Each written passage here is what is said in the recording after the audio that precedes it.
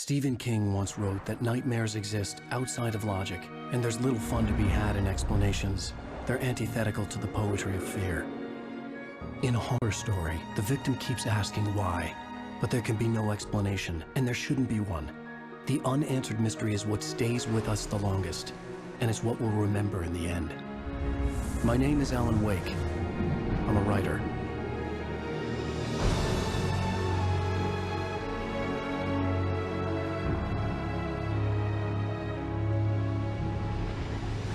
I've always had a vivid imagination, but this dream unsettled me.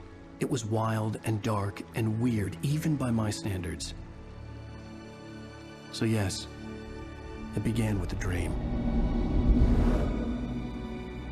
Following a typical nightmare pattern, I was late, desperately trying to reach my destination, a lighthouse. For some urgent reason, I couldn't remember. I'd been driving too fast down a coastal road to get there.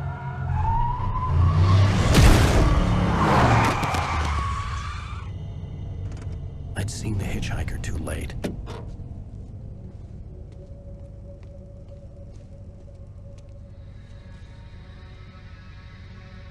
He was dead.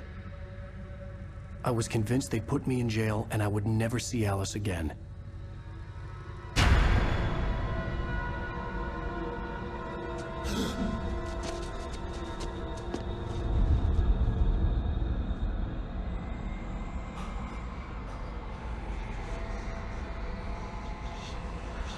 Suddenly, his body was gone. I was in shock from the crash. I could hardly stay on my feet.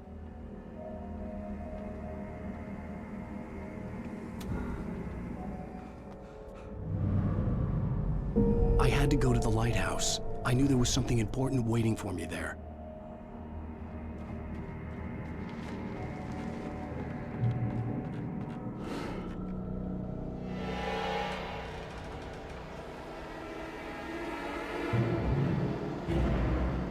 You don't even recognize me, do you, Ryder? You think you're God? You think you can just make up stuff? Play with people's lives and kill them when you think it adds to the drama? You're in this story now, and I'll make you suffer! You're a joke. There would be a single readable sentence in your books if it wasn't for your editor. You'll never publish another one of your shitty stories, because I'm gonna kill you. It's not like your stories are any good. Not like they have any artistic merit.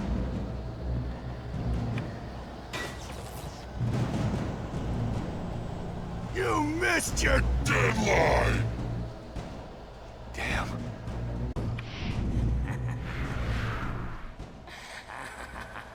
I realized that the hitchhiker was a character from the story I'd been working on.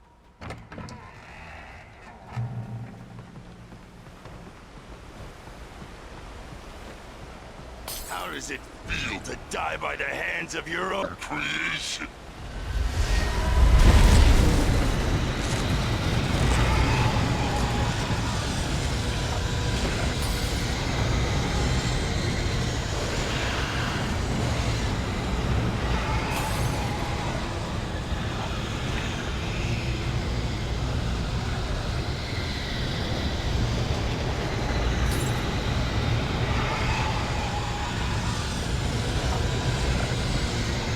This way!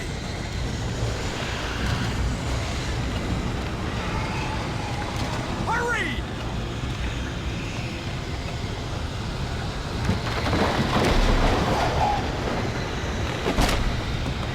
Mr. Wake, it's me! Clay Stewart, remember? Quickly, get inside! There's no time to lose!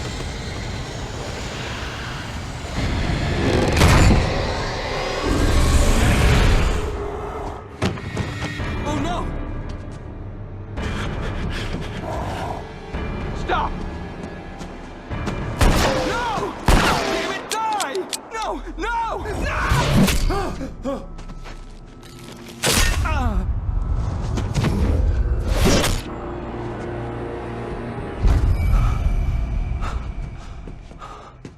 I was trapped. There was no way out.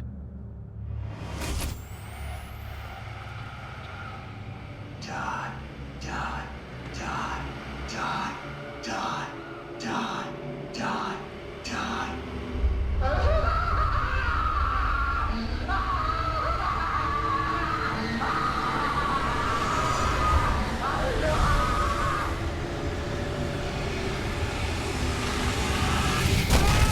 The cabin was a death trap.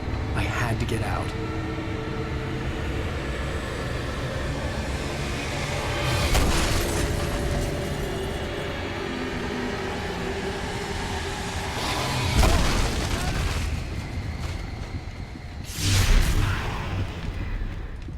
Follow the light.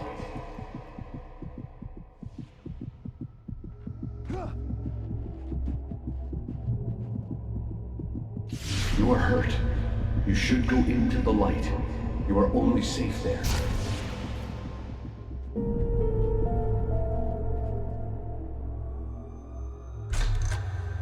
Well done. I have something important to tell you. It goes like this. For he did not know that beyond the lake he called home lies a deeper, darker ocean green, where waves are both wilder and more serene. To its ports I've been. To its ports I've been. Do you understand? No. Follow my light.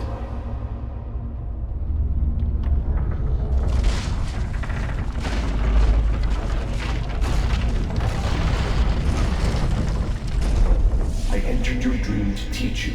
The darkness is dangerous. It's sleeping now. When it feels you coming, it will wake up. There's no time. I can only show you the most important thing. The hitchhiker has been taken over by the dark presence. You can't hurt him now. The darkness protects him from all harm. Only light can drive the darkness away and make him vulnerable again. Here, take the light. Turn your flashlight toward him and burn the darkness away.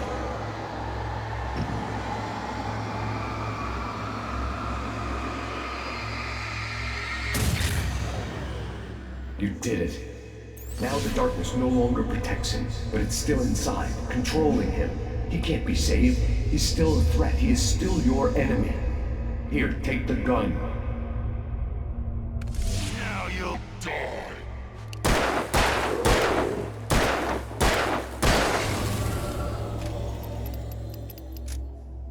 Good. You've done well. Remember what I've taught you. That is all. I will give you back your dream now. In the nightmare, a terrible darkness was taking over the world. The lighthouse was the last safe place on Earth.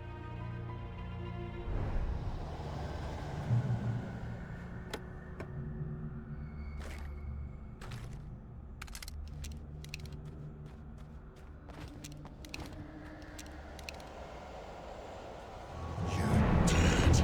Just like...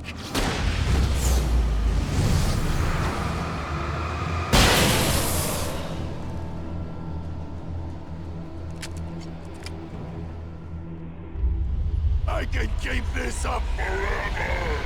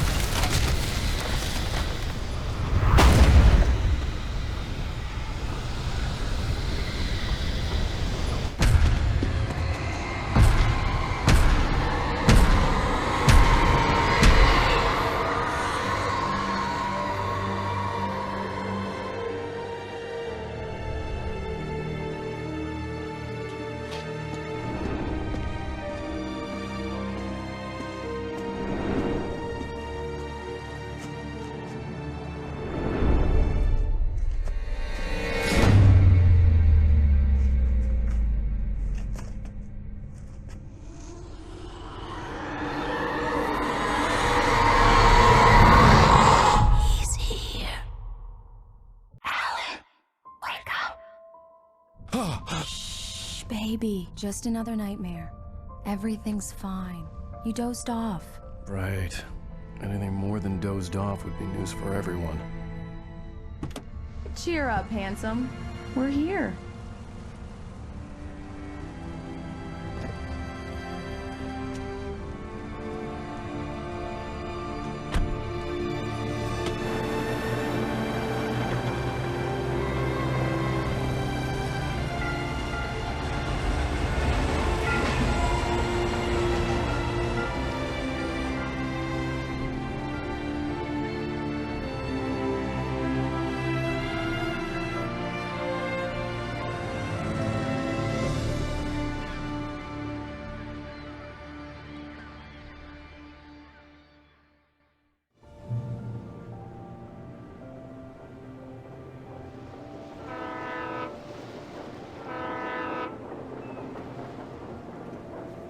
Let's act like we're on vacation.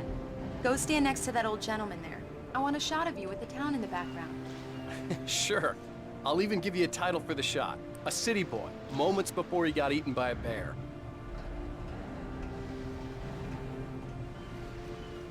Hi. Hello there. You picked a good time to visit our town. Deerfest is just 2 weeks away. Deerfest, huh? Did you hear that, honey? You have a lovely wife, if you don't mind me saying. I'm Pat Maine, by the way. Nice to meet you. Yeah, I'm Alan Wake. I won't pretend I don't recognize a famous writer such as yourself, Mr. Wake. A pleasure. I'm an avid reader myself. I hope this isn't too presumptuous of me, but I'm the night host at the local radio station. Any chance I could get an interview? Look, Mr. Maine, I'm on vacation. In fact, I'd appreciate it if we could keep my being here just between the two of us. I'm sure you understand. Fair enough. You can trust me to be discreet. Not a hard man to track down if you change your mind, though. I hope you two have a lovely holiday.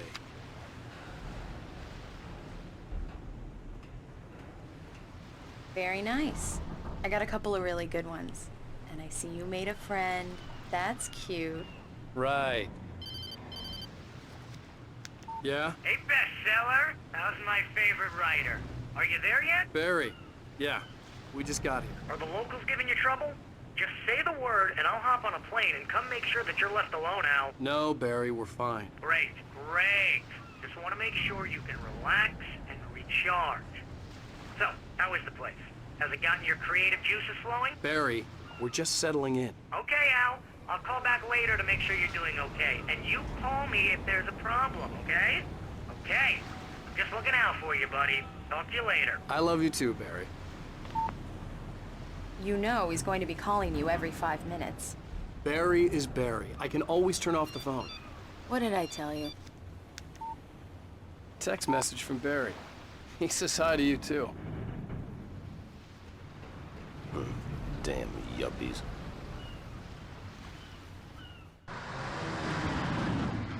We need to stop at the local diner to get the cabin key from the landlord, a Mr. Carl Stuckey. He's waiting for us. I'll go fill her up while you get the key. I'll pick you up here in, say, 15 minutes? Sure. Alan, thank you for coming here with me. I love you too. Go on. I'll promise to behave.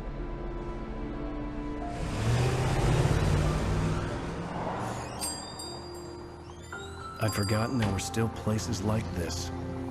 Towns where everybody knew everybody. Welcome to the Oh Dear Diner. Hi, I was wondering if you could help me. I'm looking for... Mr. Wake. Alan Wake. Oh, God! I am your biggest fan. I know people say that all the time, but I really am. I'm glad to hear that. Rose. Rose, I'm looking for Mr. Stuckey. Carl Stuckey? Carl? Oh, of course, Mr. Wake. He must have gone to visit the restroom. He'll be back in a moment. I can't believe it. I've got all your books. I got the cutout from the bookstore when they took it out of the window. And you keep it here. Well, okay. Good for you. Try the coffee. Just don't blame me when you fall in love, 'cause it'll break your heart when you have to leave. Rusty here is no longer human. Nothing but black coffee under a thin layer of skin. Yeah, that makes two of us. Do me a favor, Sonny. I could really use a tune right now. Coconut, number 6 in the jukebox. I'd do it myself, but both of my legs have gone to sleep. Bad circulation. Yeah. Are you serious? Coconut again? You disgust me. Call yourself a rocker. Unbelievable. Ah, it does that. Get stuck. Yeah. You need to give it a good solid whack. Now that's what I'm talking about. Yes. This is it. I've died and gone to hell.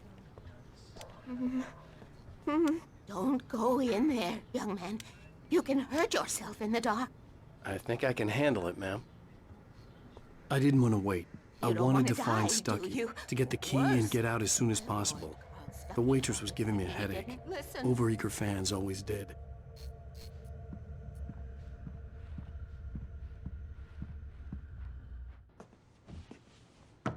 Hello? Mr. Stuckey? Carl couldn't make it. Unfortunately, he was taken ill. But I have the key for you and instructions on how to get to the lake. Okay. I wish you a good stay in my cabin. I'll come by later to check how you've settled in. And to meet your wife. I insist. Thanks.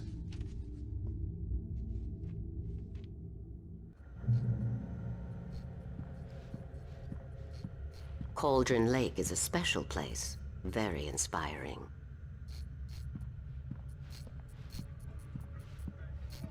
You got lucky this time, young man. You can hurt yourself in the dark. This really ought to be fixed, and then I must remind Sarah to change the lights at the station. It's been too long already. Even that sounds better than your singing. Are you all right? Splendid, splendid! Damn hernia. It swells up like a balloon if I lift anything heavier than a spoon. Yeah, splendid, splendid. It's been a long time, Tom. Good to see you.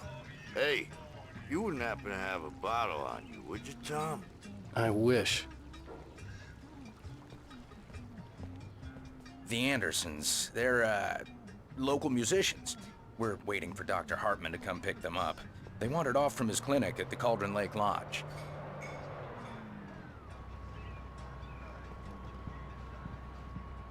Bye, Mr. Wake. Mission accomplished. The key and the directions. My hero. I got some flashlights, just in case. Hey, wait! Mrs. Wake! Your keys!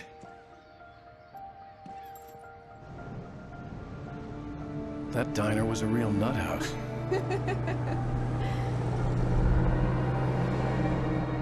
Can you believe this place? This would make a wonderful setting for a book. We're supposed to be on vacation, Alice. I'll figure it out when we get back home. Okay? Okay. We can talk about this later. Batman here on PBFF. I didn't want to talk about it. I wanted to bury my head in sand. Here's another one of my favorites to go with it. Once upon a time, I was a successful writer, but that was a long time ago. I hadn't been able to write a word in 2 years, not since my last book. And now the weather. It's gonna be a clear night, so you folks in the big city might want to look up every once in a while, see those stars winking down at you. It gets pretty dark out here, but they'll light your way.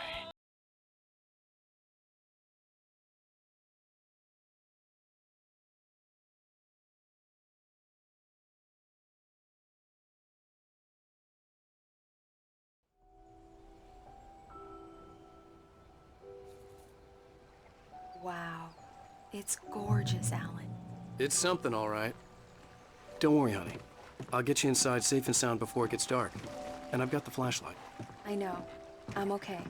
Alice had a phobia. The fear of darkness. I wanted to make sure we were inside with the lights on before sunset.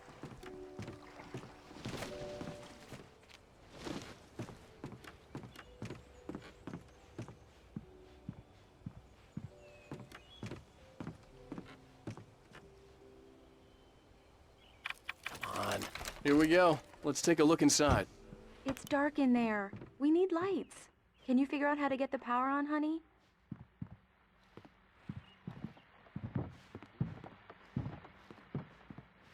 Hello? Anyone here?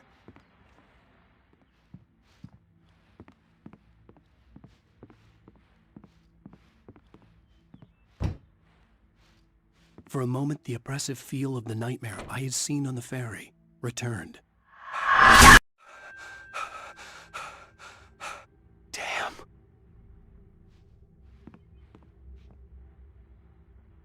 I needed to get the power running in the cabin.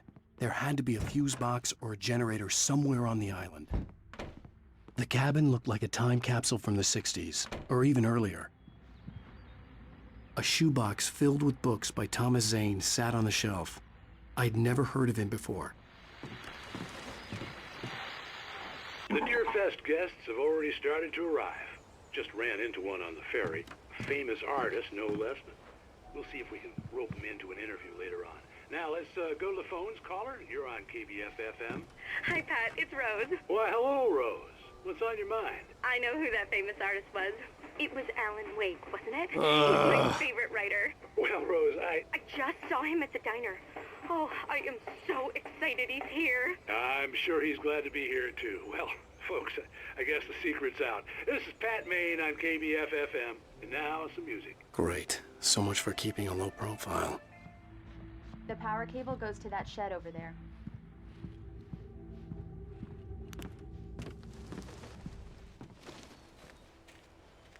The island had once been the site for a love story.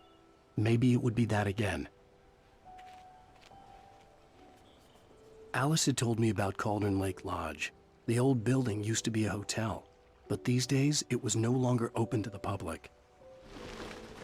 An old generator had been connected to the power cable.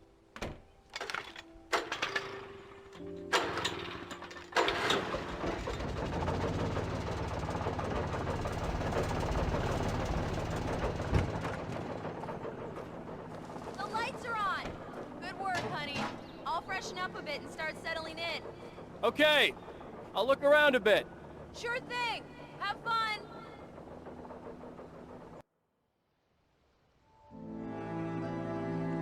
It was a beautiful place. I told myself I could rest here, sleep here, and forget about my work.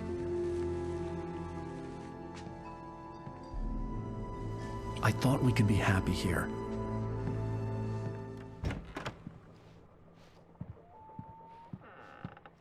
Alice? Honey? Alan, I'm upstairs. I have a surprise for you.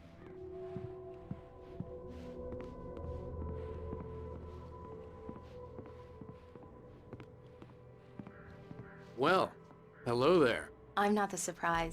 It's in the study. Go take a look. Okay.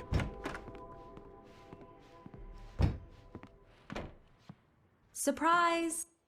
Alice? What is this? I guess I have a small confession to make. I thought maybe you could write here that a change of scenery would get you past... Damn it, Alice, everyone Hey, keeps... hey, just hear me out. There's a local doctor, Dr. Hartman. I read a book of his. He has a private clinic here. He specializes in helping artists. So now you want to get me committed? No, it's not like that. That's not... Alan? Alan? Just don't! I don't want to hear it! God damn it, Alice! God damn it! I knew she wouldn't follow me in the dark. I needed some time alone to think things through.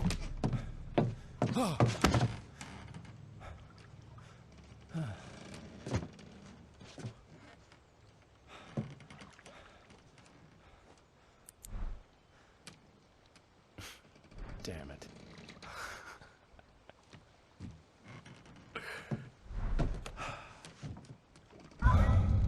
Alice? Alice? Alice!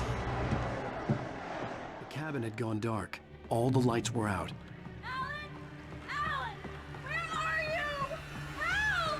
Alice, I'm coming! It's all right, I'm coming! What the hell? Help me! Stay away from me! Alice? Alice?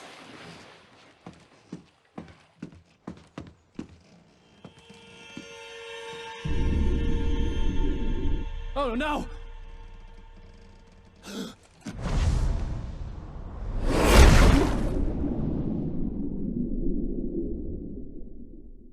Keep going. Wake up. Alice?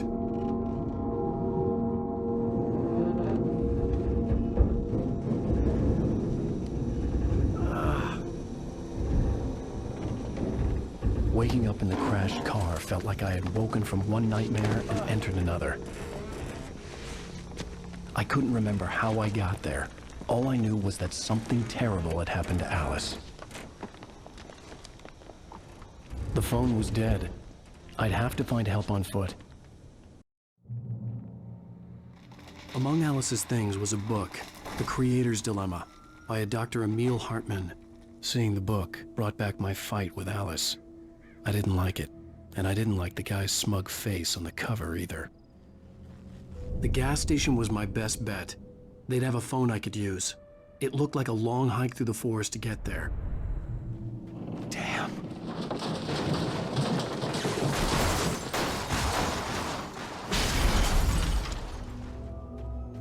Hello?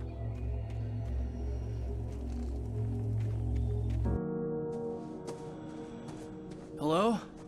Is someone there?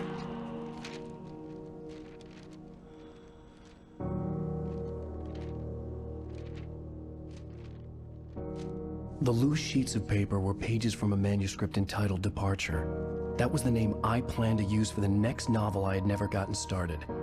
I was named the author. I hadn't written it. I couldn't remember writing it. In the scene on the page, the hero was attacked by an axe murderer in the woods at night. Departure by Alan Wake. The man turned to face me. His face was covered in shadows. It was hard to make him out in the darkness of the forest that surrounded us, but the axe he lifted was plain to see. It glistened with the blood of his victim.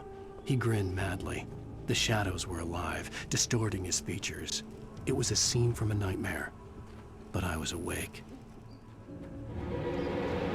Anybody there? Please, I've been in an accident. The lights up ahead were a good sign. Maybe I wouldn't have to hike all the way down to the gas station to find a phone.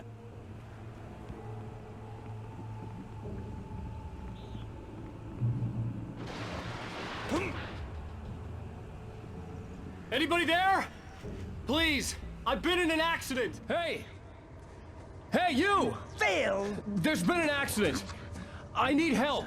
Listen, I need to... Premium cabins for rent in... Nightfall! Oh, hell. Carl Stuckey. Pleased To meet you. Non-refundable reservation deposit required. Fair and square. And square.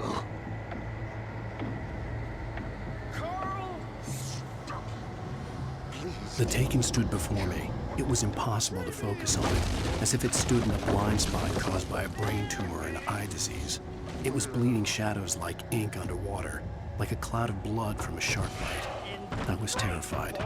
I squeezed the flashlight like my life depended on it, willing it to stop coming any closer. Suddenly something gave, and the light seemed to shine brighter. you lose. Shit. The deposit. It's the latest thing. Great! Fall. I had to figure a way out of this. Any second now, and Stuckey would be knocking on the door with his axe like Nicholson in The Shining.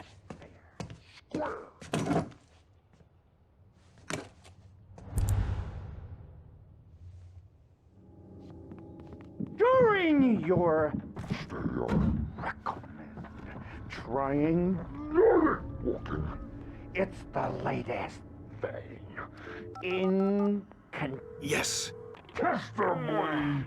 Right Falls Sheriff Station. Help me out.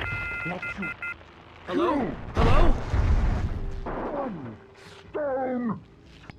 You can see the sights and keep those cholesterol levels low.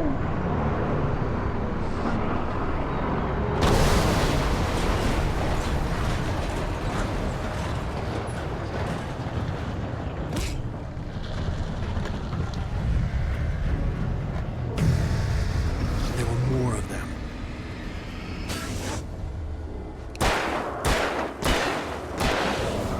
My head pounded with the concussion. I'd never fired a gun outside a shooting range, and now I just killed someone. Or something. There were no bodies. They just disappeared. If I was dreaming, it felt real enough to make me sick. Eerie hand-painted graffiti was revealed by my flashlight. Someone had hidden a chest of supplies near it.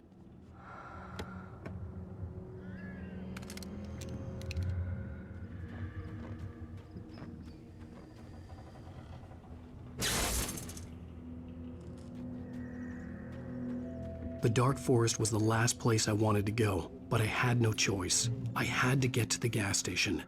It's rabbit season!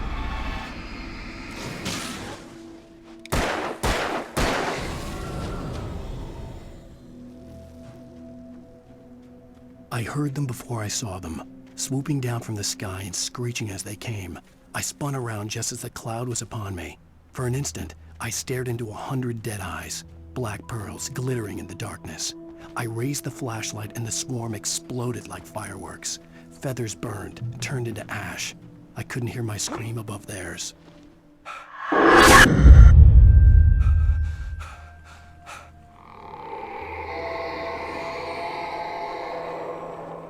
What the hell was that? When I saw the river below, something uncoiled itself inside my head. I realized that I'd have to find a way across. I didn't even want to look at the water.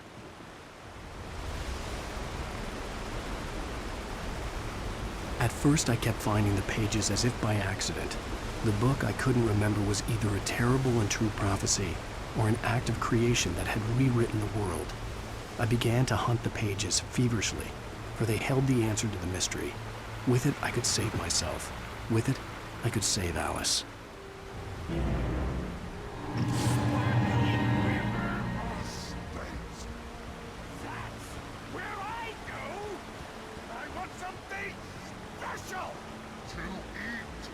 Stucky was still out there, in the dark, stalking me.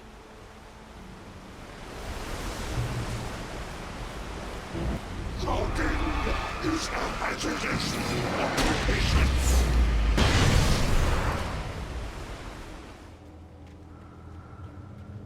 Taken. They're taken. The staircase was broken. I had to make my way up some other way. There was no power. There was bound to be a generator somewhere at the logging site.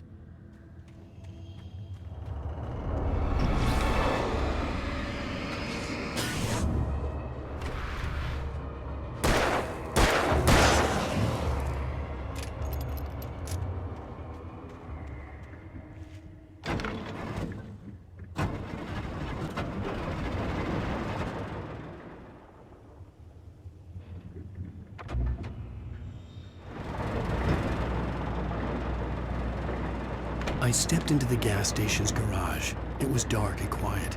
The place was a mess. It looked like someone trashed the place or that there'd been some kind of fight. Light spilled into the room through an open door at the back, and I made my way toward it. Without any warning, I was blinded by a bright light. An old portable TV on the shelf had come alive by itself. Impossibly, I could see myself on the screen, talking like a madman.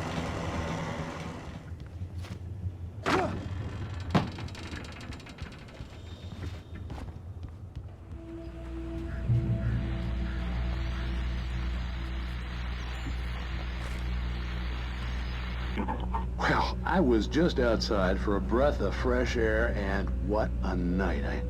I know most of you are probably in your beds by now, but if you're still up and around, take a moment. Step outside for a spell and breathe in deep. The weather is absolutely still. The sky is crystal clear. It's like the forest is quietly breathing along with you. As you listeners know, I'm a night owl, and it's on nights like this I wish I wasn't cooped up in the studio. Makes an old man like me wish I could just roam wild. But here I am, and it would keep you company all night long if I weren't. It looks like I'm not the only one staying up late. Caller, you're on the air. Hey, Pat, it's Maurice Horton. Hello, Maurice. What are you up to? Well, I was just taking Toby on his walkies. Oh, isn't it beautiful out there? Sure, but Pat, the reason I called is that Toby heard something rustling in the undergrowth and took off after it, and I couldn't find it. Probably a rabbit. Sure. Toby loves rabbits. Well, sure. Anyway, I figured that, if anyone runs into Toby, they could grab him. My number's on his collar. And Toby's a friendly dog? Toby loves people. Usually he comes back, but we were pretty far from home, and it sounds like he went pretty wild there. Great dog, but he's just too dumb for his own good. Well, Maurice, it's out there now. Hope Toby comes home soon. Yeah, thanks, Pat. You have a good night now. The cabin on Cauldron Lake? She asked. The sheriff looked at me suspiciously. The early morning light flooded through the office windows. I would probably never have gotten out of the woods alive without her help. But I couldn't tell her the truth of what I'd faced the previous night. She'd think I was lying or crazy. She'd lock me up, and she wouldn't help me find Alice. The gas station was closer now, its light welcoming in the darkness. Paul makes the best dogs in the state. Belly Burster is the best with no contest. Hamster Dog is second best. The famous dog is...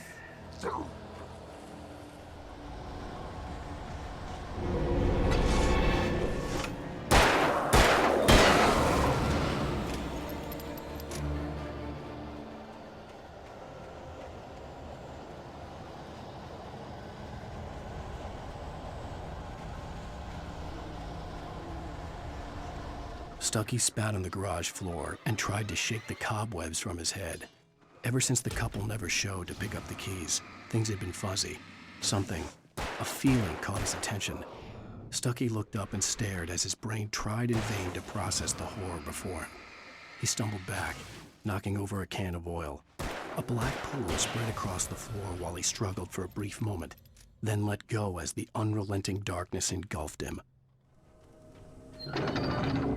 I never touch salad, no. A man like me needs a hefty meal. That's for the day.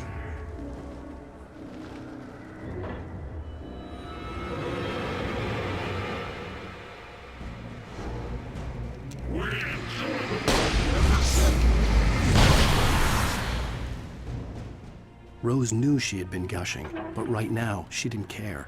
As far as she was concerned, her brief meeting with Alan Wake was literally the high point of her life. She watched as he got in the car with his wife. She was pretty, confident, at ease with Wake. Not like Rose. They were perfect for each other. She'd have given anything to be called their friend.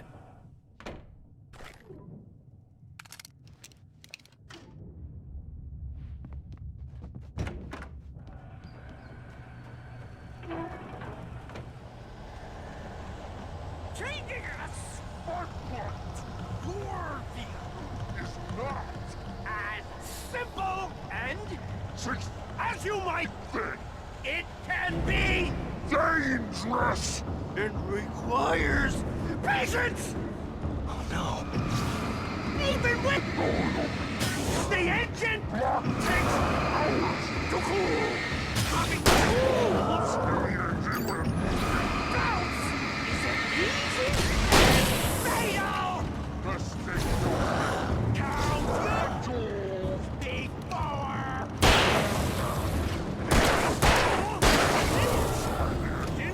Has destroyed and red car. You should wait. The job. A professional.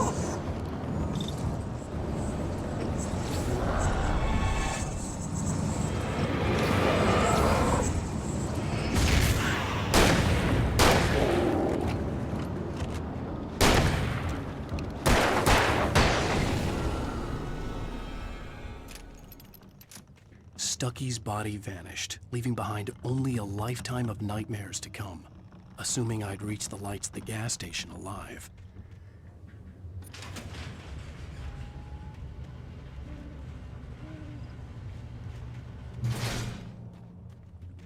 I recognized the parade float I had seen in Bright Falls when I first arrived with Alice. After the insanity I had just experienced in the darkness, the lights of the gas station felt comforting. At least for a moment, the sane world reasserted itself.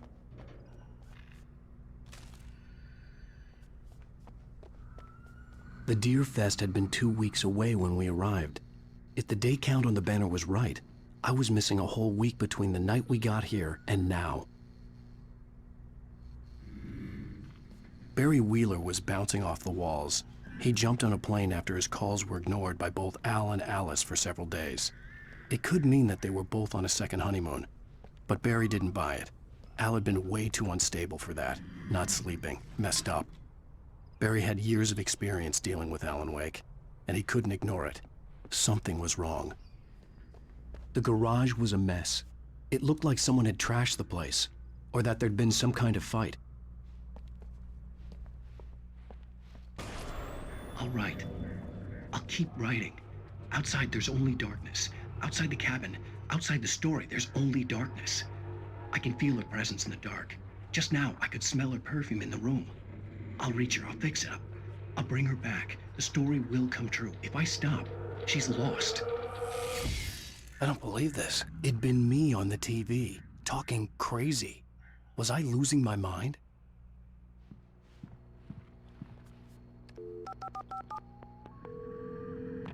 Great Falls Sheriff Station.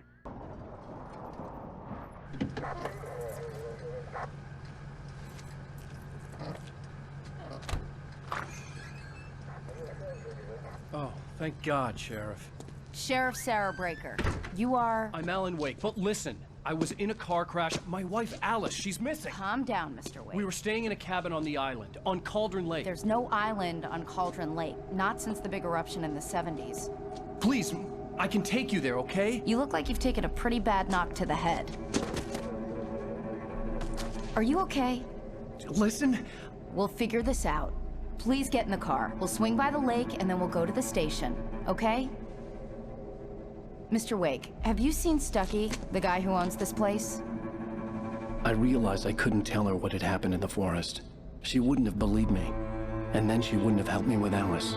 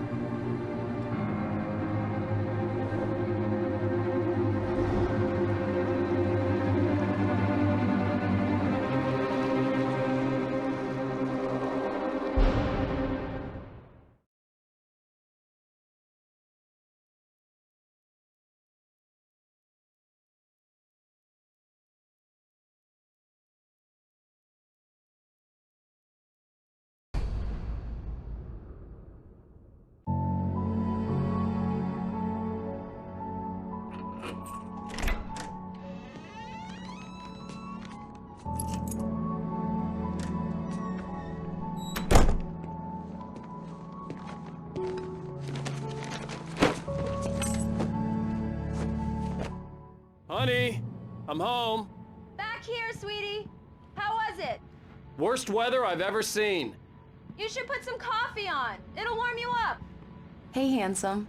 This is gonna be a long night, but these shots are turning out great. I guess you're gonna need that coffee then. I'll go put it on. Coffee's on. Great, thanks. I'll need it if I'm gonna finish this by tomorrow. Oh, hey, I just finished those cover mock-ups. They're on your desk. Tell me what you think.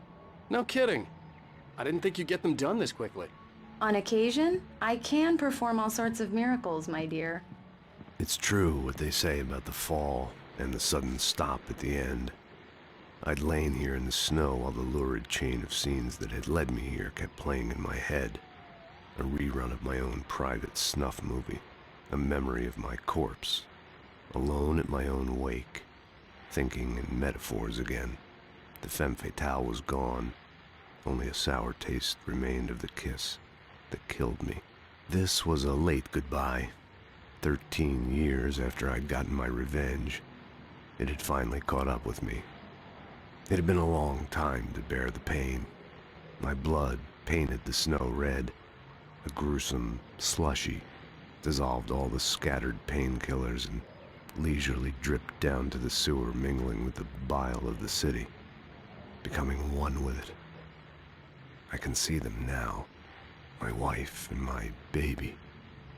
Honey, I'm home. These look really good. Oh, sure, until Barry gets his hands on them. Which, by the way, will happen over my dead body. The last time was the last time. Oh, and speaking of Barry, he called. Alan! Alan, please check the fuse box. I'm right here. I'm on it, honey. Please hurry! Honey, it's a power outage. I've got the flashlight. Okay. Hi. You okay? I'm sorry. It just really spooked me. Don't worry. We'll just break out the candles. I know it's stupid, but it's just... especially when I'm not prepared for it, you know? It gets to me. I love you. Tell me a story, writer. Okay. I used to have these nightmares when I was a kid. The dark really spooked me, too. When it got really bad, my mom gave me this old light switch. She called it the clicker. The clicker, huh? Yeah. If I ever got scared of the dark, I could just flip the switch and a magic light would scare the monsters away. Oh, sure. Here it is. Alan. Maybe it'll help you, too. Yeah, nice story, writer boy. You made that up right now, didn't you? No. Seriously. I love you, even if you are a liar. Thanks for this.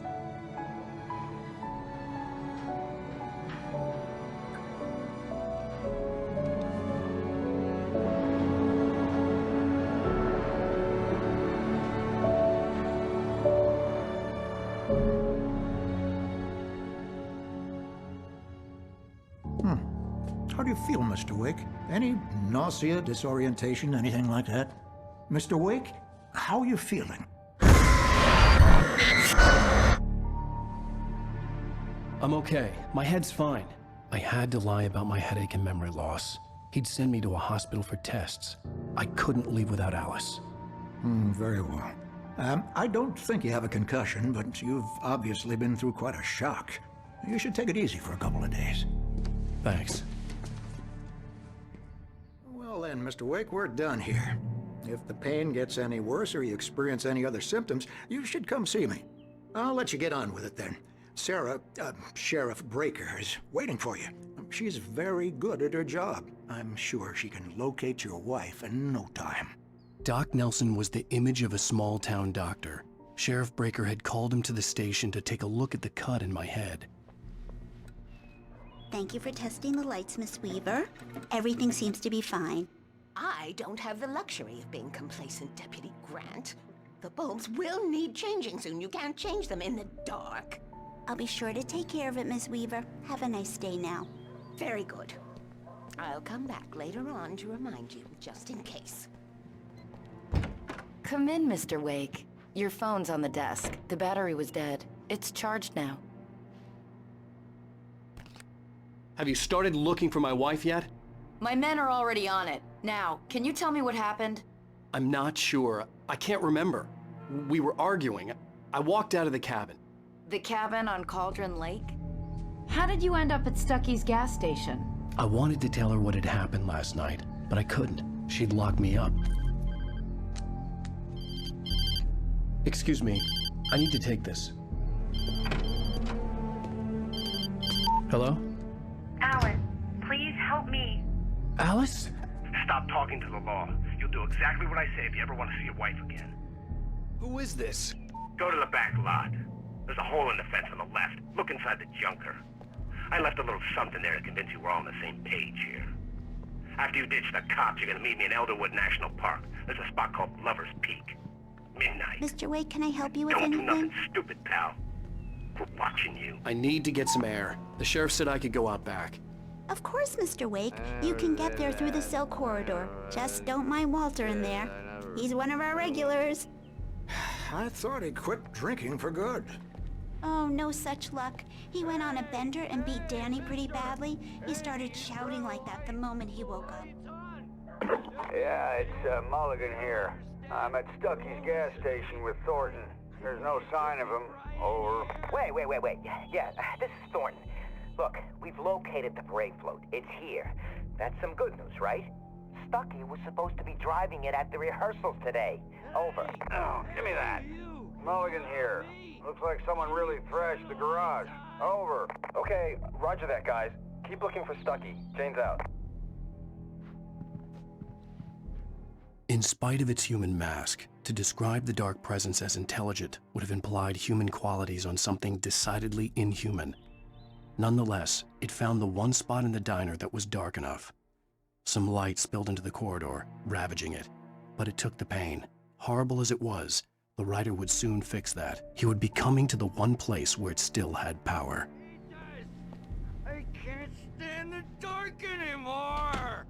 Thank you, man, thank you. Hey, you're alright. You're a good guy. Don't let anybody tell you different. You know, I shouldn't even be in here. The cops, they got it all wrong. See, sure, I beat him up, but I wasn't drunk. I mean, I wasn't drunk at the time. I only got drunk afterward. Okay, listen, you gotta listen carefully now. Here's the kicker. That wasn't Danny. No, sir. It only looked like him. You wanna know who it really was? I'll tell you who it really was.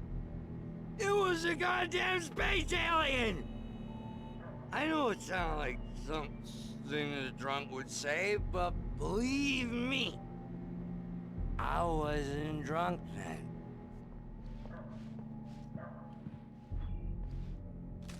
The kidnapper fired his gun one last time, and the shadow vanished into the darkness it had come from.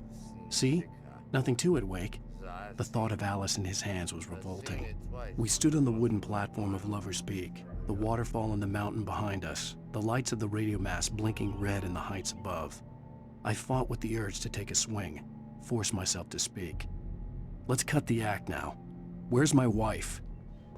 The early morning light hurt my eyes and made my head ache.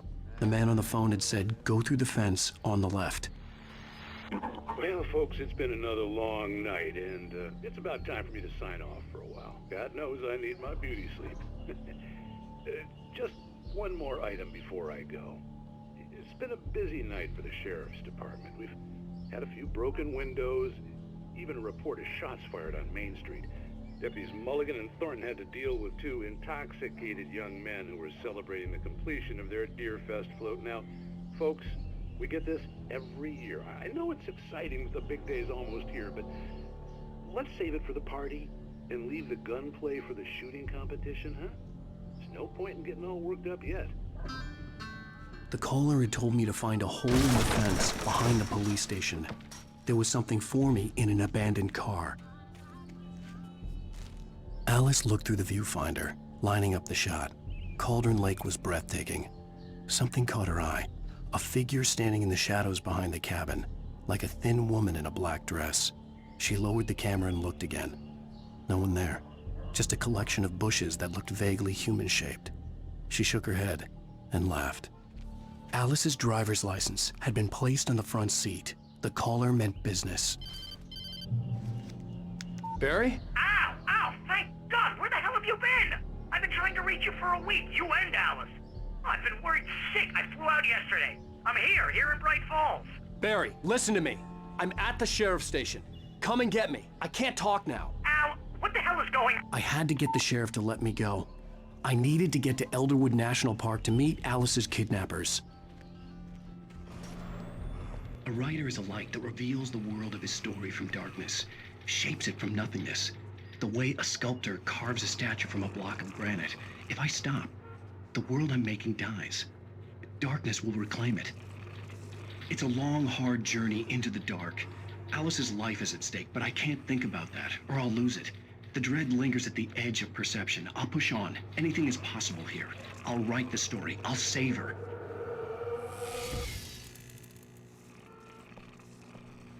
Marvelous, Sarah. I just wanted to settle all the damage the Anderson brothers might have inadvertently caused on their recent and regrettable... Are you feeling any better, Mr. Wake? I'd like to leave. Am I free to go? Well, we still need to talk about... Am I under arrest? No, of course not. But I need to know where you'll be staying so I can get in touch with you. I'd avoid the motel. The Majestic is known for its roaches. The cabins at Elderwood are pretty nice, though. That sounds perfect. I'm Dr. Emil Hartman. I'd like to invite you to stay at Cauldron Lake Lodge. Did you talk to my wife? I had the pleasure of discussing your situation with her on several occasions. Did you set something up with her? I invited her here. My clinic is a place where... Oh, hey! Oh, my! Take it easy. Hey, nobody move! Get your hands off of my client! Who are you? I'm Barry Wheeler, his agent. If you have business with Mr. Wake, you talk to me. You yokels won't know what hit you once I sick my lawyers on your asses. No harm done, Sarah. I'm all right. I don't want to press charges. Mr. Wake, my offer still stands. Get me out of here. What the hell was that about, Al? We don't need a replay of that thing with the paparazzi. I thought they were gonna lock you up. I had to talk to someone. I told Barry everything. He thought I was certifiable, but when he heard about the manuscript, I had him. The fact that I'd written something, even if I couldn't remember it, was enough for him. He smelled money. And he believed that Alice had been kidnapped. Anything beyond that was another story. I had a midnight appointment with the kidnapper in a place called Lover's Peak, somewhere in Elderwood National Park. The plan was to rent a cabin. I don't like it, Al. I don't like any of it. It's not good. In fact, it's the absolute opposite of good. Mr. Wake! Barry, you found him! Hi, Rose. Oh, wow. I was just thinking about you, too. Great. I was just bringing Rusty some coffee. He's on the balcony, looking after Max. Poor thing. I really need to go. Great to see you again, Mr. Wake. Later! Who's Max? What an airhead. Jeez, Mr. Takes a swing at everybody. This is not her fault. She's a very nice girl and, more importantly, a fan. She even has a fan site dedicated to you. And she was very helpful when I was looking for you. Seriously, Al, what you were saying in the car? Just listen to yourself. What, you shot a guy and his body just disappeared? When was the last time you slept? What, are you high? Have you been drinking? No! Look, Barry, I'm missing a week, and someone's got Alice. Do and you everything's understand what it sounds like when you say stuff like that? Don't get me wrong, it's a good story, could be a bestseller. But when you start confusing fiction with reality, you're buying yourself a ticket to the funny farm. Wait here. Easy there, boy. I'm almost done. Hey, Rusty, right? You rent cabins. Oh, Mr. Wake. I'd shake your hand, but mine are kind of full here. Actually, I'm sorry about this. Would you mind grabbing the registration form from the desk? It's just across from Bucktooth Charlie. Okay, sure. What happened? Crazy poachers. Max here got his foot caught in a trap. They're illegal to use here. Hell, you're not supposed to hunt within the park at all. But that doesn't stop some lowlifes. Hell, at least Max is gonna be okay. He got lucky. Max is still groggy from the shot I gave him, and I'd rather not leave him alone just yet. The form's on the desk across from the mammoth skeleton. Seriously, Al, you can't just go and meet a kidnapper. Those situations always end up in disaster. You gotta talk to the cops. She's my wife, and it's my call. Can we talk about this later? No. This whole thing, listen, you hit your head. I mean, geez, Al, come on. You gotta understand how crazy all this sounds. If you're trying to pull a joke on me, freak me out, it's working. Ha ha, let's have a laugh on Barry. Well, you had me going there real funny, Al. You can quit it now.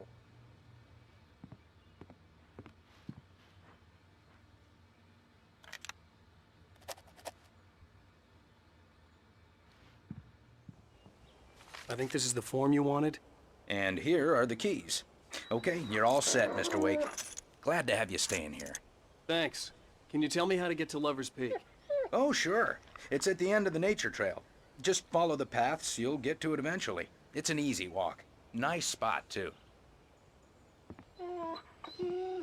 If you have any trouble finding it, just keep your eyes on the radio mast. It's right below that.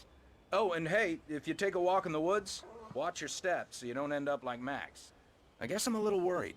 We got a bunch of campers out there we haven't heard from. It's not like these people are on a schedule, but with the traps, well, you know. I just don't want any trouble. Right, thanks. Look, Al, you're asking me to believe that you shot a dude who went poof into thin air, a guy who was bulletproof until you pointed a flashlight at him. You hear that from people who end up spending time in padded rooms, strapped to their beds, wearing white shirts with too long tangled up sleeves, and eating a healthy diet of pills. Al, you make cruel jokes about people who believe that kind of stuff. You're the skeptic. You gave me an hour-long lecture on homeopathy last month. What was it? If there's no proof, it's pure bullshit. Period. Guess the laugh's on me then. Al, come on! I mean, okay, maybe something weird happened to you, okay? Well, thanks for the heartfelt vote of confidence. All I'm saying is you gotta throw me a bone here, bestseller. What would you think if it was me? There's no way you should be going out at midnight with a gun. No one asked you to come here, Barry. Either work with me on this or go straight back to New York. Your choice.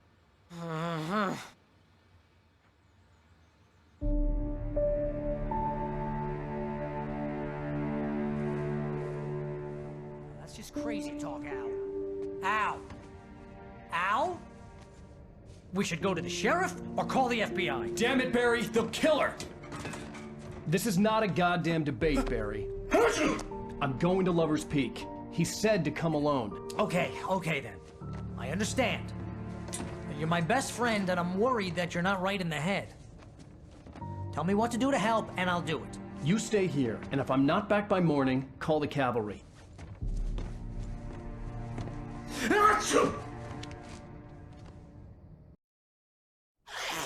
Just be careful with the natives, Al.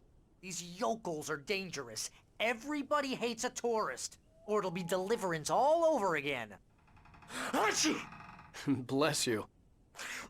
Oh, this place is trying to kill me. I'll bet there's mold in here, spores, poison ivy, God knows what.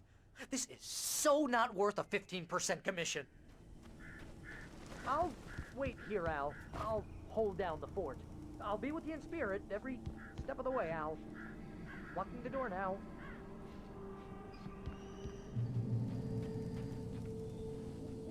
Barry had never gotten along with Alice, but he knew Alan loved her with an almost frightening intensity. And now something had happened to Alice. And here was Al armed with a gun and saying things people got put in padded cells for.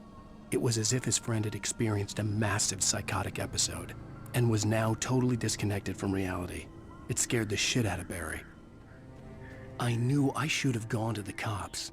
This wasn't the smartest thing I'd ever done, but I was still angry with Barry for trying to talk me out of it. These people had called me right in the sheriff's station. The cops wouldn't scare them, and they had Alice.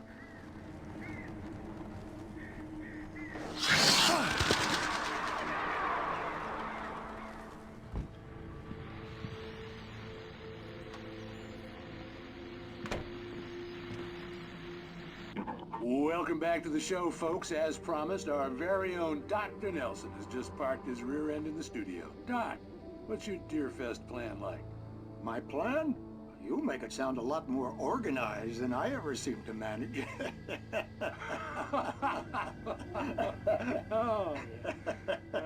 No plan, really, just taking the atmosphere. I'm getting a little too rickety to do much more than that, you know. Oh, tell me about it. No sack race for us older gentlemen, huh? Yes, exactly, Pat. But I'm going to check out the parade, of course. And I'll be one of the pie contest judges, too. Well, that takes a different kind of constitution. Oh, yeah, it's my kind of exercise. Now, Doc, seriously, you're in pretty good shape, though. You're the outdoors type. I know for a fact you're an avid fisherman. That's right. Matter of fact, just caught a heck of a largemouth bass early this morning. But you're not taking part in the fishing contest? No, not this year. See, Pat, I'm just not that competitive anymore. Now I just like to take my time and enjoy the peace of it. It's no fun if I need to worry about what I'm catching, you know? Well, considering your track record, the participants are probably pretty happy you feel that way. Well, Pat, that's kind of you to say.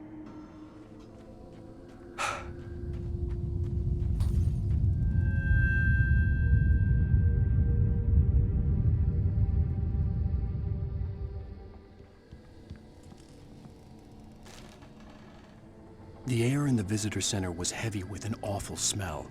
as if some rotten drowned thing had crawled up from its grave. Rusty kept coughing blood. My eyes were drawn to the twisted shape of his broken leg. The attack had been vicious. Max whined in his cage. Rusty's eyes were wild with fear and terror. He gasped.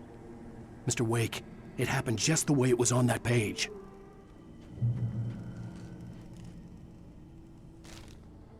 The visitor center was sturdy, but the impact turned the front of the building into splinters. Rusty was thrown across the lobby like a rag doll and hit the far wall hard. It didn't hurt until he tried to move and saw his leg bend the wrong way, felt the broken ribs stabbing him on the inside. Rusty howled in pain and fear, suddenly afraid to die alone.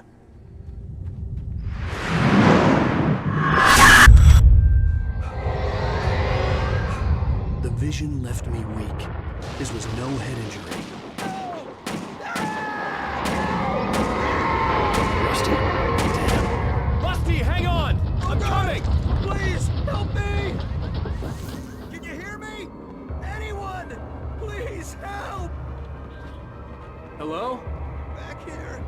I'm back here. Hey. Mr. Wake? Oh, hell. It happened just the way it was on that page. I found. Came true. It knew. So dark. It'll come back for me. You must... The lights. In the office. I have the key. Okay, Rusty. Hang on. I'll be right back. Whatever did this couldn't be far.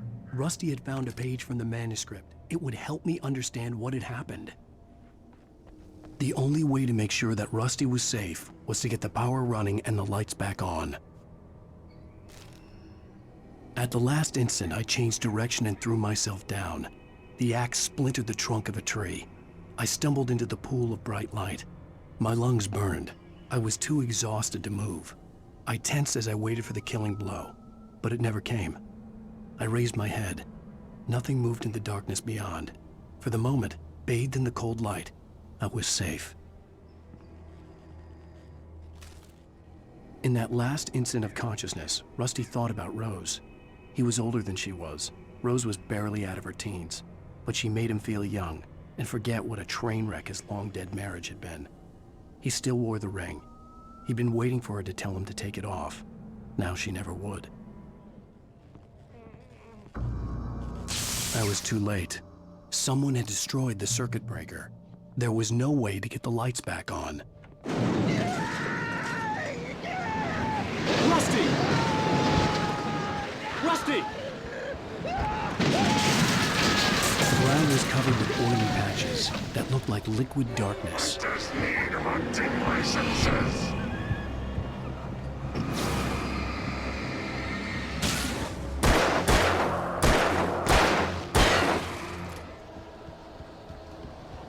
Something had torn a mammoth-sized hole in the wall.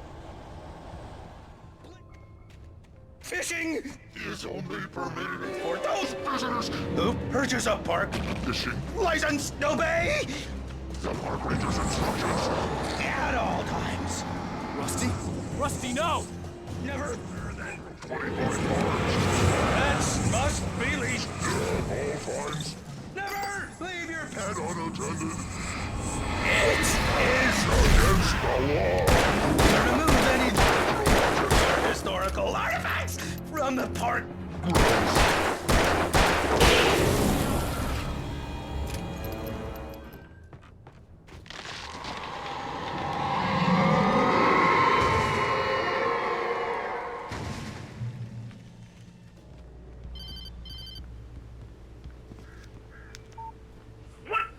What the hell was that?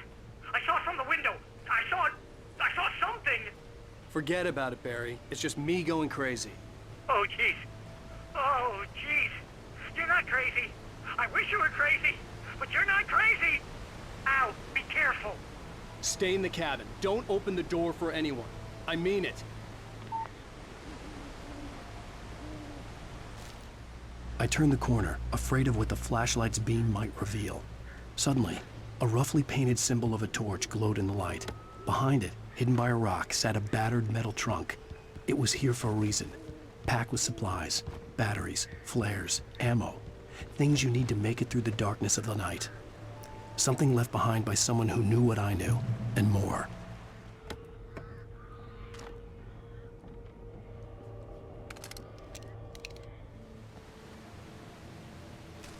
Agent Nightingale didn't want to be in Bright Falls. These little communities revolted him, and he didn't like the trees or the coffee. He now knew that impossible horrors lurked behind the storefronts and smiles. He desperately wanted to turn the car around and just drive until he passed out or ran out of road and booze. But he had a job to do. He had a rider to catch, at any cost. On more than one occasion, Alice had tried to explain to me how it felt to be afraid of the dark. To her, darkness wasn't simply the absence of light, but something more tangible than that. It was something you could touch and feel. Worse than that, it was something with a mind of its own, something malicious and malign.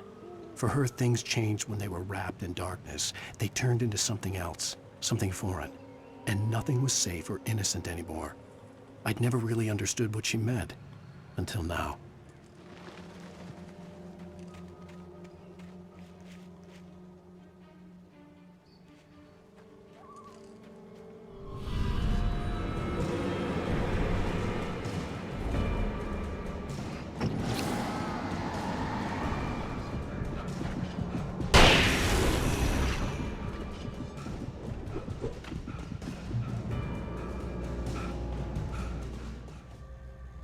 The night had been one desperate situation after another.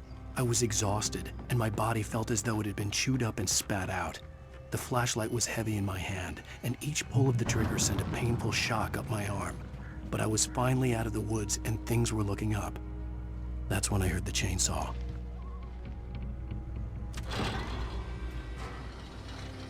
Shit.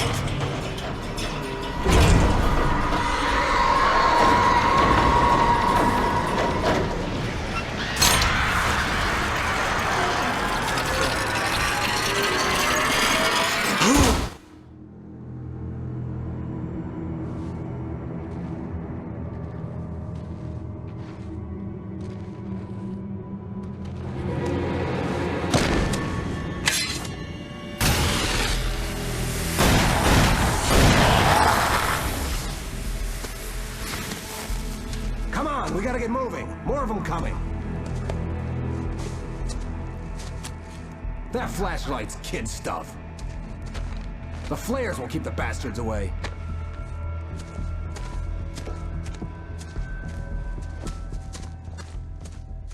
You can see them too? Hell, of course I see them. Come on, we gotta move. Why? Because that's the way the story goes. Yeah, but... Let's move! I lost my gun back there. Oh, I've got a gun. Just keep that light steady on him. It took a moment, but then I recognized him. He'd been on the ferry when I first arrived here with Alice. He knew my name. We were headed in the direction of Lover's Peak. There was no way this was a coincidence. He was the kidnapper. Come on, Wake! You better keep up. Lover's Peak. Right up these stairs, Wake. Use the flares from the emergency box to hold them off while I get these boards off. Give me the gun. Yeah, no can do, Wake. Are you kidding? Give me the gun! No time for back talk. Hold them off, damn it!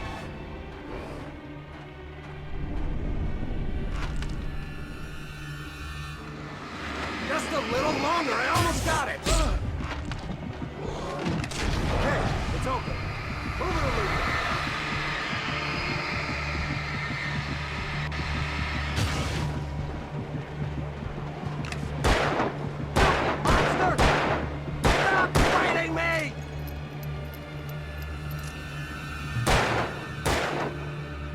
Oh, you feeling better now, Wake? All cozy and safe.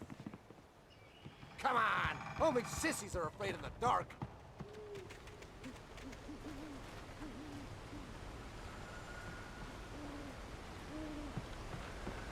This is it, Wake. The last stand. There's more flares here. Get ready. We fight them as long as they keep coming. Give me the goddamn gun! They're coming!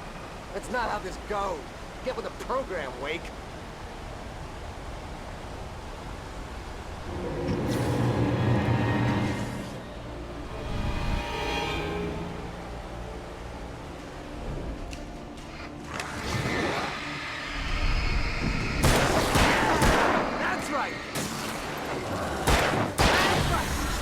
Keep coming. This is a piece of cake, Wake.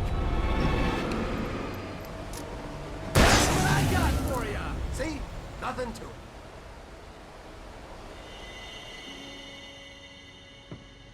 Let's cut the act now. Where's my wife? I knew you were gonna say that. I read it all before. You're a hell of a writer. Congratulations.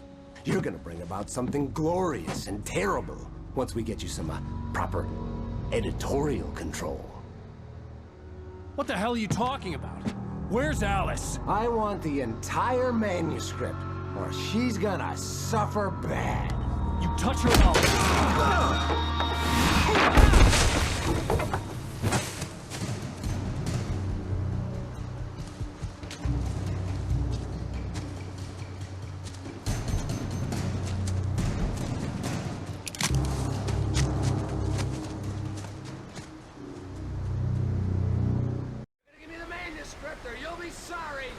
No! Come back here! I swear I'll kill you if you hurt Alice! Do you hear me? Come back here! He had Alice, and he wanted the manuscript because he thought it held some magical power. But I had no manuscript to give him. I had to get back to Barry and figure out my next move. When Barry saw the darkness attack the visitor center, it made him a believer. The men Al said he'd shot, they hadn't been just locals on crank. Somehow the world had changed, like the channel had been switched without warning. You think you're watching a sitcom, and you're really watching a horror show.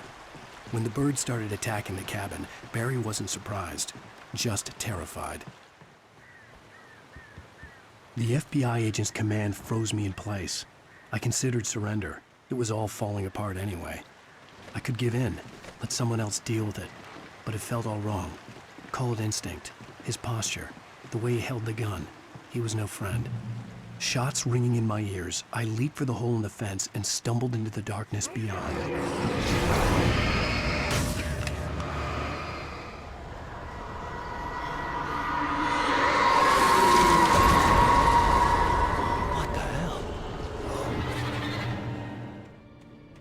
Rose knew that Rusty was in love with her, and she liked him too. She liked him a lot. He taught her to dance, and life had certainly taught her the value of a man who was gentle. He treated her well, made her smile, made her feel good. But Rusty wasn't the prince of her dreams, and that tended to underline the unbearable truth. She was no closer to that Hollywood magic than he was. I had heard the plane fall. It made no sense. It was clear that it had just fallen here, but it was very old and obviously hadn't flown in decades. Looking at it sent a shiver down my spine.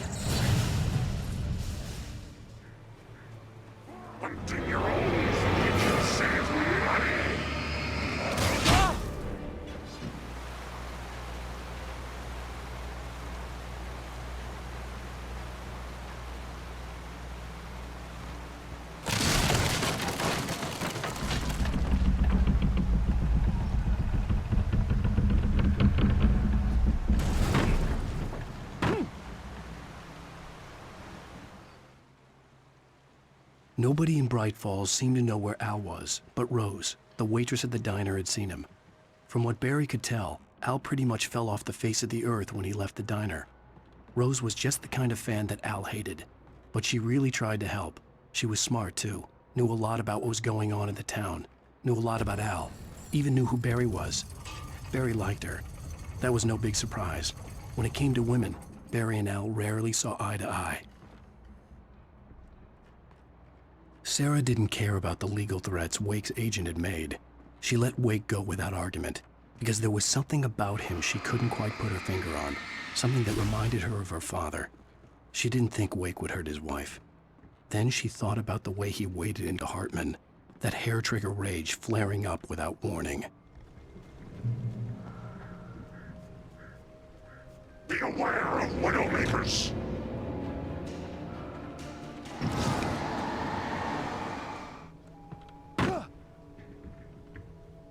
The logging site was a mess.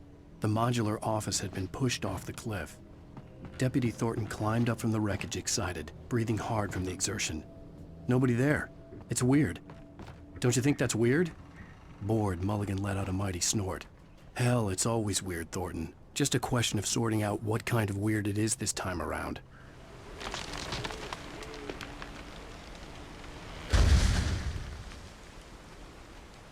Logging is a hazardous occupation.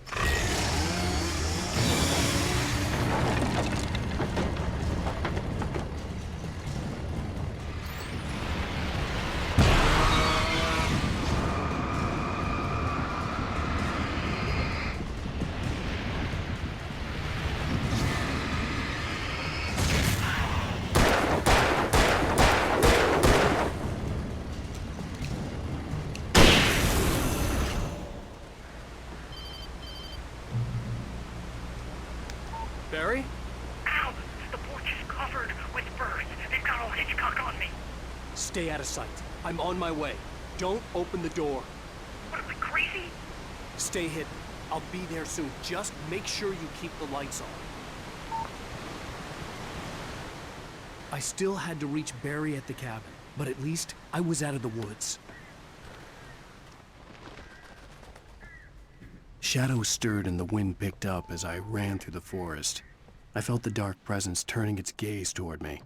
Then the moonlight was blotted out by dark shadows that raced violently across the ground, moving too swiftly to be natural. Darkness gathered between the trees and melted again to reveal the taken. No natural path had brought them here. A story is not a machine that does what you tell it. A story is a beast with a life of its own. You can create it, shape it, but as the story grows, it starts wanting things of its own. Change one thing and you set off a chain reaction of events that spreads through the whole thing. The characters have to be true to themselves. The events need to follow a logic that fits the story. A single flaw and the magic is gone. The story dies. Alice dies.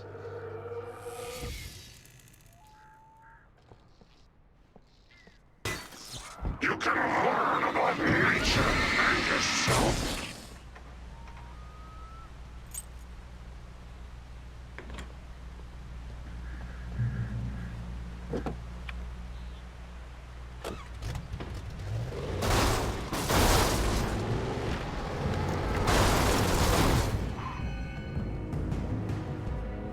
There was no misunderstanding. Cauldron Lake was where Alice and I had stayed, but there was no cabin and no island.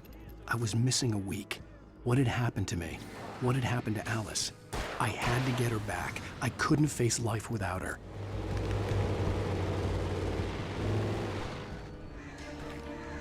The flare gun was probably the best weapon I could imagine against the dark things I was facing.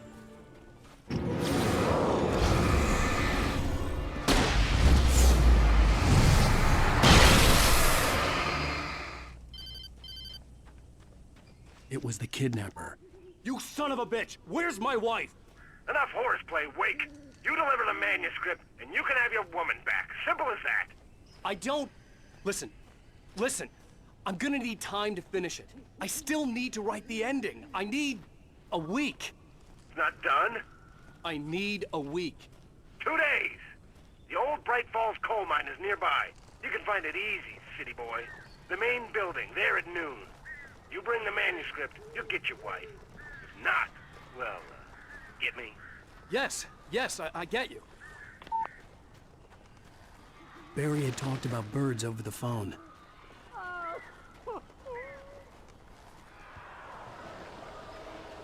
Al, I am so glad you're here. A couple of them got in here before I blocked the chimney. This isn't normal. These birds are weird.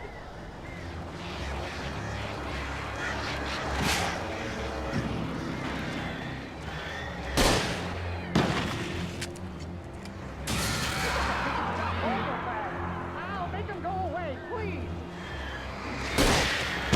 The only good thing about this goddamn horrible situation is that I'm not allergic to birds. Ah, shoot! Oh, crap.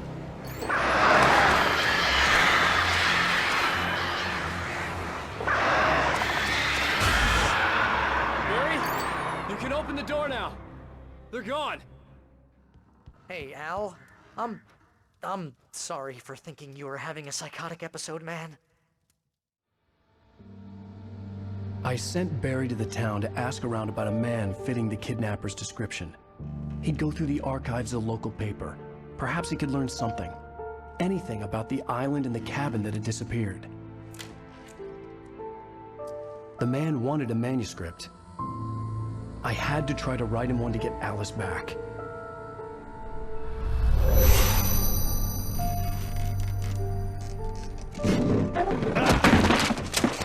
For me, the supernatural had always been nothing but a metaphor for the human psyche, a tool to use in writing fiction. Now, it was happening for real, and I couldn't put a single word on paper.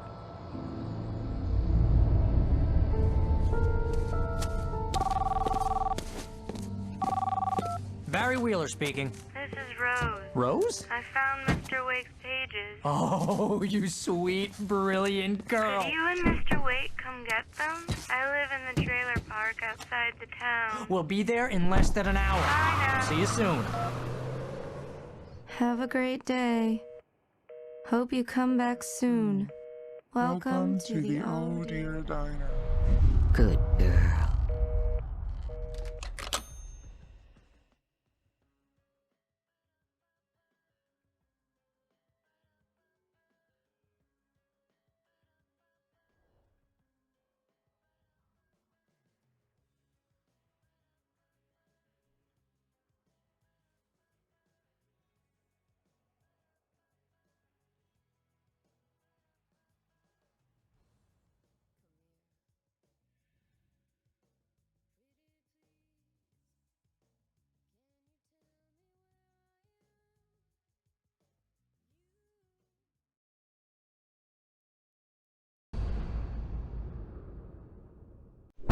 How the hell did she get her hands on the manuscript anyway?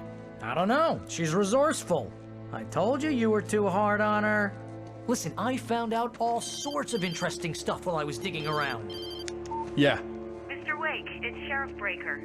We have an FBI agent here, Agent Nightingale. FBI? He's anxious to see you. You'd better come to the station.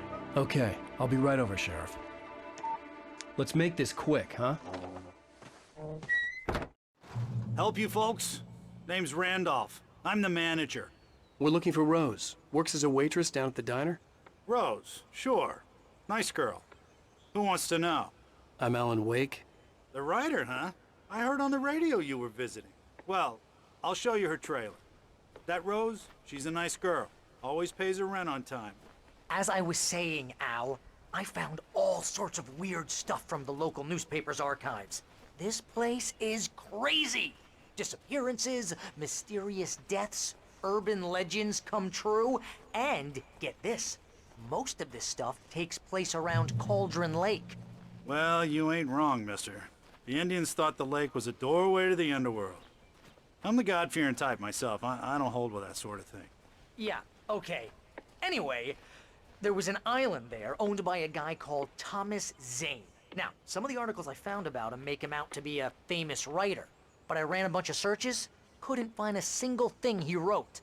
Zane was heavily into diving, so much so that the place came to be called Diver's Isle. But the volcano under the lake erupted in 1970, and Zane went down with the island.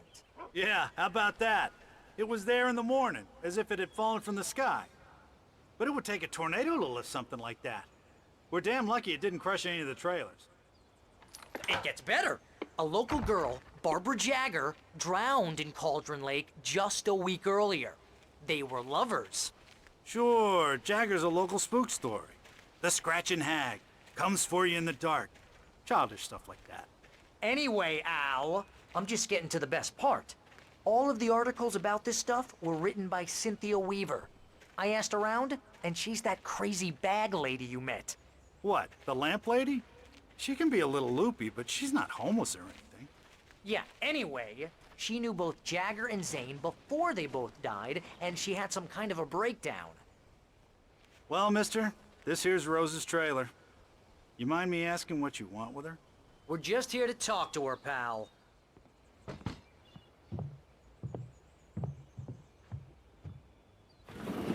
Welcome to... Oh dear, Mr. Wake. I'm so glad you're here. Rose, you have my manuscript? Oh. Oh yes. Yes. Please, come in. Hey, this is really good. Rose, Yes, my manuscript. I really need it. I understand. I know what you need. A muse to inspire you. Oh, for Barry? She doesn't have anything. Yeah, hey, Al? Al, what's... Oh... Barry! What? What?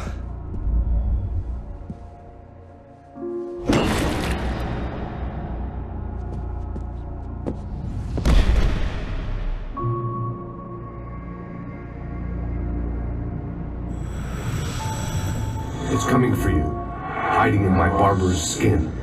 I'm too weak to stop it. You must turn the lights on.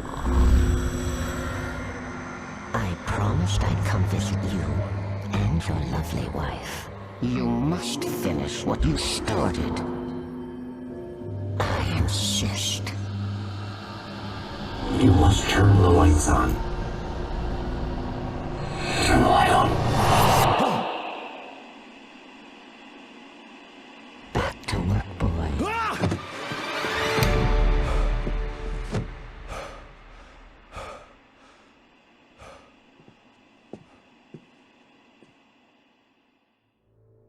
I felt nauseous, hungover.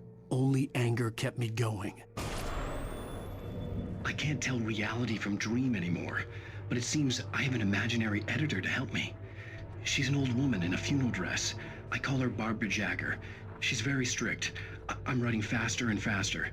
My manuscript is being heavily revised. The edits are getting very aggressive, and each day there's less of me and more of her. I hate it, but I know she's right. She promises me I can save Alice this way. She knows more of this than I do. About the complex incantation I'm attempting. About this place. She's worked with another writer under similar circumstances, Thomas Zane.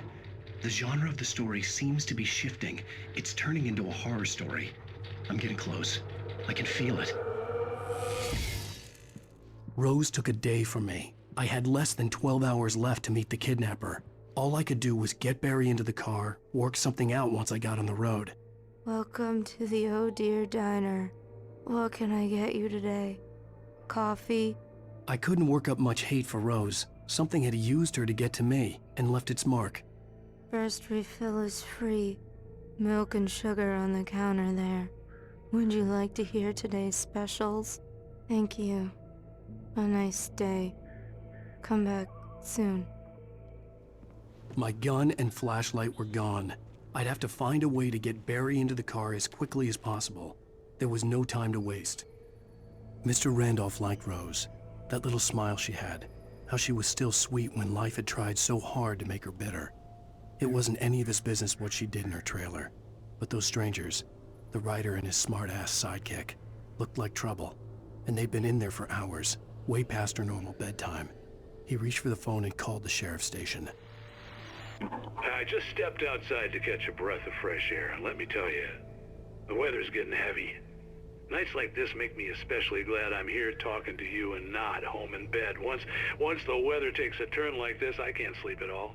It's all tangled bed sheets and dark thoughts, punctuated by the occasional plunge into nightmare. Is it just me? Well, perhaps it is. But I hope I can make the night a little bit easier to get through. Caller, you're on KBF FM. Hey, Pat, it's Walt Snyder. What's on your mind, Walt?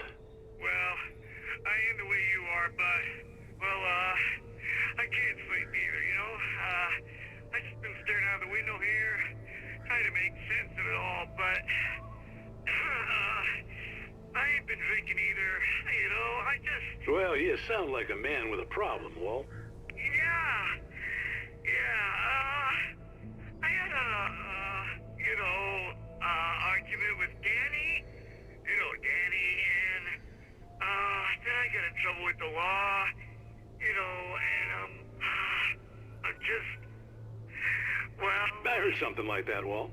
Yeah, well, Danny's my best friend, and, they let me out on bail today, and now I'm just alone here at the window, waiting. Man, and there's something in the air tonight. just outside looking up at the sky above our broadcast tower thinking the same thing. What are you waiting for, Walt? I don't know. You know, something's gonna happen. You know, I think I better go. Well, Walt, maybe... No, thanks, Pat. Well, good luck to you, Walt. Hang in there. Let's take a little break, folks. This weather's really something else, huh? Oh, you're gonna get it now. God knows what you've done to that poor girl. This is Agent Nightingale, FBI! Get him up, Hemingway! You're under arrest! You move a muscle, I'll unload right in your goddamn face! Stay right where you are, Slane!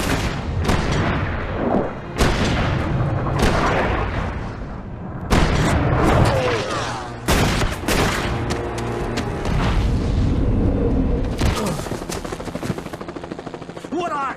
I'm standing right here, you goddamn maniac!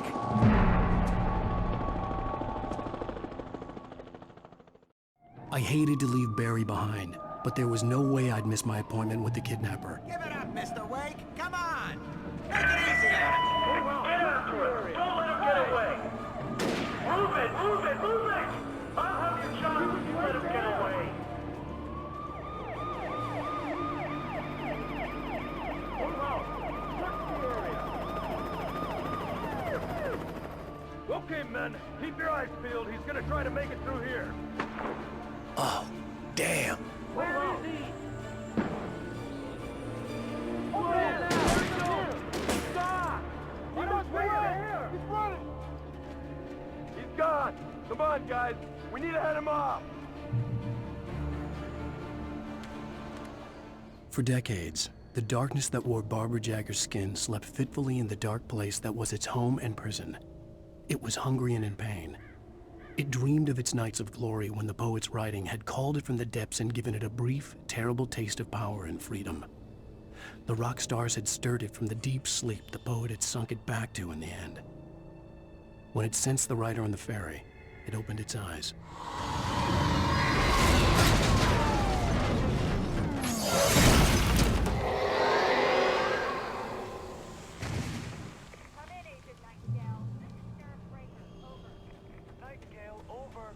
What on earth is going on? My deputies tell me you fired at Wake and he didn't have a gun. You almost hit a civilian instead. Over. Sheriff, Wake's running. I'm giving chase. I don't have time for this. Well, make the time. You can't just go shooting at people in my town. Over. I'm a federal agent pursuing a fugitive. You want to discuss my methods, Sheriff? Make an appointment. Over. You stay right where you are, Agent Nightingale. I'm on my way. Out. Nightingale stared through the broken studio window into the dark woods. He turned around, started to walk out, but Maine grabbed his arm. "Young man, you almost shot me. You don't shoot off rounds at people like that. What's the matter with you?" Nightingale shook his arm free, marched out. His cheeks burned with rage and humiliation. Stay sharp. This way. Over here. Hey, who's that? Come on,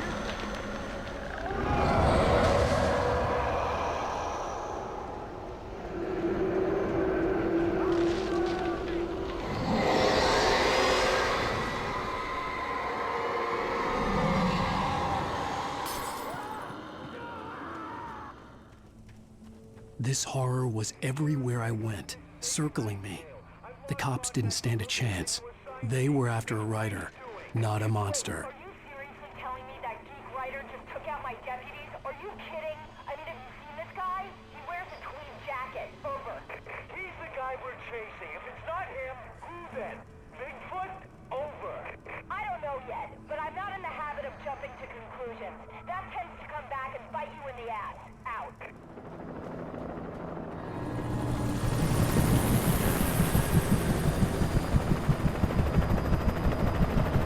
You on the ground.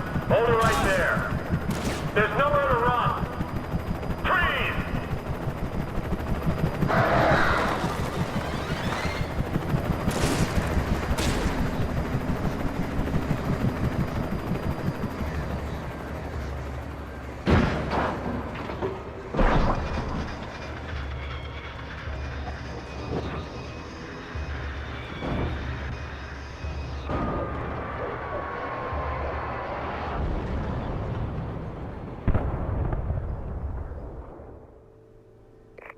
this is James. Mulligan, Thornton, come in. Over. Thornton here. James, we got both Wheeler and Rose in custody. They didn't put up a fight or anything. Why, they were... Hey, Mulligan, what are you doing? Come on! Sit down and give me that. James, Mulligan here. Over. Go ahead, Mulligan. Over. We got Wheeler and Rose here. Wheeler's drunk or hopped up on something. Speaking of which, that Fed had a pretty distinctive whiff of Otis Scotch about him, if you know what I mean. Over. I don't have anything on that, Deputy Mulligan. Over. Well, whatever. Anyway, Rose is just being plain weird here. You better get Doc in to take a look at both. Over. Gotcha. You better get them here quickly. The, Fed's gonna want to interview Wheeler. Over. Oh, yeah, I'll bet he does. Looks like they have a lot in common. Mulligan out. I imagined that the broadcast tower in the distance was part of the local radio station. Maine seemed like a decent guy. Perhaps he could give me directions to the coal mine.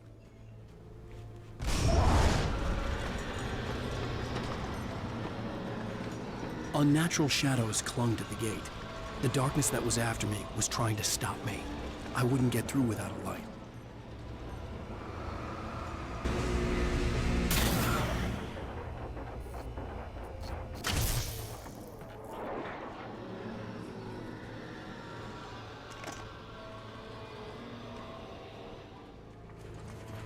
It took me a moment to recognize the flashbang grenades. They were an ideal weapon for my situation. Team 1, come in. Over. You have the right to...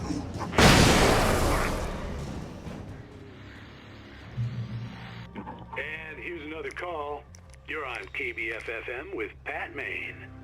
It's Milt Peabody, Pat. What's on your mind, Milt? Well, I live near the trailer park, Pat, and there's a big ruckus going on over there.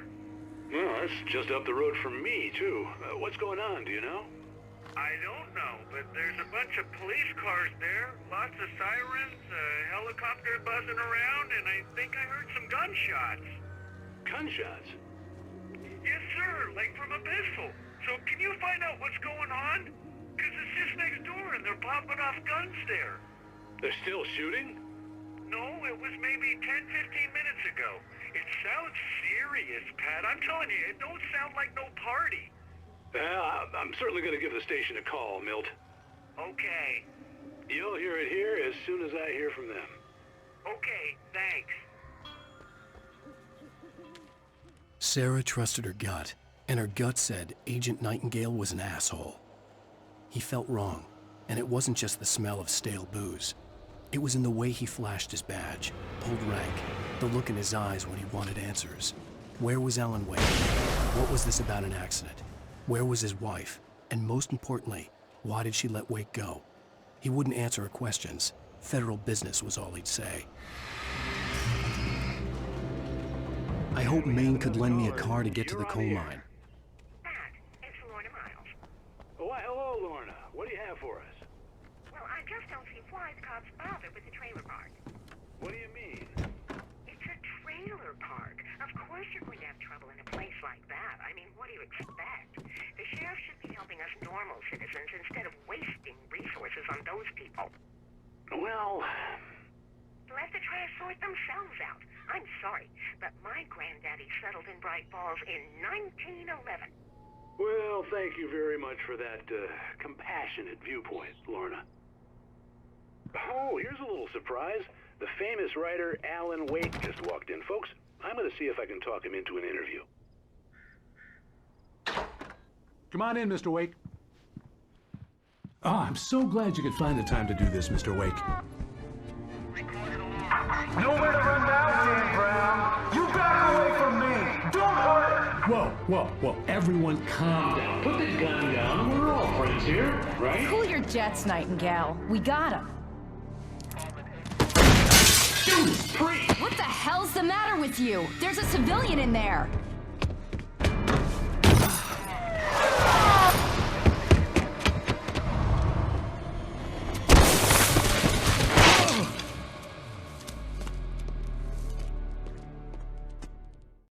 I'll get you yet, even if it kills me, you hear me?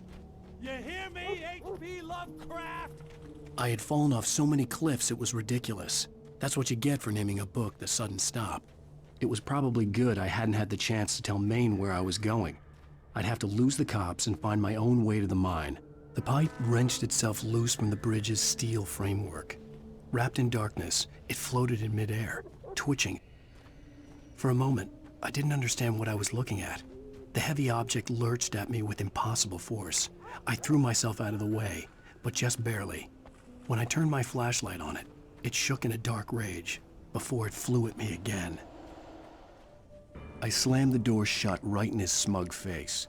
He pleaded for me to open the door. True to form, the asshole actually thought I would obey. I had no sympathy left, no guilt either, not for him. I took a moment to savor the scream. I bet I had a smile on my face. It was all that I had time for. The dark presence was inside the lodge with me. There was no sensible reason for the power company work lights to be here. It was almost as if they'd been left for someone like me to use.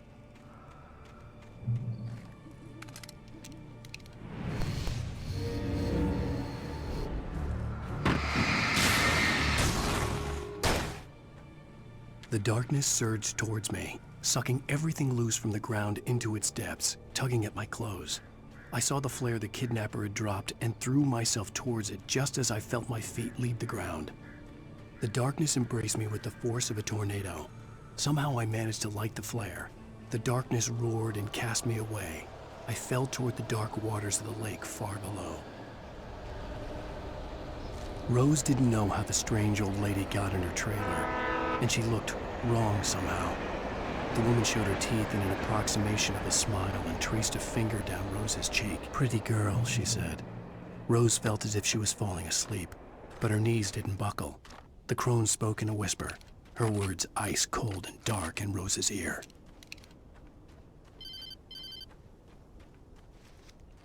Hello? The most stubborn man I've ever met. Alice? Alice? Alan,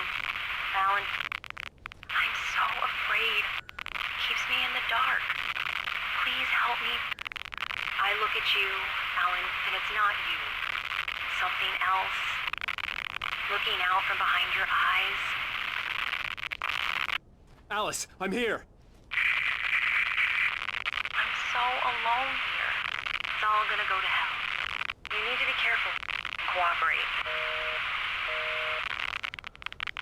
The connection had been terrible, but that wasn't the only thing that hadn't been right with the call. She sounded wrong somehow, but she had called me. Touched by the dark presence, Rose was lost in a dreamland where everything was drawn in black and gray crayons. The old lady had promised her that all her wishes would come true. She would be Alan Wake's muse.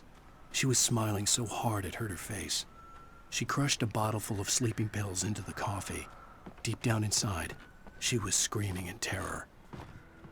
I could see a railway bridge up ahead and a warehouse of some sort on the opposite shore. I hoped I could find a car from there.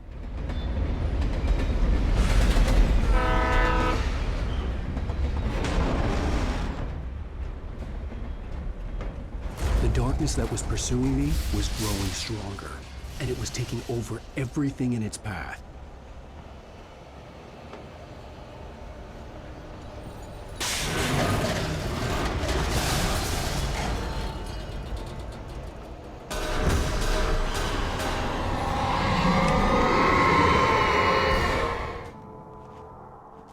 Danny had stepped out, but what stumbled back in was something else, something alien, a monster. Walter tried to kill it, first with his fists, then a chair. It wouldn't die. Instead, it kept coming, unaffected by the beating it had taken. After Walter managed to kick it down the cellar stairs, fear took over. He ran, got behind the wheel, gunned the engine. The booze wouldn't make him forget, but he knew he had to try. As a teenager, just starting to get interested in writing, Stephen King had been a source of inspiration to me. I thought about all the inanimate objects that had come to life in his books. No one is safe in a good horror story, certainly not the protagonist. That's what makes them fun. This was anything but. The darkness could possess anything, and it was getting closer.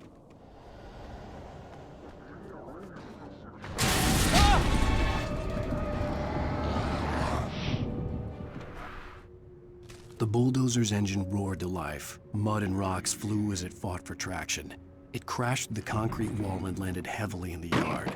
If it were an animal, it would have shaken its head after the impact, fixed its eyes on me, and charged. Of course, it had no head, nor eyes. Shadows crawled on its form, twisting it into a monster. Then, it came for me.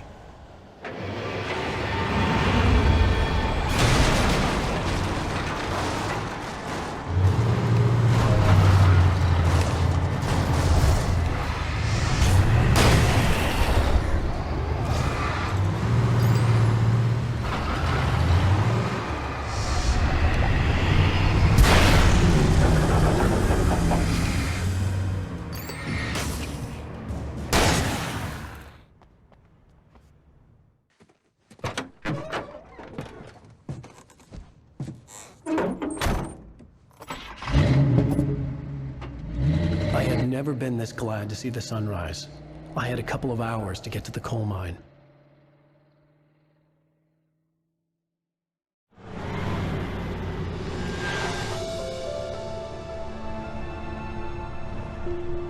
The coal mine wasn't far now.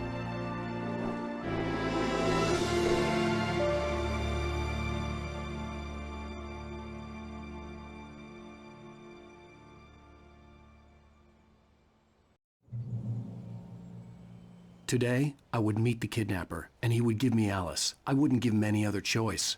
A drowning man will clutch at a straw.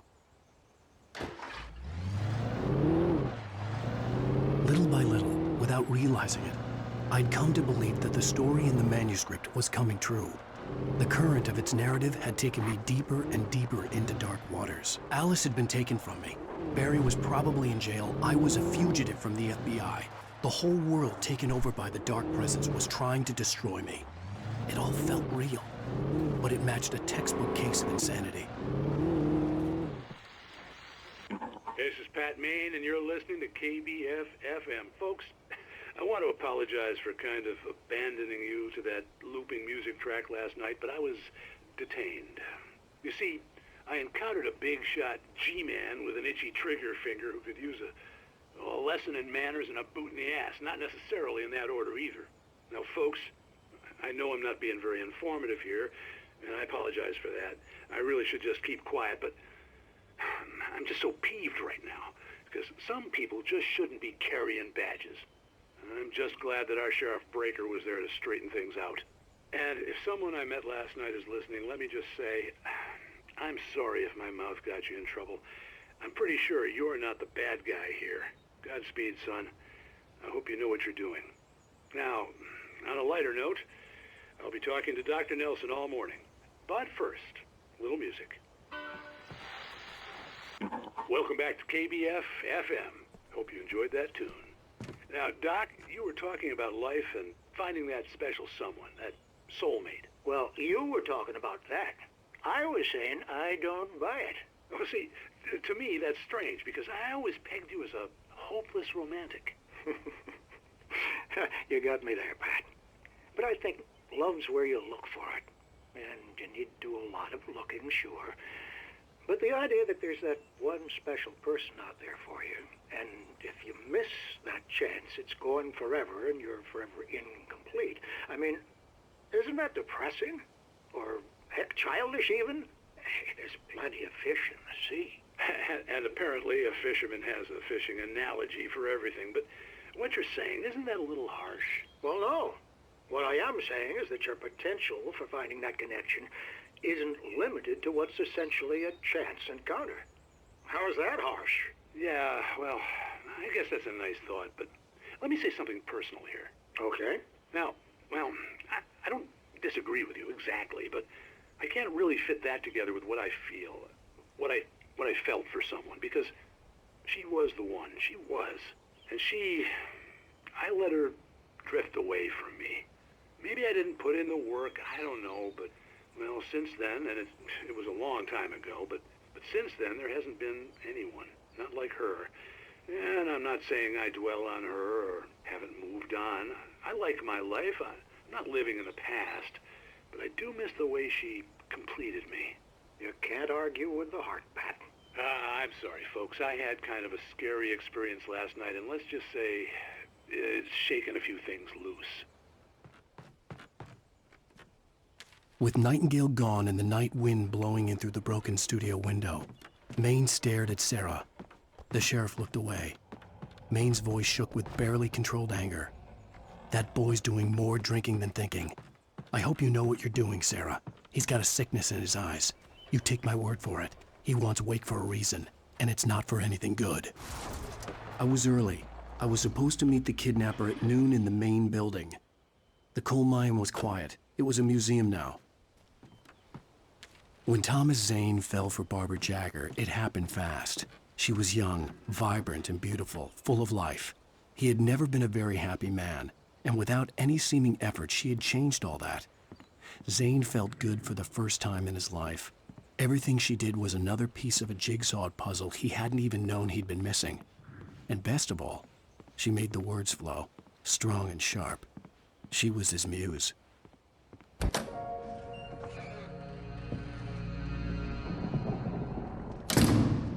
I didn't want to go outside.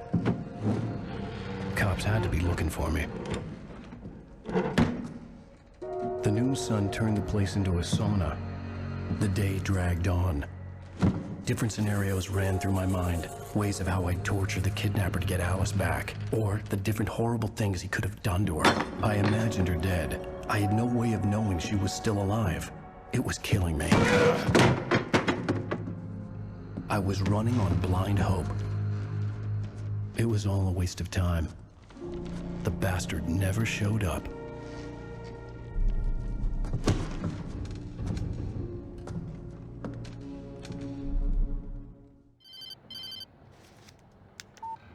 Where the hell are you? Change of plans. You know where Mirror Peak is?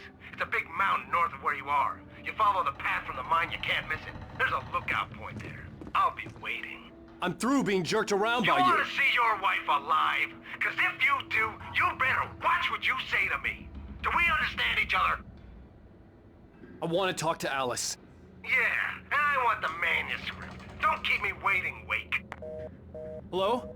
Hello? Ah! I'm gonna kill him.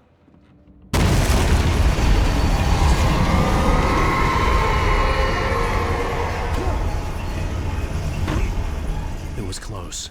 Maybe closer than ever before.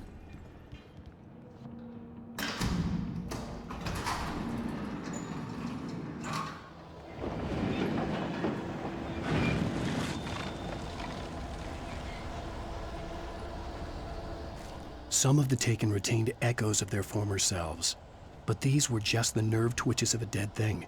Nothing remained but a shell covered and filled with darkness. In most cases, these puppets were enough for the purposes of the dark presence. But for anything more elaborate, as with the writer, it was different. It needed his mind.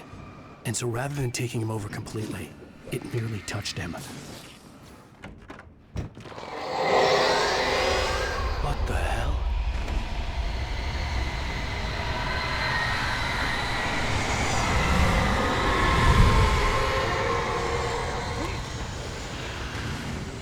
The only way to reach the hillside ahead was to go through the building. I had to find a way to avoid electrocution.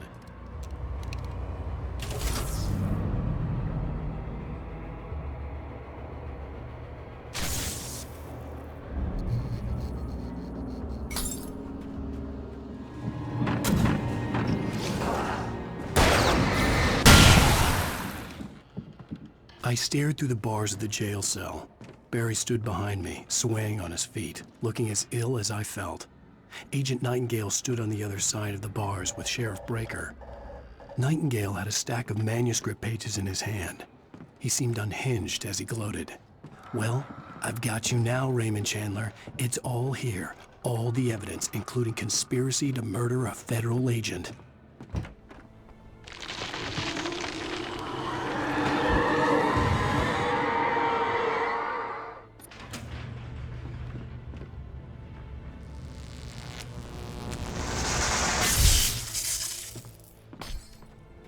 There was no way the flashbang grenades were standard power company equipment.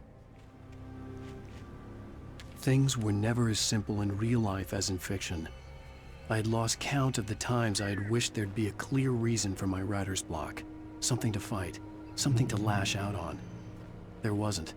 I was filled with doubt. I was nothing like the hero in my books. Alex Casey had gone through his life with single-minded determination, never wavering from his goal. Even now, I was angry at myself, angry at Alice, angry at Barry. I was fumbling and I had no plan. I had no real plan. I was going to give the kidnapper all the manuscript pages I had for Alice. If that wasn't enough, I'd hold him at gunpoint and make him talk.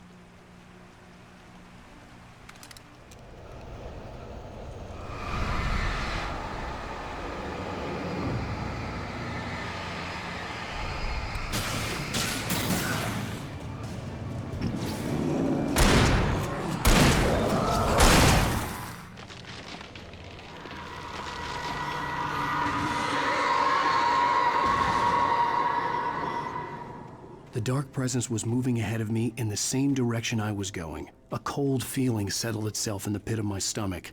Was it going for Alice? The place was dead, a ghost town.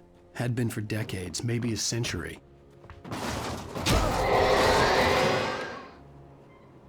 Even behind the closed doors and curtains of his grimy room at the Majestic, the local motel, Nightingale could feel the locals' eyes on him. The unrelenting pressure of their judgment. He forced it out of his mind. For all he knew, they could all be under Wake's spell already. You do what you have to do to get the job done. He took comfort from the bottle in his hand. Please, he thought, just let me get through this.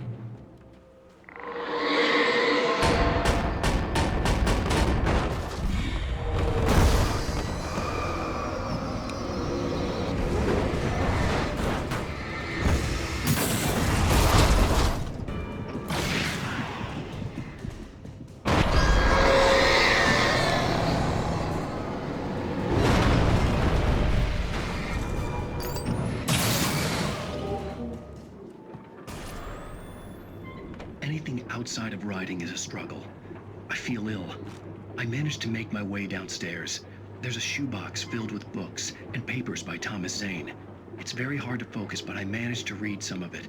He's a poet, and a good one. He writes of muses and creators summoning fabulous things from a magic lake, using his powers to shape the world of a realm of gods and dreams and demons, dark things that wait for a chance to slip through, wearing the flesh of men as disguise. Zane writes about himself, his girlfriend being taken over by a dark presence, about growing scared of the lake. Zane believes it's a mirror to the gaping void of darkness above, where some Lovecraftian presence lurks. I crawl back upstairs. I'll borrow these things for my story. They ring true. They fit.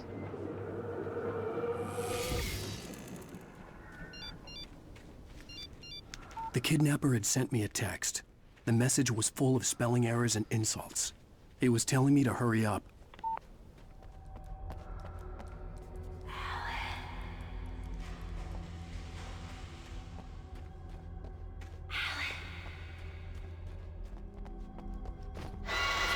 Without warning, the headache stabbed at my brain.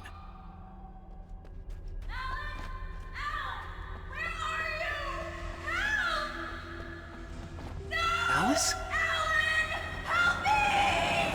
Alice!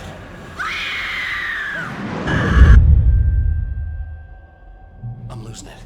I gotta get out of here. Maud had checked all of Stucky's rental cabins. There had been no sign of the Wakes. It was dark when he'd found their car parked at the end of the road by Cauldron Lake. It made no sense. They must have taken a wrong turn, but there was no sign of them, and the car had been there for hours already. Frustrated, Mott stood on the rotten ruin of the footbridge that had once led to Diver's Isle before it sank beneath the waves years ago. The boss wouldn't be happy. I tried to hold on to Alice, but her form melted away. I was losing control. Dr. Hartman stood in her place. I wanted to hit him, but my arms were jelly. He smiled. It was a reassuring smile, and I hated him for it. I had to give you a sedative. Don't fight it. You went through another rough period. Right now, it's very important that you stay calm. We don't want you to have another episode. You're a patient at my clinic. Have been for a while now.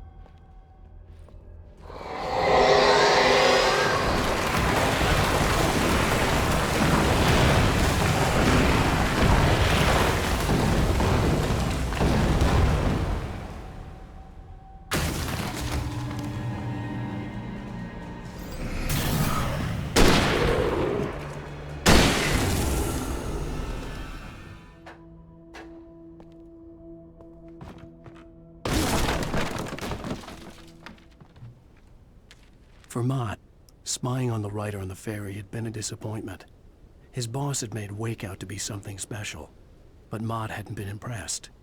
He'd gotten a good long look at the wife, though, and he liked what he saw. Mott had fantasized about goading Wake into a fight, but it hadn't happened. Still, he'd get his chance to see if the writer had anything in him. He'd been promised as much. Oh, great. Another cable car. Just great.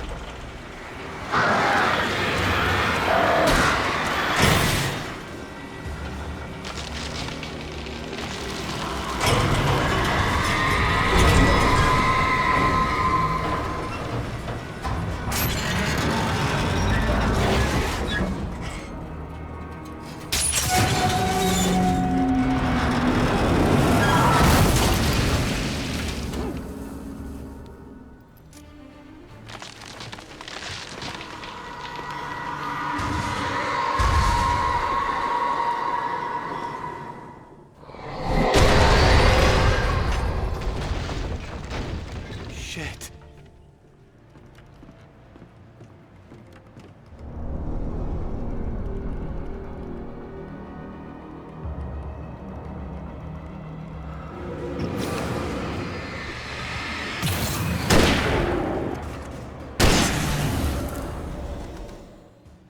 The hunters were big, thick-set men, confident and at home in the woods. They were feeling good, running on beer, ghost stories, and camaraderie late into the night. It did them no good, as they were taken by the dark presence, sucked deep into a darkness far worse than any ghost story they ever told or heard.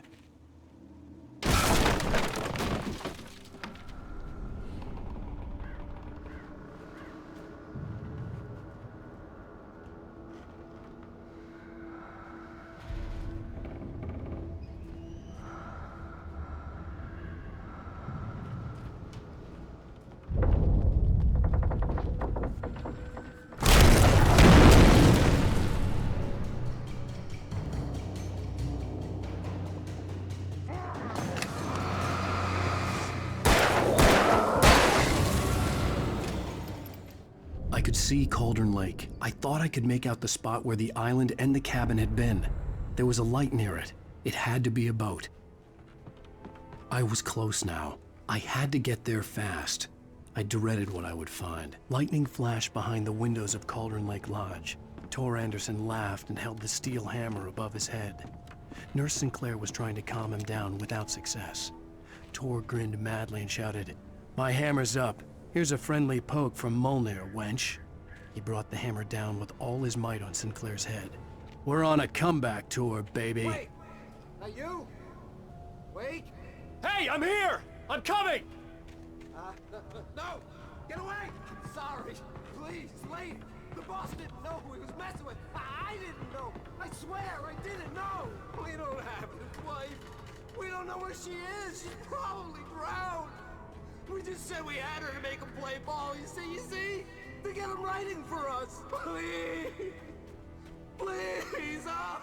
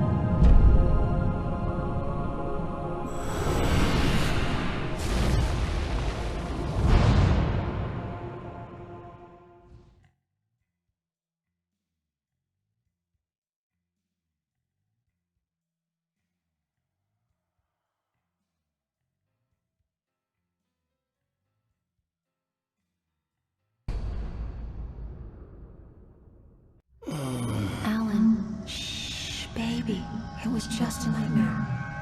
Alice. There you go, Alan. Hartman. I fell. I had to give you a sedative. Don't fight it. You went through another rough period. What? Right now, it's very important that you stay calm. We don't want you to have another episode. You're a patient at my clinic. Have been for a while now. The shock of your wife's death triggered a mental illness. No, you're lying. You're suffering from various symptoms of undifferentiated schizophrenia. Bastard. It's okay, Alan. Just let go.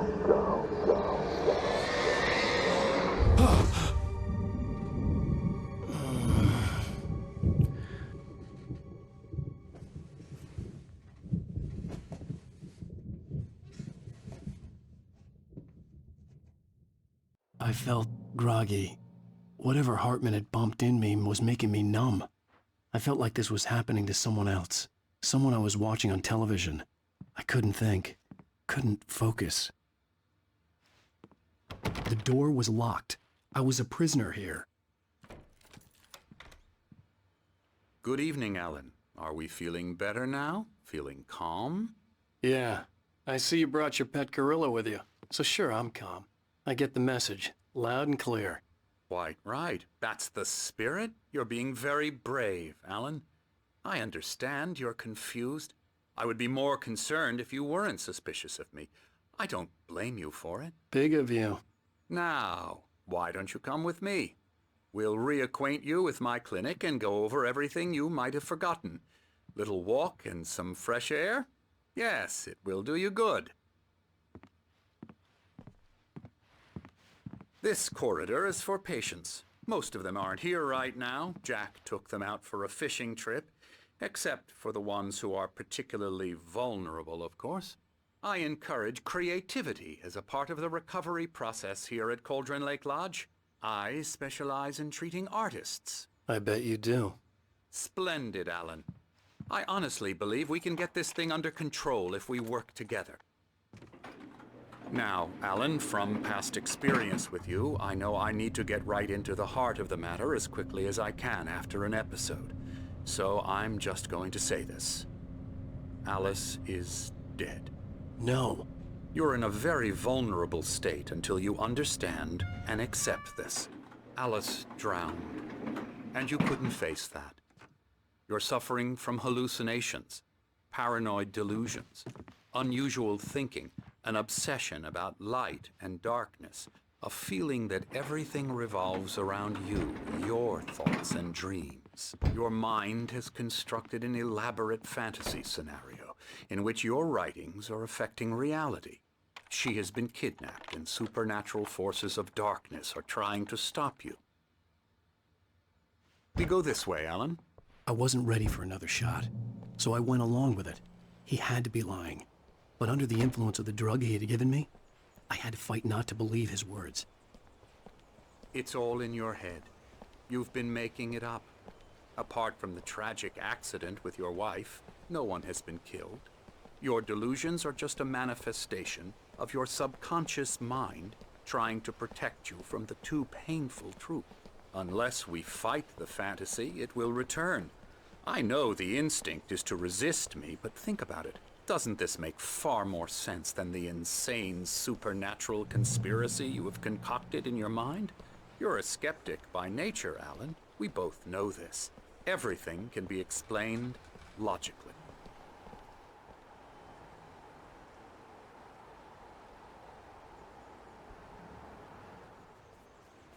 I never get tired of this view. Very inspiring, isn't it? Cauldron Lake spread below us. I could see Mirror Peak on the other side of the lake. I thought I could make out the spot where Diver's Isle had been when I arrived with Alice. Now there was nothing but waves. It seems there's a storm coming. Funny, I don't recall there being a mention of that in the weather forecast. Well, no matter. This way. Follow me. Alan, what I'm telling you is good news. Right now, we're in control. Every time you have a relapse, it gets more and more difficult to resurface from the dark depths of your imagination. Not surprising, considering your profession. Imagination is what you work with. After all your nightmares, this should come as an immense relief to you. If it doesn't, why is that? Because I'm lying? Or because you don't want to admit that you're not well? It's very natural for you to think of me as your enemy. It's part of the illness. I let him talk. Hartman obviously loved his own voice. His words echoed madly inside my head. But I can't I dug my do it nails by into the myself, palms of my Will. hands to stay You focused. need to work with me. Once you accept that, we can begin the journey towards your recovery. Come along. Let's go inside.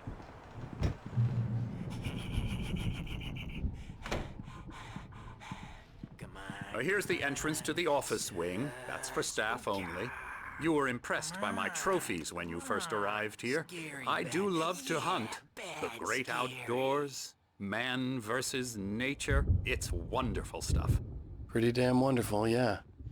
Scary, scary, scary.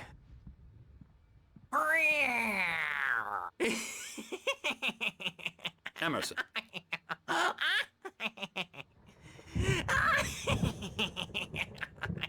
I'm a real bad dream, mister. You should be afraid of me. Don't want to run into me in the night, that's for sure. Please, Emerson. Mr. Wake is confused enough as it is. Yeah, you'd like me to go away so you won't be scared. But you can't just decide what kind of dream you have or when you have it. Emerson. Okay. Sorry. Boo. That's Emerson. We're actually making some progress with him, I'm happy to say. He works on video Elbow games. strike. It's trash, of course, but it does involve some small creative effort, which makes him receptive to my therapeutic methods. No kidding.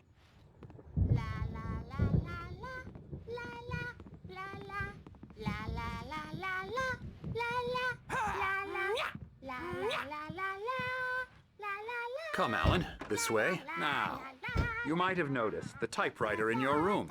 You've been writing as a part of the therapy. As soon as you feel up to it, you should continue.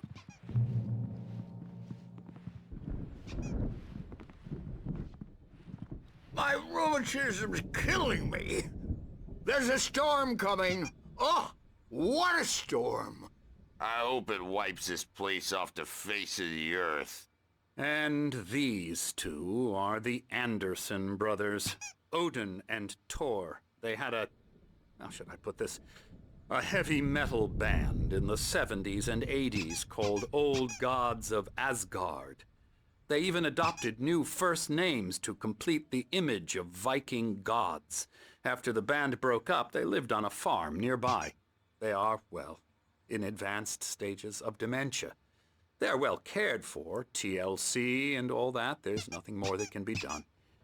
I'm afraid that the rock and roll lifestyle has left its mark. Oh, that won't do.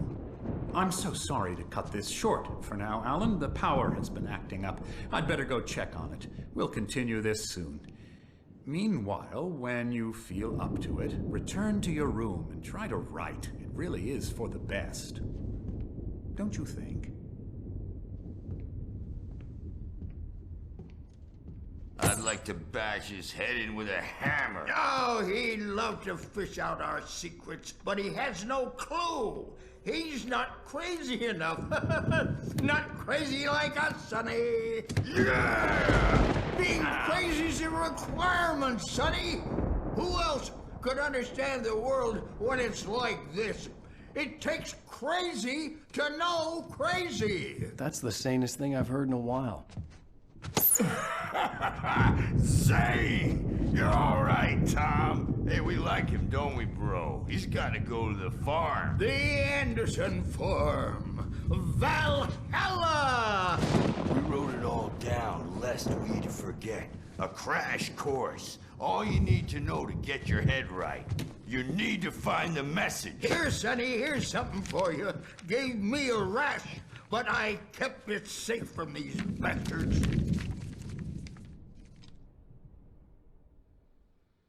My head was clearing up, or according to Hartman, I was sinking back into the fantasy. I was convinced he was lying to me about everything. Crazy or not, the Andersons made more sense. Tom, Got any booze on you? Yeah, no. We Sorry, have a guys. stash of the special stuff at the farm. Our own formula. Local ingredients. Medicine. Clears your head right up. Makes you remember like moonbeams on the brain. Oh, I just noticed. Leather patches on the elbows? That's not very rock and roll. Tom just lost is all. Baba Yaga got to him too, the damn witch. She used us all. Taken from all of us. Took my thunder, the witch. And my ravens. What were they? Memory and thought. The hag. She took something from you too, didn't she?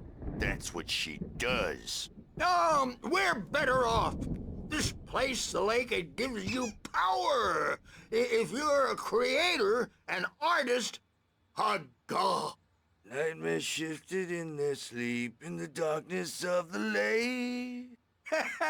Yeah, that's the one. She makes sure it comes out twisted and wrong. Just ask the lamp lady. She knows what happened to that other writer. She's been using you, boy, and you let her. You went and opened the door for her, didn't you? Now, it was already open a crack. And whose fault is that? We're morally corrupt, disease-ridden, old and stupid. Doesn't mean he had to open it all the way, goddammit. So tired. Built the farm close to the lake. A place of power. We had parties there, man. You should go there and have a party. That Bob Balder threw the amp through the window. Hit that hippie chick in the back of the head. 15 stitches and a concussion. Bob's dead now. Leukemia. Stitches, snitches, and narcs, man. Bad scene. I am tired, man. So tired. I want to go home. Zane could feel the poems, taking form, shaping things. As he experimented, he imagined he could almost feel the power surging through the keys of the typewriter. It exhilarated him.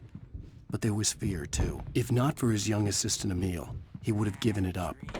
But Emil convinced him otherwise. He, too, had a way with words. Oh, hello. I've painted you. Okay.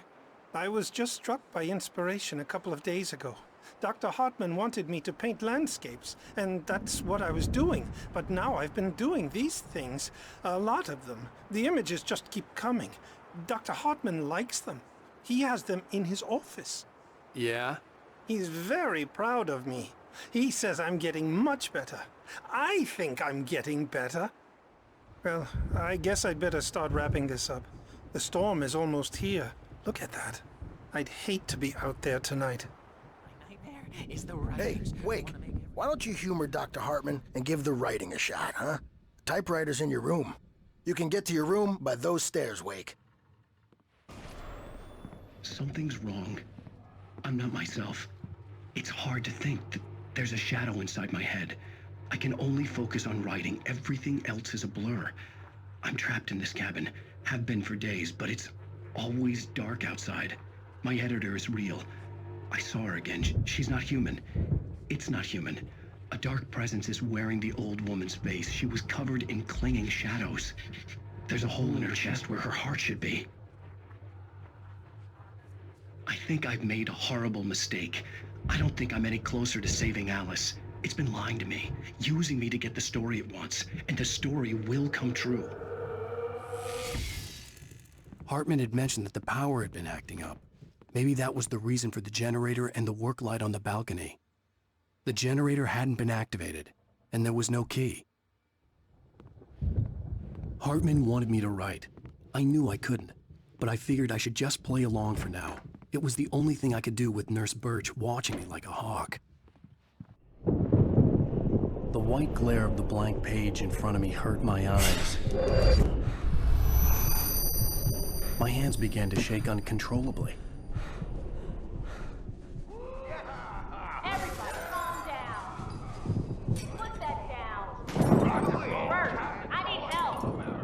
Hey, Wake, you stay here. I'm gonna go see what's up. You just keep doing what you're doing. Be cool, okay?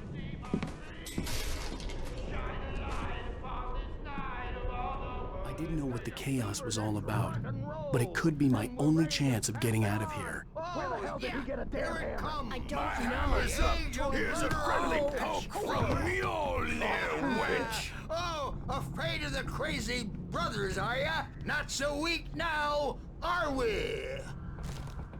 Hartman kept talking, giving Barry the grand tour, clearly proud of the place. He went on and on about his hunting trophies, and Barry was impressed. But he was here on business. He raised his voice, cut through the monologue. Hey, Hartman, where's Al? Hartman stopped in mid-sentence, annoyed at the interruption. He nodded at the hulking orderly standing nearby. The man smiled and clapped a practiced hand on Barry's shoulder. Well, things are unraveling fast, aren't they? Sinclair looked bad. That wasn't a love tap. The crazy old fart hit her hard. And if she was one of Hartman's goons, she had it coming. I could get the key to the office wing from Sinclair.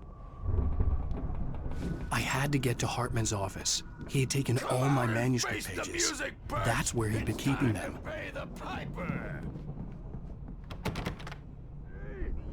The photo on the wall caught my attention. In it, the clinic staff was standing outside the lodge. I knew the man next to Hartman. He was the kidnapper. Hartman had been playing me all along. The markings on the tape said they were recordings Hartman had made of the sessions with his patients. I saw Alice's name on one of them. For a moment, I couldn't breathe right. Now, Mrs. Wake, can you tell me about Alan's problems? He's more and more out of control all the time. The parties, he's so angry all the time. He's getting violent. Do you mean with you? No, not with me. No, never. Sometimes I almost wish Alan would take a swing at me, because at least that'd lead to a conversation he couldn't just march out of. But no. Alan doesn't really sleep. And the work, well, he's not writing at all.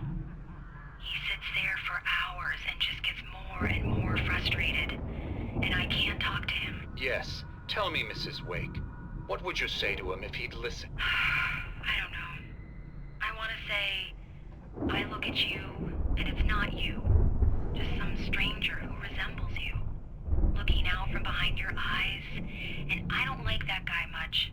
And now it's all gonna go to hell. But you don't ever say this. No. I've tried, but he's not listening. He's too deep in his own problems, always going on about something else. I'm so afraid I'm gonna lose him. And we're not even talking anymore. He doesn't let me in anymore. He just keeps me in the dark. I'm so alone here, even when he's home. Please help me, Doctor, because I'm at my wit's end. Well, if you can just get him here, I'll absolutely do my very best. Yeah, but Doctor, you need to be careful with him. He's not just going to listen to you and cooperate. He's the most stubborn man I've ever met. Well, I'll be sure to bear that in mind. Hearing her voice, what she was saying made me happy and sick and guilty all at once. Worst of all, I recognized the words. The phone call from her. It had been a cut-up of this. Just a recording. Hartman followed the fall of Alan Wake with his binoculars. When the rider hit the water, he ordered Jack to take the boat to him. The spot was easy to see in the dark, even with all the extra lights in the boat. The flare floated and kept burning even in the water. Jack turned the radio louder as the engine sputtered. The music was rough and clanking, something the Anderson brothers would no doubt have enjoyed. But Hartman chose to ignore it. Wake was finally within his reach. Let me out of here! Hartman, do you hear me? I'm gonna sue your crazy quack ass to shreds! Seriously! Do you have any idea how much trouble you're in? I'm famous. I represent a Barry? celebrity. Ow! About time! Barry, man, am I glad to see you. We need to get to Hartman's office. It's right next door. You okay? Yeah. I mean, no! The cops found me at Rose's trailer, but they didn't hassle me too much. I'm obviously a victim in this, and I demanded to be treated as such. Or else I'd sue their asses. Speaking of asses, that Fed gave me a real hard time, but I had no clue where you were. That guy's crazy, Al. But he let me go, and then I get a call from Hartman, that son of a bitch, who tells me you're here, and I should come pick you up, but when I got here, 2 goons clobbered me and stuck me in there. What's with the cutout? I stole it from the diner to piss off Rose after what she did to us. That'll teach her. Yeah, that's a harsh punishment. Come on, pal, we gotta get going.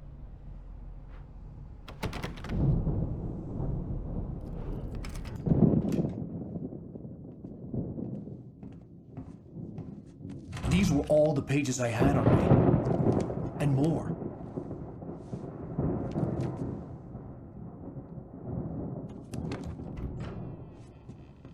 Alan, please.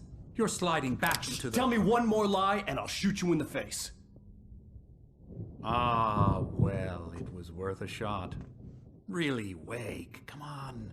Let's work together on this. You have no idea... Hartman, shut up! Barry, get out of here. I'll catch up with you. Get a car. Oh, Al, let's just... Go! Wake, listen to me. This is a mistake. Don't you see? Together we can create something absolutely wonderful. With your ability and mine.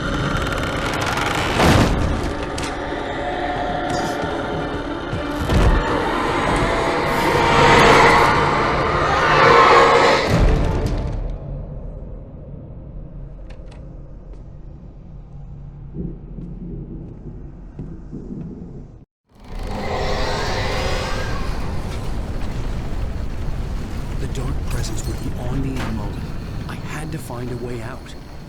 Hartman knew he was no creator.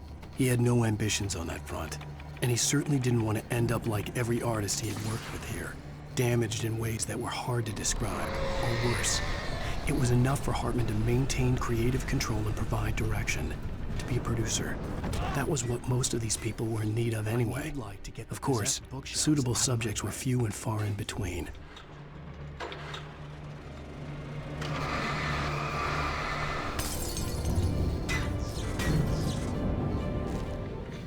I stared at the Viking paraphernalia that littered the area, surrounding an unlikely centerpiece. A full-size stage complete with an impressive sound system with all the trimmings, including a dragon. It took a special kind of crazy to build something like this in a remote field. When the sky split open with a deafening boom and the music started blasting, it felt strangely appropriate. Al! I'm here! I found the car, but the gate's locked. You're gonna have to go through the hedge maze over there! Barry, I don't have a light. Take this, Al! Oh, God! Look at the house, Al! Look out!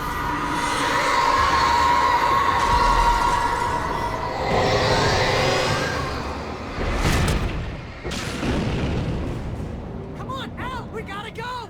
It's not much of a maze! I made it through easy! Oh, geez, Al! The house looks bad! Let's get out of here!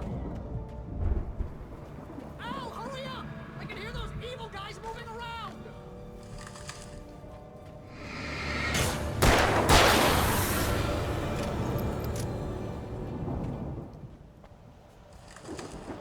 For the moment, Barry was just glad he had survived the fall. He had been separated from Al, and there was no easy way to climb back up. He told himself he'd be okay in the gloomy forest at night. He would just have to wait for a while for Al to find his way down. Barry turned when he heard the heavy footsteps and saw the movement. The man-shaped shadow lunged at him from the bushes, an axe held high. Barry screamed and threw up his hand. The world exploded. Mott knew that Wake was smarter than him. Wake had more money, a beautiful wife, everything. And Hartman said Wake was important. That made him better than Mott. But Mott was calling the shots now. He'd expected Wake to whimper and grovel, but instead, he seemed willing to fight. Mott knew he'd gotten under Wake's skin, if only Mott actually had his wife. The thought made him shiver. The channel, we turn it off. We don't want any fighting. It makes people sad. You get 2 pills in the morning and Then you'll be nice and calm all day long. You get 3 bells in the evening. And then you sleep like a baby. Dr. Hartman likes things to be lost. I don't have to punish anybody.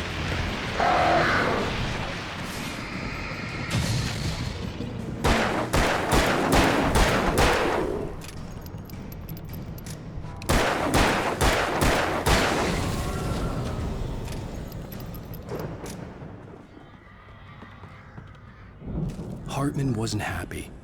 Mott could see it in his eyes. He quickly lowered his own. He had made a mess of it, and he knew it. The shame of failure was hard to bear. He hadn't expected Wake to say he needed more time, and he blurted out 2 days, less than Wake had asked for to show him who was in charge. But that wasn't part of Hartman's plan. Hartman hurried down the corridor. He had disliked leaving Wake when he was surely at his most susceptible to therapy. But this was not an ordinary storm. Wake had been writing, and he had woken something up in the depths of the lake. Now, it was coming for him. Hartman had naturally prepared for a situation like this. The idiot brothers would keep Wake distracted while Hartman double-checked everything, just to be sure. Hartman watched as Wake's features slackened. The man was bullheaded, no doubt. Even lying on the bed, he'd almost broken Hartman's nose the second time. But with a little time, he could break Wake down, give him proper direction. Wake was easily the most promising subject he had had. Well, since Tom, really. "Sleep well, Alan," Hartman whispered with a smile. "Let me take care of you." He sniffed hard to clear his throbbing nose, swallowed blood, and barely tasted it. Al! You're alive! Let's get out of here. Can you open this gate? Maybe. Barry! Well, I slammed it shut when the nasty showed up, and the key fits kind of loose in the lock, so, Barry! I'll find it! Don't worry about it!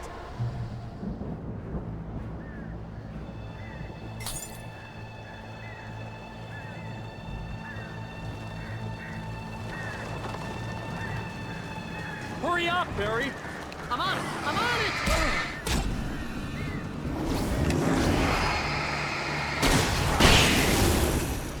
Oh, hey, found a corner! I found it! I found it! Ah, no, wait, that's a twig.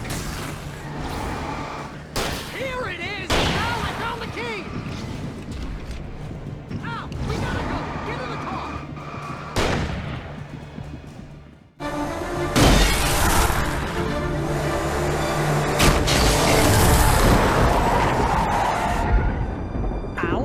Tell me we're headed for the nearest "You're now leaving Bright Falls. Come back soon" sign. We're going to the Anderson farm. I knew you were gonna say something like that. You know what? You owe me big time for this. When this is through, if we make it, I don't care what anybody says, I'm done with darkness. You're gonna buy me a tanning bed as a gift, and I'm gonna live in it.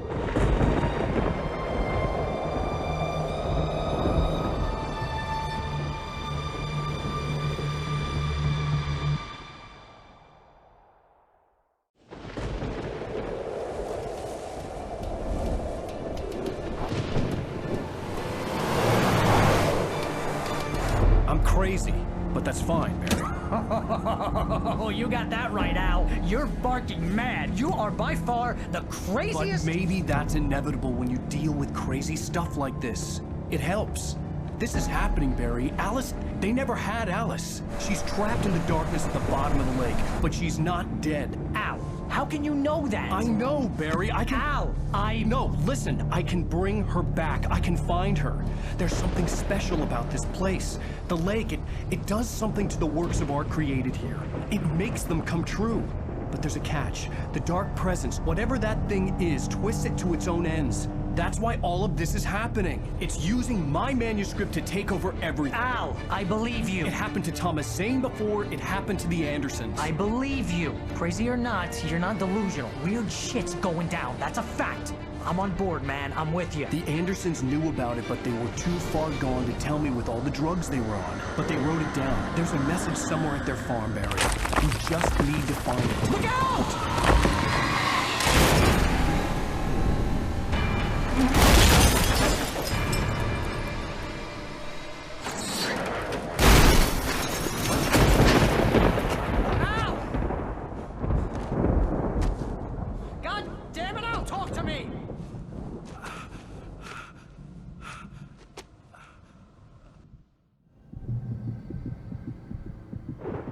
I had lost my gun in the crash.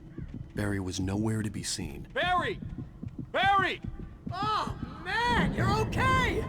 Jeez, it's good to hear your voice! I was trying to get out of the car, but the ground gave way! Man, what a drop! And don't worry, your cutout is fine. Forget that! Are you okay?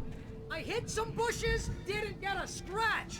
There's no way you can climb down, though. It's like a sheer wall. Al! There's something moving down here! Barry, it's a Taken! Use a flare, Barry! Oh! Yeah! Barry, are you alright? I'm good, Al! I'm great! Guess you never messed with anyone from New York City before, huh? You're gonna have to find your way around to the farm, Al! I'll be waiting! Barry, just wait for me, okay?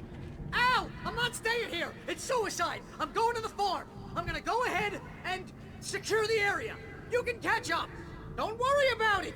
I'm on the case! Now he's Rambo. This would turn into a disaster if I didn't catch up with Barry.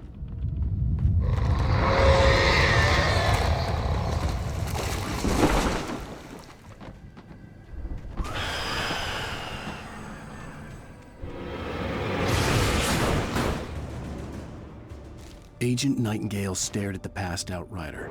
The man was sleeping off one hell of a night. Nightingale felt a stab of envy at Wake's oblivion, but he had a job to do. He put the gun to Wake's head and almost became a murderer. His hand shook and his throat felt tight and dry. Biting his teeth, he tried again to pull the trigger. He lost the nerve. Wake stirred. Nightingale would have to settle for an arrest. Shadows crawled over the gate. I needed a light to destroy them to get through. The storm raged on as the Anderson brothers walked unsteadily away from the clinic with the other patients in tow, knowing that this time they wouldn't return. The darkness around them seethed with horrors, but Tor and Odin were unafraid. Their eyes glinted with guile. They knew every secret path, and there was blood on their hands. They had fought these shades before. I could sense the movement in the woods ahead. Facing the enemy without a weapon was dangerous, but I had no choice.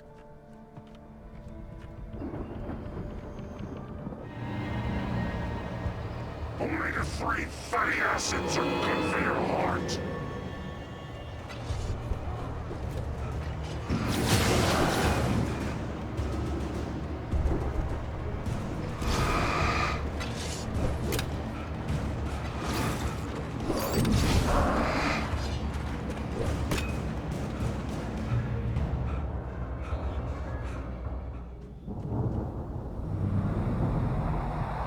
A car was driving away from the farm, headed in the same general direction as I was. For all I knew, it was Barry, caught in the consequences of leaping before looking.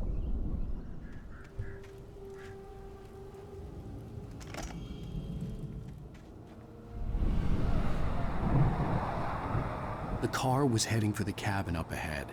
It wasn't far. If it was Barry, I would see the damage soon.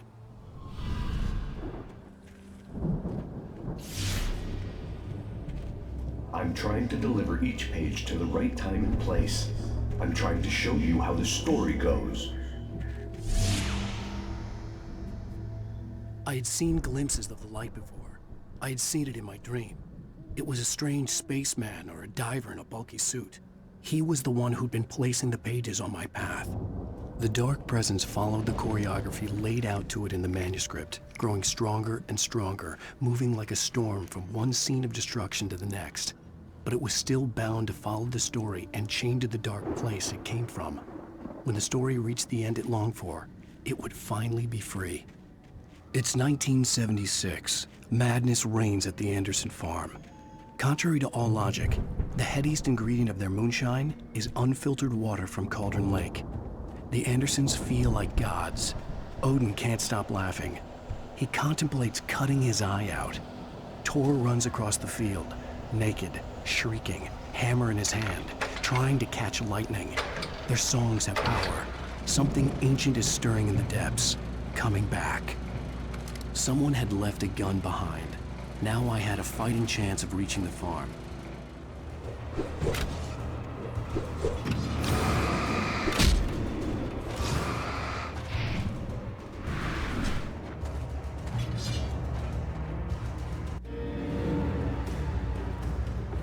I could see the car, but there was no sight of the driver. Hello? Anybody here? Ah! Barry!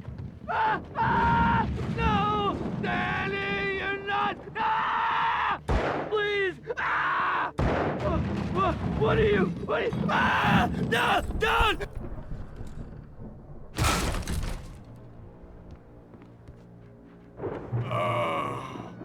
I know you. You were in jail the other day. I went to the farm again for the moonshine, you know? It makes you see. They're not gonna miss it. They're in the loony bin. But my buddy, Danny, I lost him. Something's gone wrong with him. It's not him. Like a real bad follow-up to a real good movie. The best friend's suddenly the bad guy. Who wrote this crap anyway?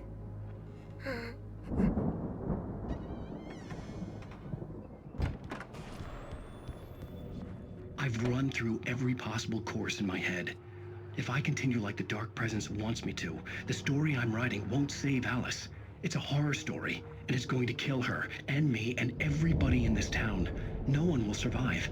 Darkness will consume everything. This is what it's wanted all along. It will be free, unstoppable.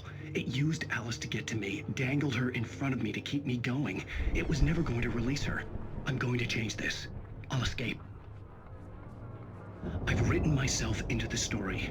I'm now the protagonist. This feels like a terrible risk, but it's the only way to save Alice.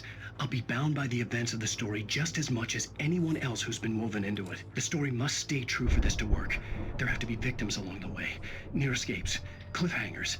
In a horror story, it can't be certain that the hero will succeed or even survive. He almost has to die. I'll write my own escape into the story next. I need help. Zane's going to be the one who will help me. I'll make it happen.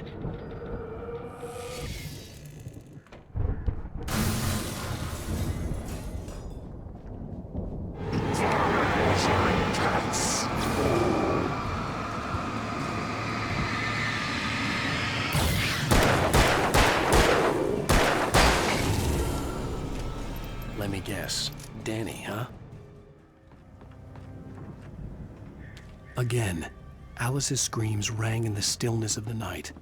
I saw myself run toward the cabin, flashlight in my hand. I followed my past self. I was an out-of-body observer, a time traveler in a crazy drunken dream. This was the beginning. The night Alice had disappeared. The mystery of what had happened during the missing week was about to reveal itself. If Barry wasn't up here, he was probably in trouble down at the farm. For a moment, I felt bad for doubting him. After all, I made it this far myself. Barry was Barry.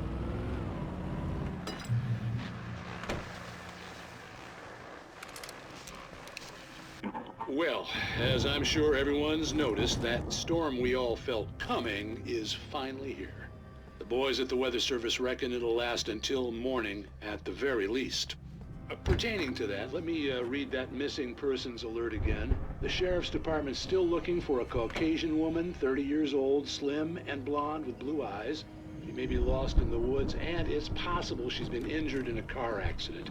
If you see her, please make sure you get her indoors and call the sheriff. It's bad weather to be caught out in, so if you see someone in the area who maybe looks a little confused, give them a hand, all right? This is Pat Maine on KBF FM, hoping you're all safe and warm tonight.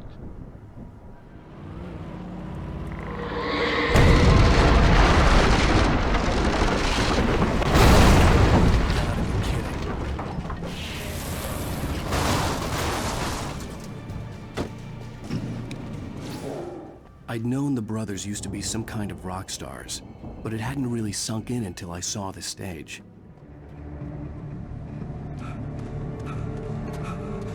Ow! Run! Incoming! There's too many of them!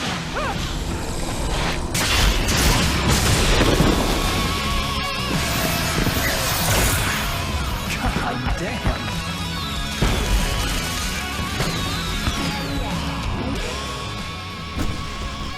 I'm so glad you decided to go it alone, Mr. Bronson. Shut up and shoot! Ow! We have to fight them off! I can set off more fireworks from here and help you out! Hey, Al! Did you notice there's a lot of ammo and stuff around? This place is stopped! Al! Hold on! I'll try to get the stage lights off!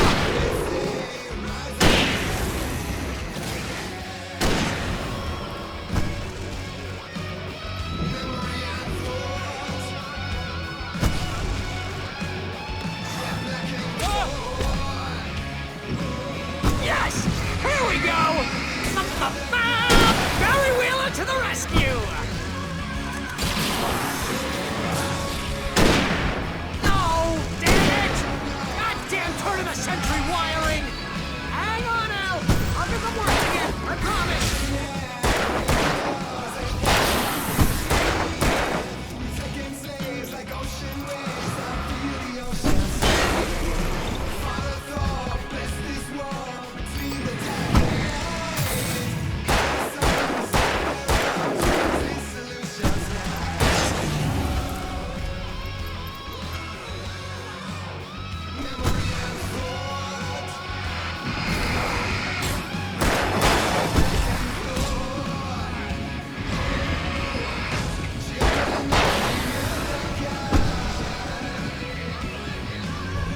Yes! Al! Stay in the light!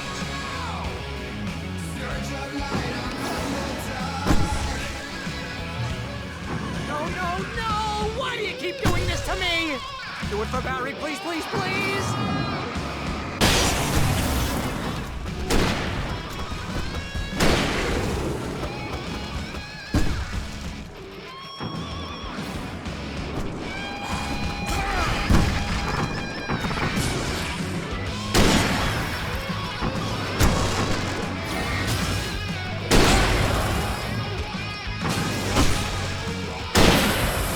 Al, please don't let me die. Although with my client, this is pretty much how I always wanted to go.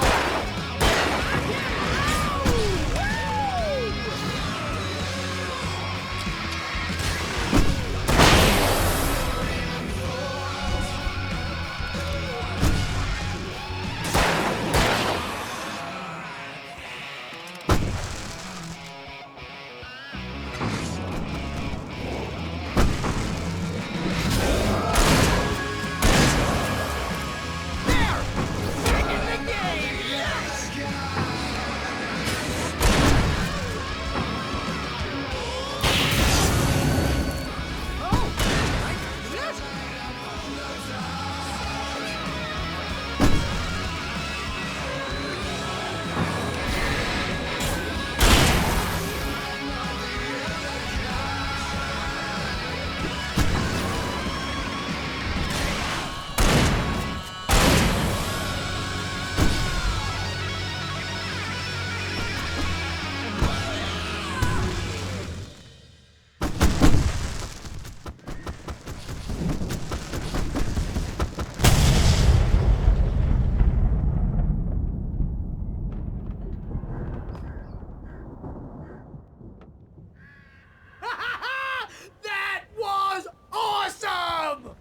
Bright Falls, rock and roll capital of America.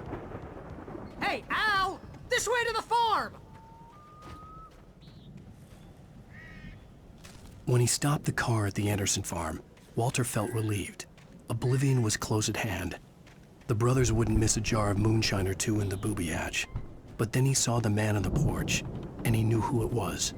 Driving for his life and knowing it was useless, he didn't realize he was crying until he couldn't see the road for the tears.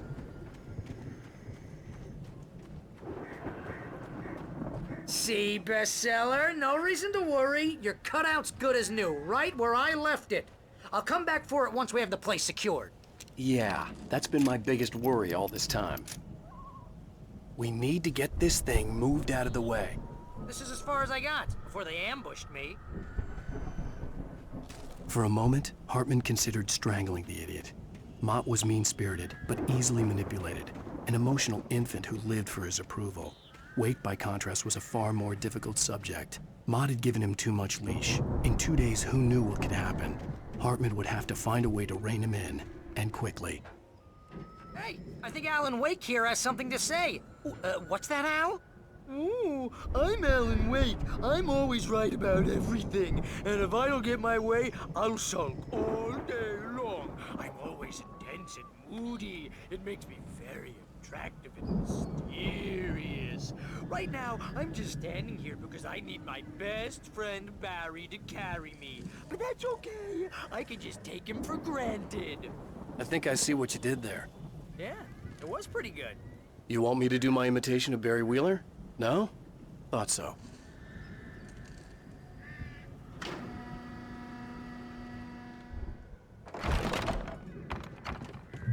Wow! You look at that thing, Al! They really went all out with this Viking crap, didn't they? Look at all this stuff! They must have done okay for themselves, so how come I never heard of these guys before?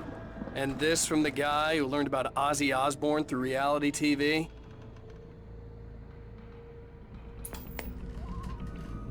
Sleep.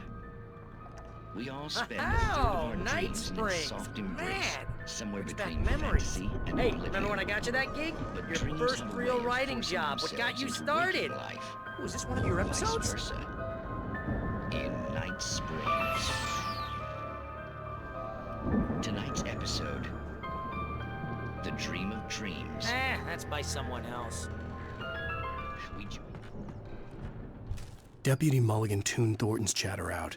He didn't think writers were particularly useful people, and a huge manhunt for one struck him as idiotic. Certainly not worth the missed opportunity for coffee and pie. It wasn't even clear what the man had done, except run from them at the trailer park. Mulligan knew he wasn't alone. The sheriff's patience with the Fed was running out.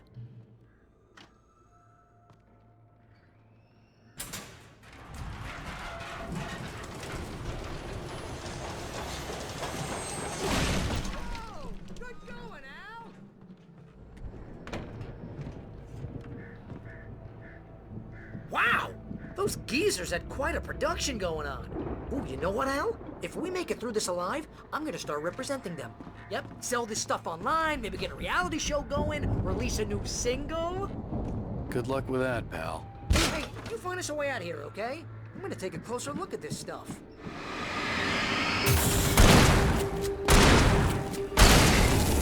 Whoa! You okay, Al? I'm good. Keep your eyes open, okay? As you regular listeners know, I tend to work through the night, but I'm not the only one. Deputies Mulligan and Thornton are taking a couple of moments off their busy schedule to join me here in the studio. Boys, how busy are you now? Deerfest is almost here, isn't it? I bet that keeps you in business. Pretty busy, yeah. Actually, Pat, we've been real busy with other stuff, which concerns an ongoing investigation. We can't talk about that, Thornton. I wasn't gonna say anything. I was just saying we got, you know, other irons to fry. And how would you compare your workload to last year's? Things have seemed relatively peaceful to me, but people do tend to get a little wild this time of year. Oh, it's wild, Pat. It's pretty wild. There's been all sorts of trouble this year. Vandalism, fighting, public disturbances. A lot of people gone missing, too. Yeah, it's pretty much the usual stuff, Pat. Just, you know, a lot more of it.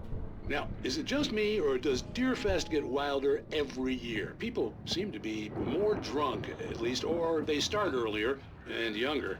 Oh, it's definitely not just you, Pat, but... Definitely, Pat. Hey, I'm talking here, Thornton. Oh, shoot, I lost my train of thought. Not just me. Oh, yeah, it's wilder, Pat, but actually most of the trouble seems to be coming from grown men. People who ought to know better, you know? Kids are doing fine this year.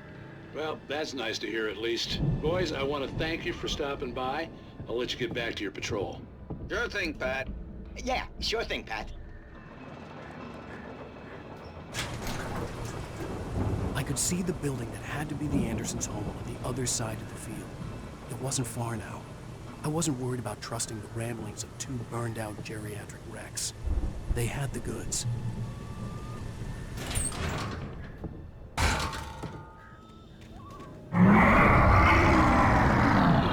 You've got to be kidding me.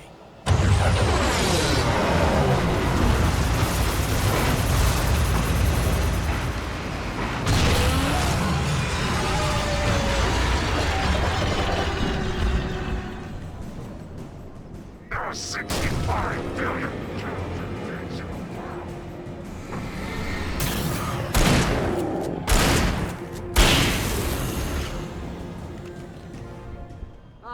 Al? Is that you out there, buddy? Yeah, it's me. Hang on. I had to find a key to get Barry out. I'll try to find a key to get the door open. Hey, what's the holdup? Come on, this place is all dusty. You know I got my allergies. Hey, let's go, man. I think we're gonna have to work together to open this gate, Al. Looks pretty heavy. Ah! Hey, I think that's the farm on the other side of the field. We're almost there. This farm is a crazy place for crazy people. We should feel right at home then. The lights are out. I guess we better check the fuse box. You know, this place looks kind of lived in. I thought the Andersons were in the booby hatch. As the deputies hauled Wake and Wheeler away, Agent Nightingale eagerly examined the stack of papers Wake had been carrying. It was incomplete, a collection of random pages, but there was enough. He saw his own name in there, among others. His hand shook with emotion. Finally, it was proof. He had been right all along.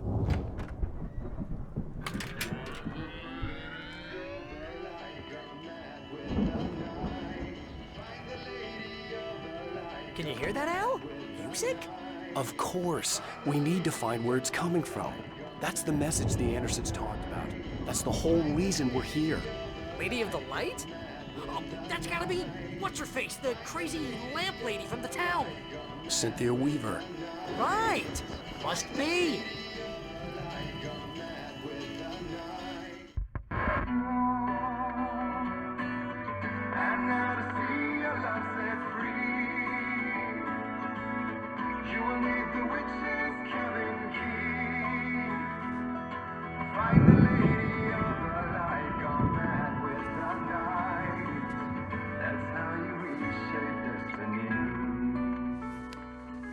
Okay. We need to find Cynthia Weaver. We'll stay here for the night and head back to town as soon as it gets light. Hey, Al. Lots of hours before dawn. Might as well get some rest. And by rest, I mean drunk. Come on, Barry, this is... Yeah, what the hell?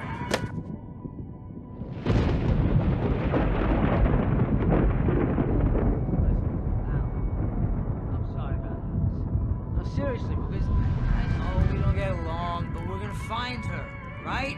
And even though you're a crazy bastard, I'm gonna stick by you, no matter what, ever, Al. Sure, like a brother. I'm a writer, goddammit. Correct.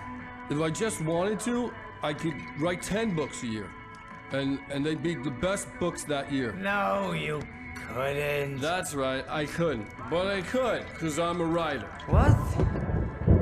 What do they put in this stuff? I feel like my brain is coming out of my nose. I'm gonna get the recipe off those coots and be a booze millionaire. I just miss her, Barry. I just want her here with me. I know, Al. I know. It's gonna be okay. We're gonna make it okay.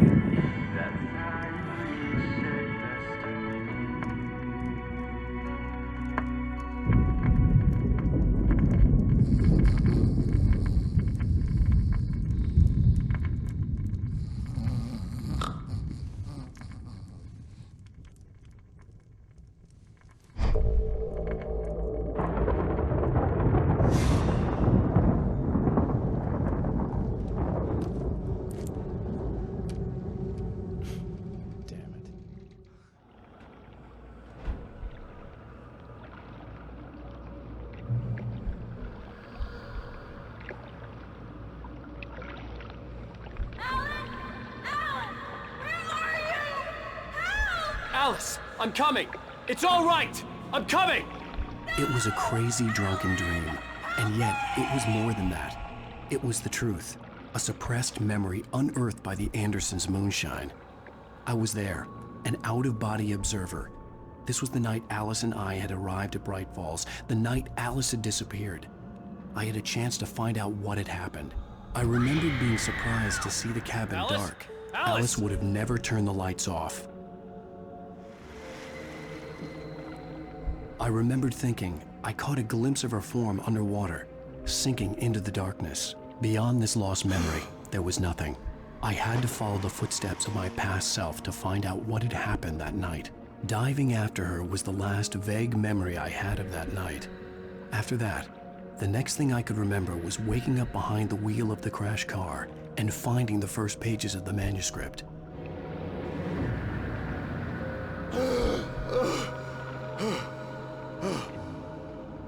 I couldn't find her in all that blackness. I must have thought she drowned.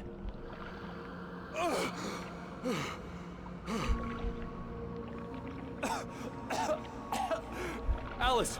Jagger had Alice, and so she had me. Alice!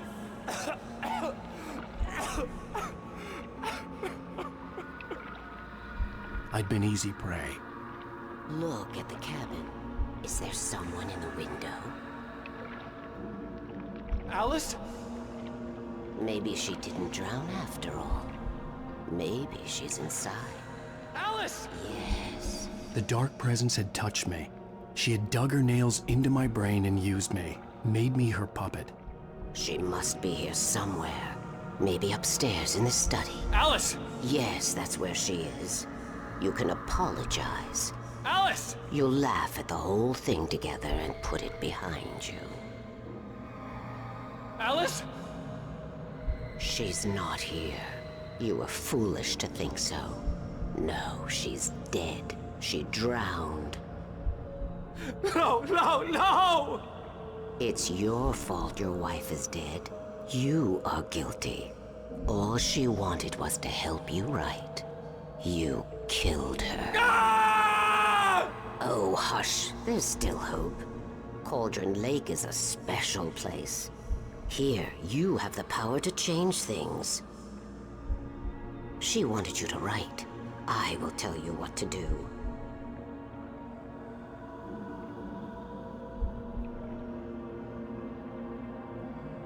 You can write her back. The story will come true, and all will be well again. She had Alice, and the manuscript was the ransom for her.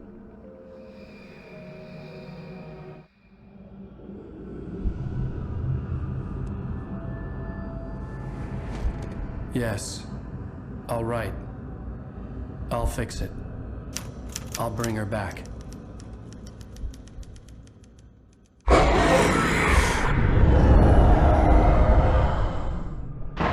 No. I wrote it. I remembered it all now. In the dark, I'd written for days, a week, almost a complete manuscript of a novel entitled Departure. Jagger had been my editor, whispering in my ear, making sure that the unfolding story would make her more and more powerful. I thought I was saving Alice. Even with the cobwebs she put in my head, some part of me had been aware enough to write my escape into the story, to bring a light into the cabin to release me before I could finish, to interrupt the horror story before the ending, where darkness consumed everything and everyone. Zane was weak and far away. But I had written him into the story, and his light had been enough to set me free. It isn't here now. I'm here because it was written. I brought the light to set you free. You must hurry. It will know I'm here. It will be back soon. It stole the skin of my Barbara a long time ago. She looks so old.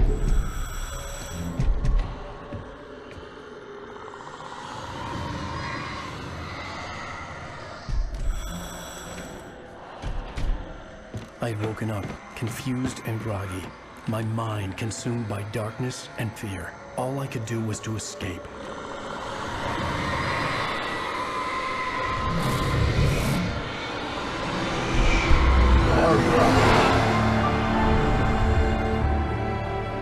The week spent in the cabin had taken its toll. I was barely conscious and fading fast. It had to have cost Zane terribly, thrown him even deeper into whatever dark place he now haunted. But he had managed to weaken the dark presence, kept me safe that night.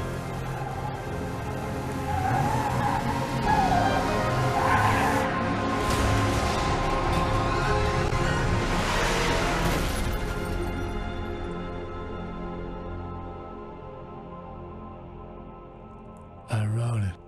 It's my fault. That's right, James Joyce. It's your fault, and you're gonna pay for it.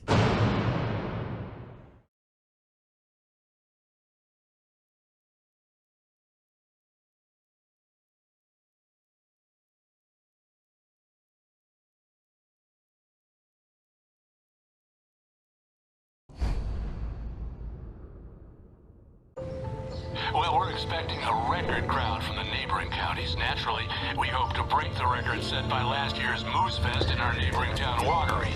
Ladies and gentlemen, some people have asked me, what's the big deal about Deer Fest? And I think that this sums it up. It's about friendship and community. We've got a great party coming up, but let's try to hold it in until tomorrow and get through the night in one piece, all right?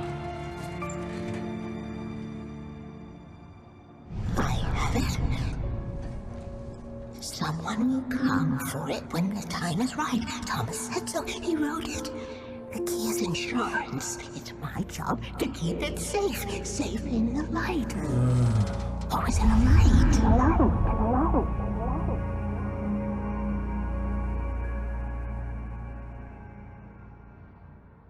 All the manuscript pages were gone. The FBI agent had taken them. I think my tongue just took a crap in my mouth. Ugh. Oh, wait, we're in jail now? Al. Al, this is not good. That about sums it up.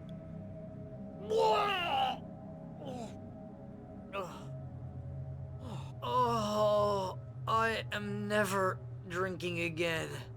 I need to talk to Weaver. She's the one in the song. The Lady of the Light. What, the crazy lady?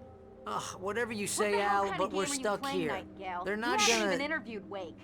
I had some reading to do first, Sheriff, and let me tell you, it was an interesting read.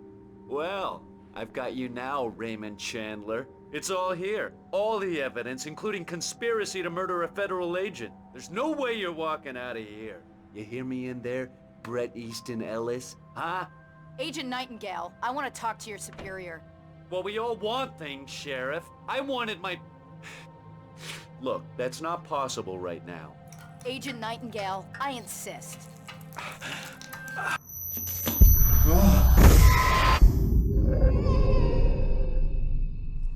Wake, what's wrong? Lady, are you stupid? It's a trick. It's an obvious trick. Okay, I've had enough of this crap. Wake, I'm gonna trust you with this. You're joking. Agent Nightingale, your opinion would matter more if you were sober and if I actually believed you were here on official business. Whoa! Get back in the cell, Stephen King. The only way you're leaving this place is over my dead... Wait a minute.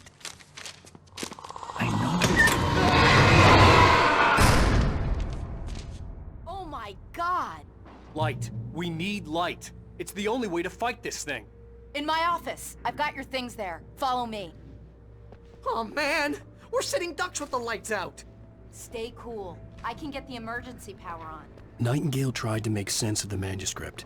It was disjointed and strange. He didn't understand half of it, but it all rang true. Impossibly true. He took out his hip flask when he reached the page that described how he reached the page that made him take out his hip flask. It wasn't the booze that made his mind reel. Nightingale felt the situation veering out of his control, but the gun at least felt steady in his hands.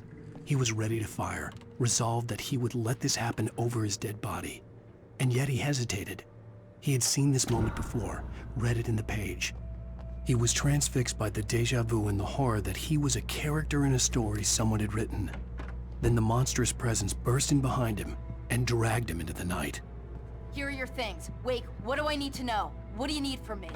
They can be hurt in the light, only in the light. And I need to find Cynthia Weaver. She can help me stop this. Light. Check. Cynthia. She lives in the old decommissioned power plant. I can get you there pretty quickly in the rescue chopper. Come on, let's get back to your friend. Wheeler, I need you to stay here. What? No! We're going to fetch our ride, but I have friends who need to be warned about this, and I can't be in 2 places at once. I need your help. Well, okay. Here's a list of people and phone numbers. I need you to call them and tell them you have a message from me. Night Springs, okay? They'll know what to do. Night Springs? Like the TV show? Gotcha. Oh, hey, that radio guy is on the list, Maine. Who's Frank Breaker? He related to you? My dad. Hey, is this like a secret society? Can you do this? You'll be safe here. The backup power's on. These guys need to be alerted, just in case we don't come back. You'll come back for me though, right? As soon as we get the chopper ready. Thanks, Wheeler. I owe you one. Okay, let's go, Wake. Through the back. My hangover wants a pizza. You think there's any way I could order one, Al? Oh, hell. Whatever took Nightingale must have broken the gate controls. We can't reach the gate's control box from here. We need to get to the other side over the rooftop. I'll go. I'll open the gate for you once I'm across. You stay here in the light and cover me, Sheriff, okay?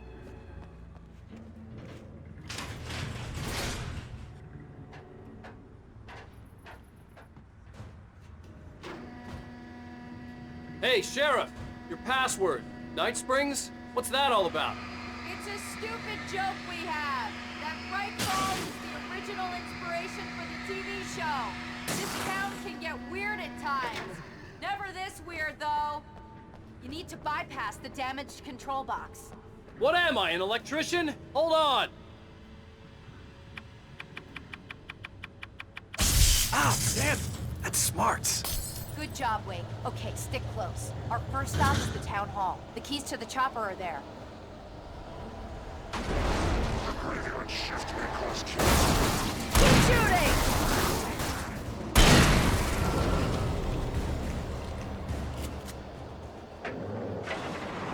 Look out!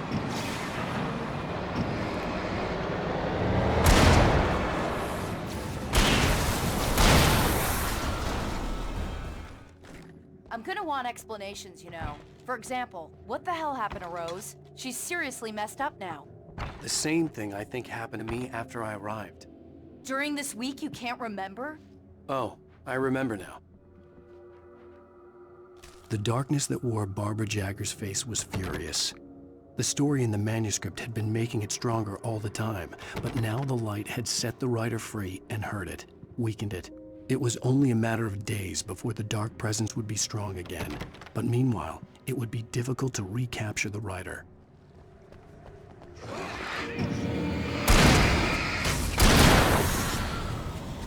And I thought New Yorkers were rude. Wake, over here! There's light!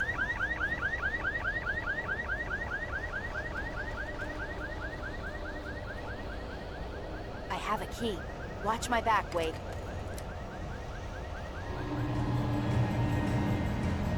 It's an ambush.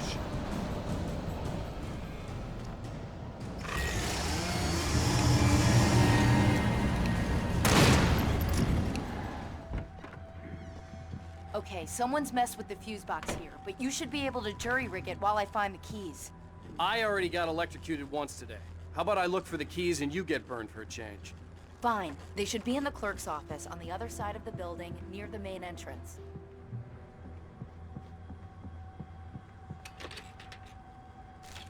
Cynthia Weaver worked hard, following her obsessive rituals, sometimes fighting them, always getting into them in the end. She haunted the halls of Bright Falls' abandoned power plant. She marked her caches with light-sensitive paint that could only be seen by eyes that had been touched by darkness and saved by light like she'd been.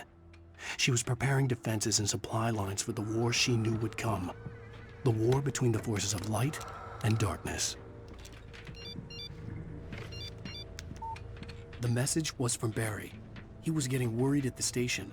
He wanted us to hurry. Okay, Sheriff, I got the keys.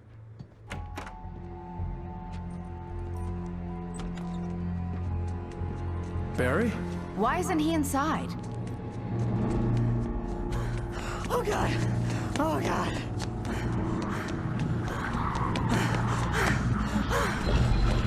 Barry! Look out! Barry, move!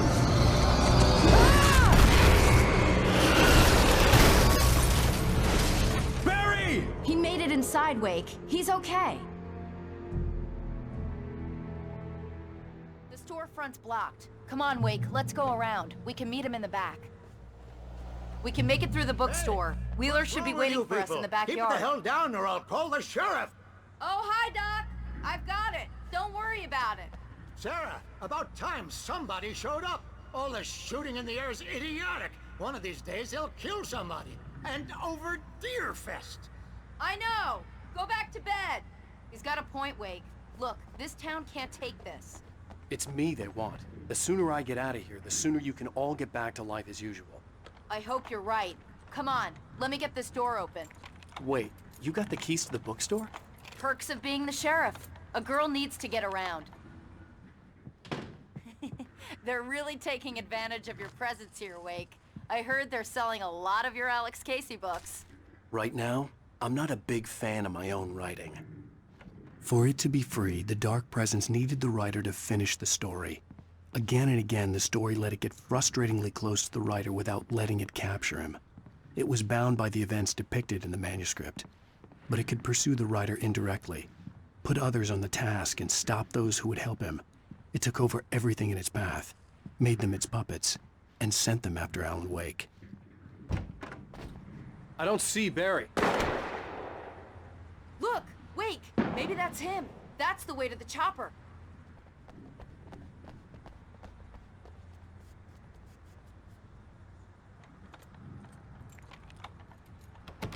I'm gonna give Pastor Howard a piece of my mind about this lock. Ugh, I told him to get it fixed. Here they come. Physical labor. Let's take a break. Omega-3 fatty acids are good for your heart.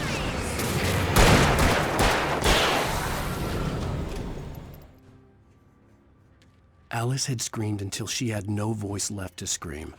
Around her, the darkness was it's open. alive. Let's It go, was Wake. cold and wet and malevolent and without end. She was a prisoner, trapped in the dark place. The terror would have burned her mind out, but one thing made her hang on.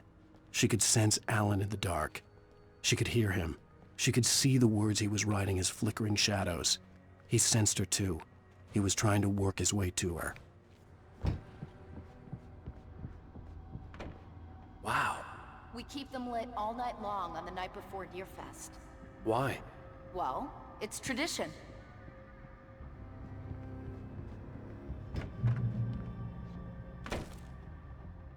Barry was in his element, making calls, making things happen, even if he didn't entirely know what those things were. He wouldn't let the hot sheriff chick down. Even if every noise he heard from outside, and he heard plenty, made him jump. He had only paused to text Al a message, told him to hurry up. Suddenly, Barry froze in mid-dial. A window broke somewhere in the building, and then the lights went out. We're almost there. We'll have to go through the basement to get to the parking lot.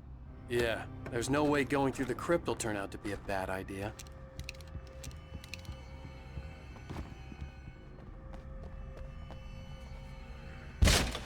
Did you call 911? Guess that one saw the light, huh? You didn't like that one? A tough audience. Well, I got plenty more.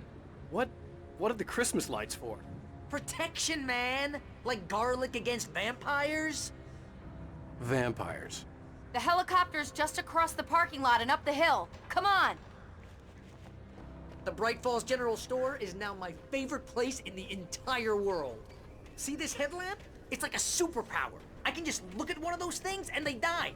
It's my flaming eye of Mordor. I wish I didn't say that. Yeah. Hey, I want a headlamp. Last one. Bastard. Barry got back to his feet inside the Bright Falls General Store and dusted himself off. Right next to the cans of baked beans was a locked case filled with flare guns, and yet here was a conveniently placed barrel of crowbars. Barry's smile widened as he realized that this was the classic movie scene where the hero had to gear up and arm himself to the teeth. Barry threw himself into the role. When someone throws a damn school bus at your head and you're about to take a helicopter ride with someone who may or may not have a pilot's license, you're cleared for departure to Night Springs. No offense, Sheriff.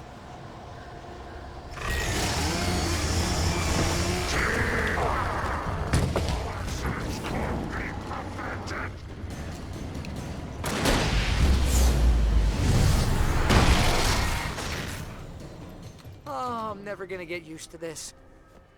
The helicopter's just up ahead. I'll need a while to prep for takeoff. Don't take too long. I want to get out of here.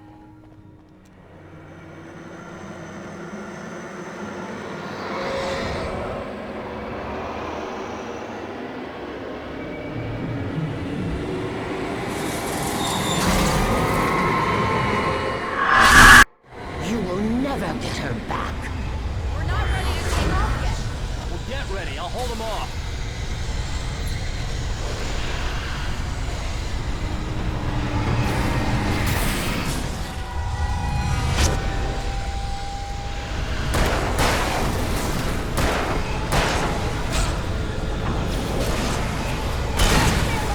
I'm skipping everything I dare on the checklist.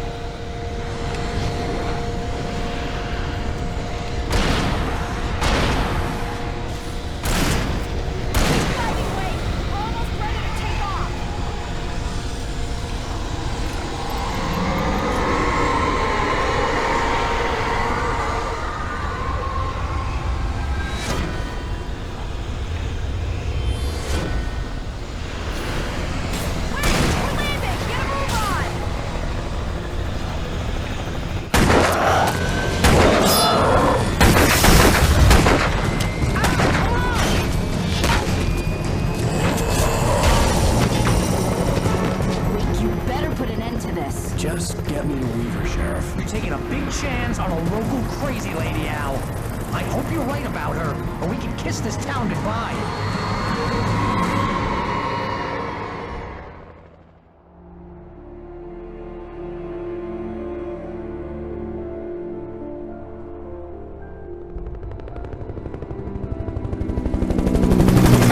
I hope you know how to deal with this, Wake. I guess you New Yorkers are used to rough situations like this. Right. The city's a war zone. King Kong, mutant alligators, and Alex Casey shoots the place up every weekend. Look, I never even carried a gun until a couple of days ago. Well, my dad used to be a cop there. Tells some pretty wild stories. Stuff like this? No, just normal bad stuff. Kinda like your books, Wake. I used to tease Dad that he was just like Alex Casey. You've read me. Oh, sure. You're a pretty good writer. A little heavy on the metaphors, maybe.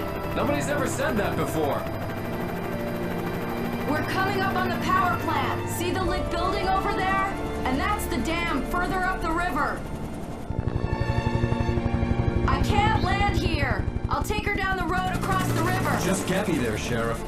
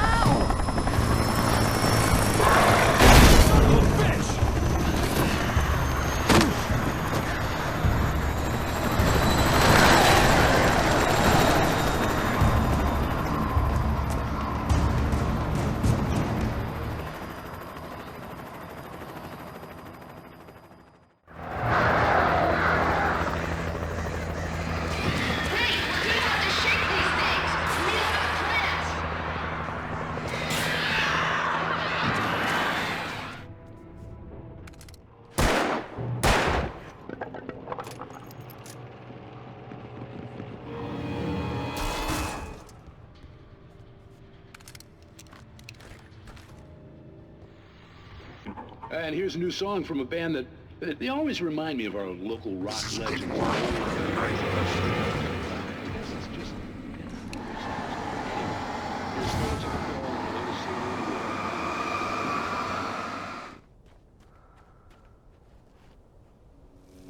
The power plant glowed in the night.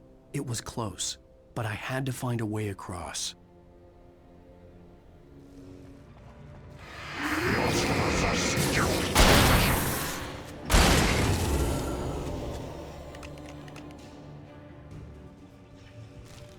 The story I had written in the cabin had come true.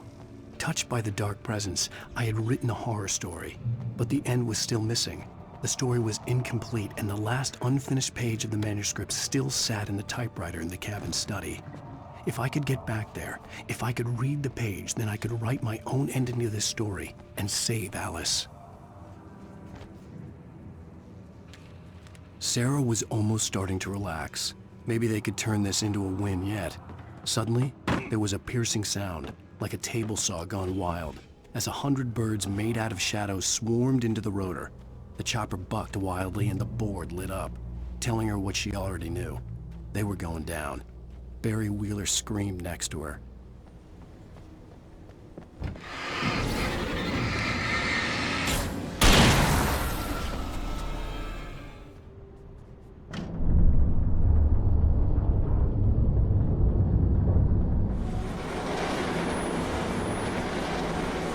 More birds.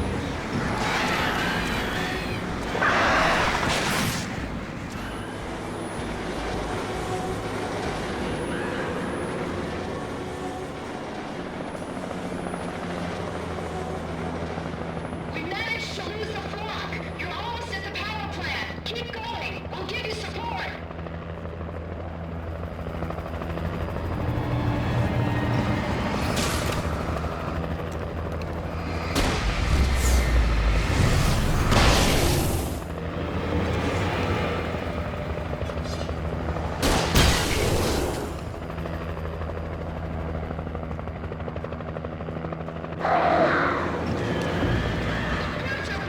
Wait, we can't stay here. Get inside. Call us when you know what the plan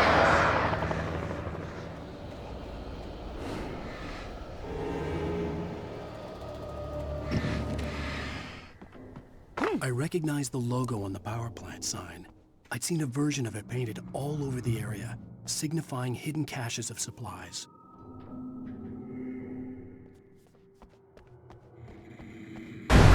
Hold it right there! Miss Weaver, Cynthia, I'm a friend. Prove it! You knew Zane, Thomas Zane. You're the Lady of the Light in the song. You can help me. About time. Young man, I've been waiting a very long time for you.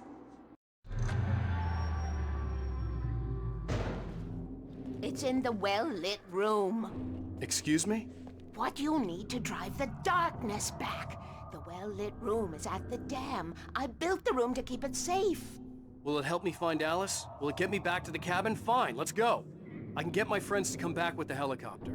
Oh, we won't go outside. Never at night. That's rule number 1. You've been breaking the rules, young man, and where has that gotten us, No, I have a secret route, a lit route, an old water pipe. Something was damaged at the transformer yard. It's draining all the reserve power. Without it, the pipe will go dark. The power to the yard must be cut. Let me guess. You want me to do it? Young man, you're the one who likes to break the rules. I can't be outside in the dark. The kill switch is outside. I have been preparing for these times, the dark tides. You have found my caches, haven't you? You can see the signs. Very few people can. Yes, please, take what you need. This is all for you, for the likes of us. We do Tom's work, don't we? Hurry! The switch is on the wall facing the shore.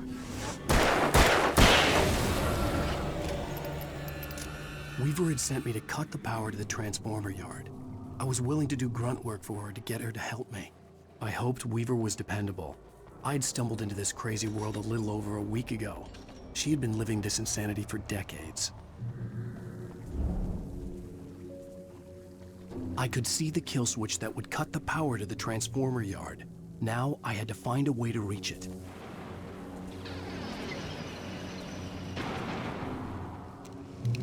Who designs these things?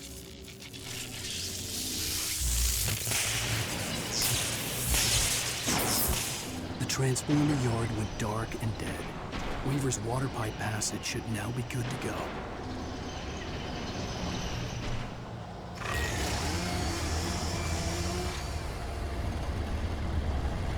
Take care of your tools!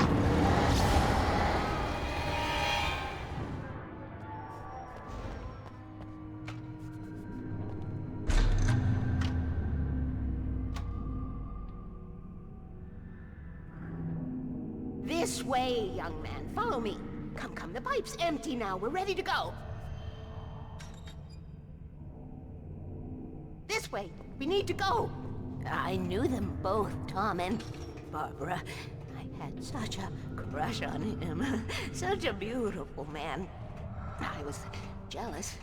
There was a part of me that was maybe a little glad when she had the accident. And then Tom started writing and woke the darkness up. He tried to bring her back, but you can't do that. There are no free rides like that. I'm starting to realize that. In that case, young man, perhaps you're a smarter man than Tom was.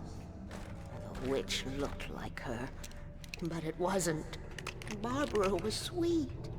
He didn't understand until it was too late. He tried to undo it, wrote himself, her, everything he'd ever written out of the world.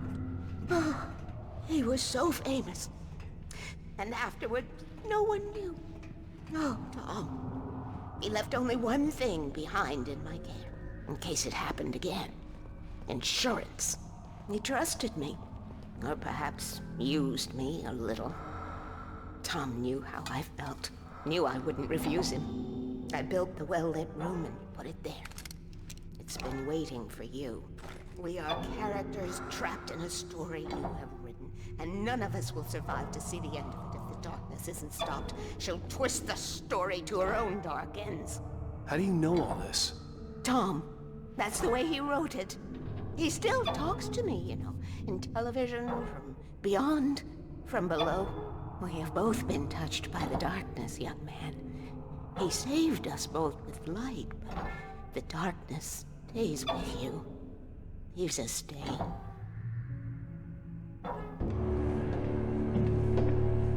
This pipe will take us directly to the well-lit room.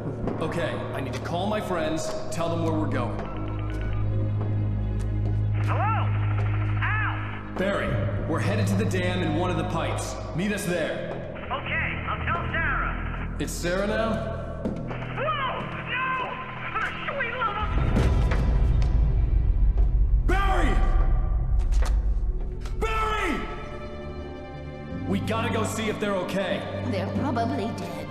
You must reach the well-lit room. This is no time to be a selfish idiot. That's my best friend!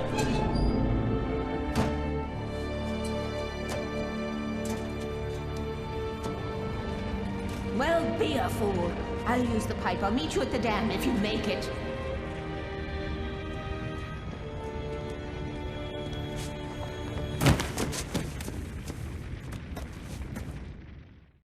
At least I didn't have to worry about her. She knew how to stay safe.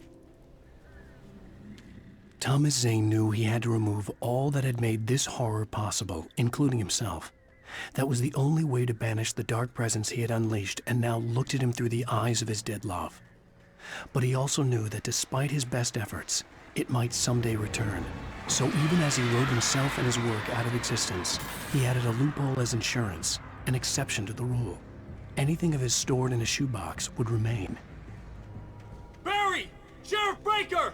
Sarah! The crash site looked bad, but as far as I could tell, the wreck was empty.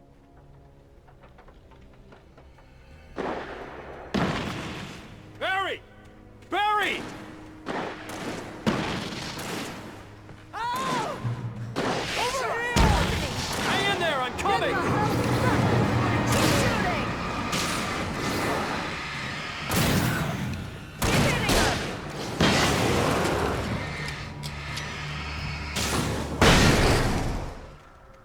You know when to make an entrance, Wake. We were ready to make like Butch Cassidy and the Sundance Kid. I have a different ending in mind. Yeah, I'm fine. Thanks for asking. I knew you'd be all right. How's that? The flaming eye of Mordor? Ah, laugh it up, funny man. Didn't we have somewhere to go? Weaver will meet us at the dam. Ooh, I should have kept that gym membership. You see those lights? That's the elevator we need to take.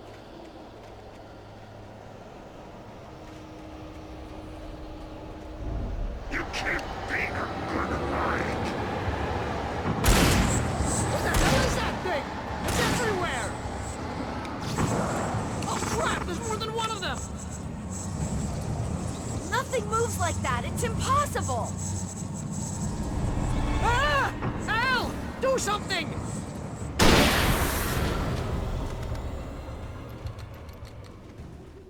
Was that it? Are we safe? That was... wow. I think we're okay. Hey, Al, I got a bad feeling. Let's keep our eyes open. Oh! We made it! We're not dead!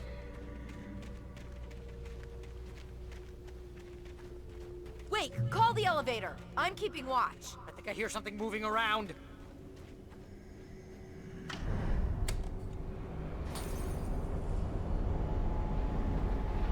Heads up! Here they come! Oh no! Oh no!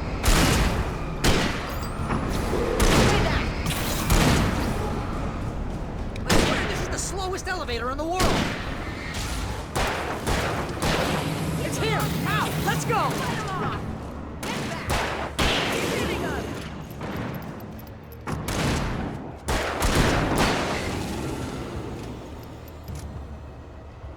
Al, hit the button!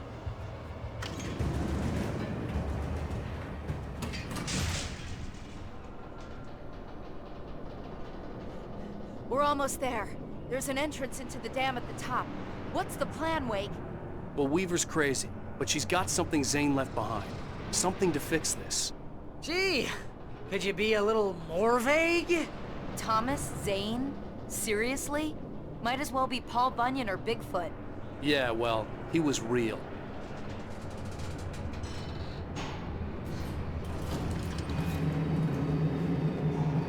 Let's be careful, okay?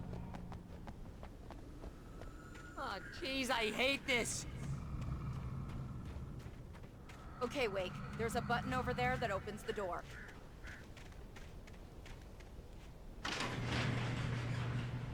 I think something's broken. Hold the button down so we can get in.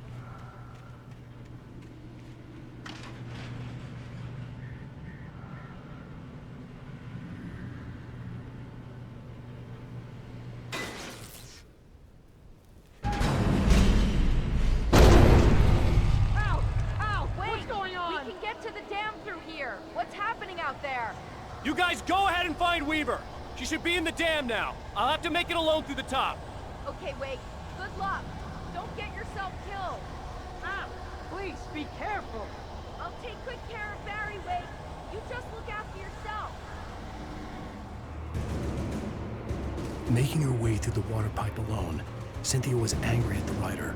Foolish young man, taking unnecessary risks. And the way he broke the rules. Didn't he understand what was at stake? Since the terrible days in the 70s, she hadn't wavered once, as hard as it had been. She was tired of protecting the town all these long years, and now only wanted to rest. Oh no.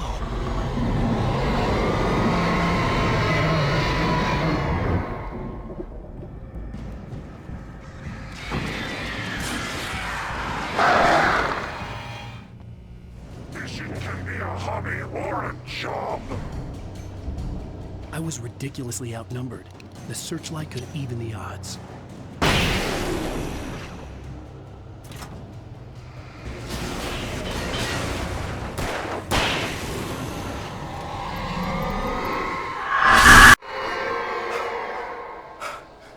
Enough. You will go no further.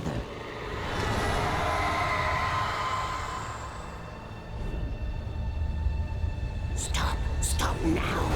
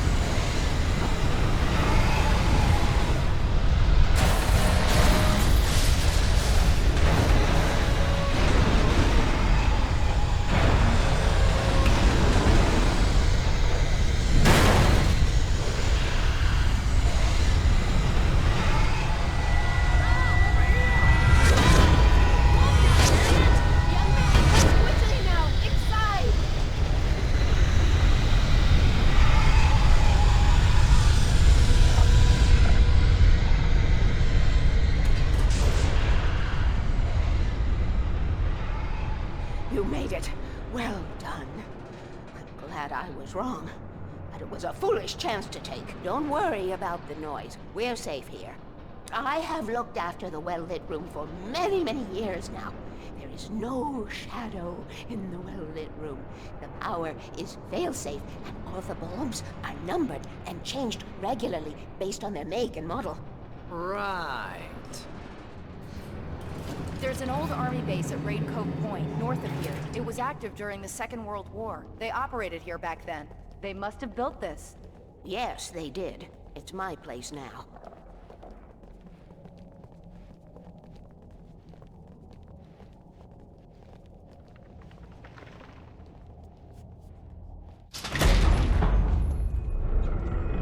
Take it, and I won't need to worry about the room anymore, because 6 and 33 and 118 need changing soon, and I don't want to climb up the ladder to change them because it's very late, and I'm tired.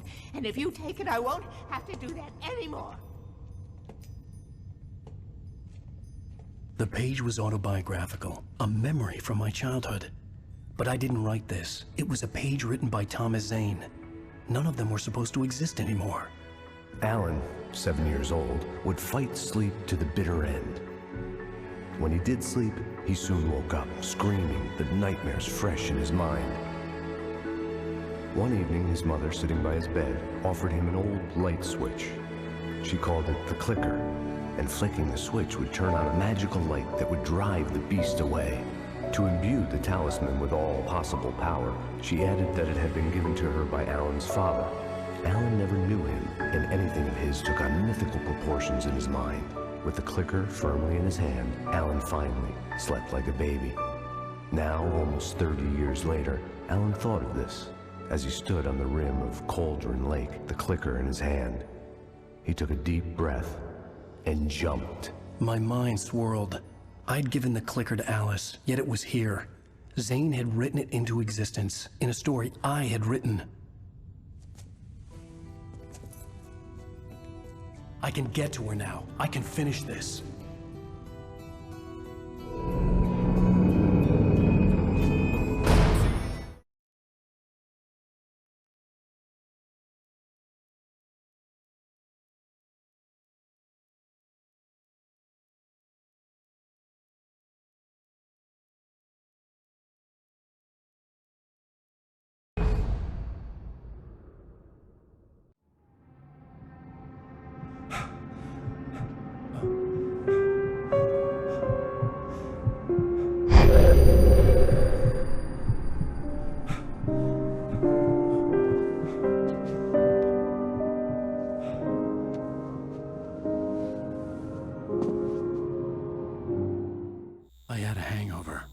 My head was about to explode and the light hurt my eyes. I needed my sunglasses and painkillers to dull the pain. In one of my finer moments of self-deception, I swore to quit drinking.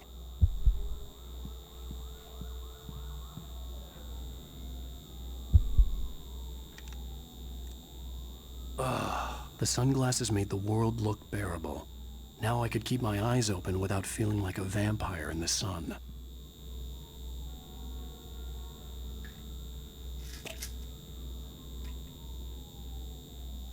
The pills worked fast. The prospect of being awake started to seem bearable again. There was a message waiting for me on the machine. You have one new message. Al! Are you still asleep? Wakey, wakey! You should have your show on your TiVo. If Alice wasn't too mad to record it. As she called me earlier and really chewed me out. Yeah, we went a little overboard last night. But parties are a part of this business. Al, look, I'm saying this as your friend. She's not doing your career any favors by trying to run your life like that, okay? I'll talk to you later, Al. Watch the show! Ladies and gentlemen, welcome back to the Harry Garrett Show. Thank you. Thank you, everybody. We have a great show tonight. I've been talking with the best-selling author Alan Wake about his new book, The Sudden Stop. Yeah, good read. Go buy it. No, it is a good read. Look, I'm gonna be honest here. Is that wise? No, but I'm gonna do it anyway. I got people who give me the lowdown on books. I'm a busy guy. But this one, I actually read from cover to cover. I mean, I'm a big fan. Wow, thanks. Now, this might be a spoiler for those who haven't read the book yet. Based on the sales figures, the 2 people out there who haven't read the book yet. But this last book is all about the death of the main character, the hard-boiled New York detective, Alex Casey. Now, there's been a lot of outrage about this. Why the hell did you kill Casey? What the hell were you thinking, man? Good riddance. No, seriously though, 7 years and 6 books is a long time. He was a gloomy guy to spend all your working hours with, and it was a good run. But it's time to explore new things. My next book will be a departure from the old for me. You selfish bastard, always thinking of yourself.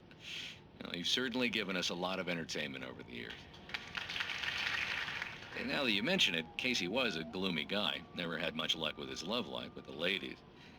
Was that autobiographical in any way? Yeah, no kidding. Casey's lady friends tended to die on him. With Casey, it was all about his pain.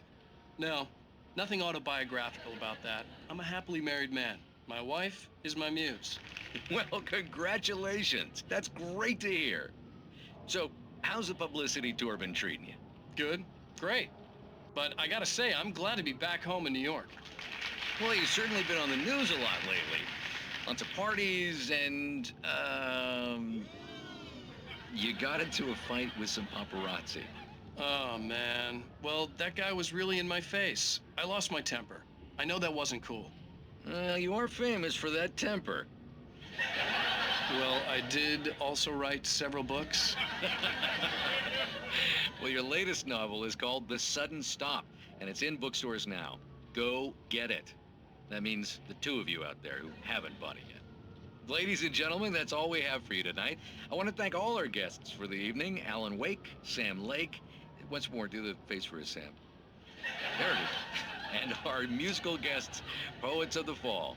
Thank you, and good night. At least I'd been funny. I told myself I could live with that. Hey, honey. Did you watch the show? I didn't say anything stupid, if that's what you want to know. Okay, Grumpy. You want an aspirin or something? Are you going to start with me about drinking now? You know what? Go back to sleep, Alan.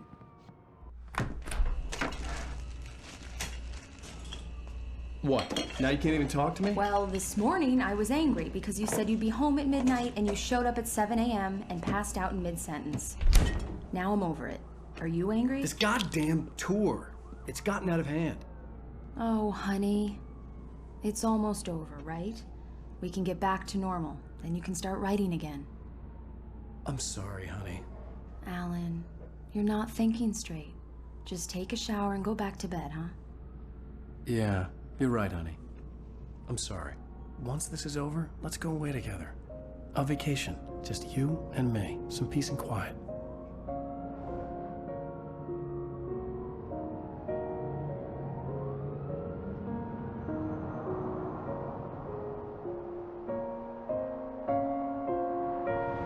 Somehow, the clicker was the key to the cabin.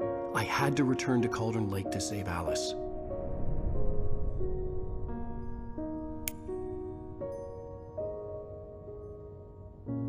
I'm going back to the lake to finish this. I'm going to write an ending to the story in the manuscript on my own terms, to make it all right. Why can't you just write it here? The last page is still in the typewriter. I need to read it first. Everything needs to be just right. Zane tried to cut some corners, and it didn't end well. Okay, ready when you are. I'm sorry, Sarah, but I need to do this alone. Barry, take her gun. Miss Weaver, close the door when I leave.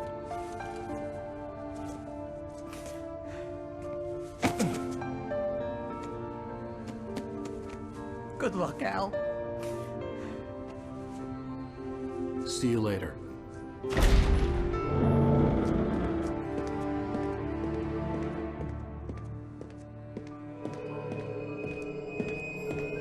When I got out, it was warm and sunny.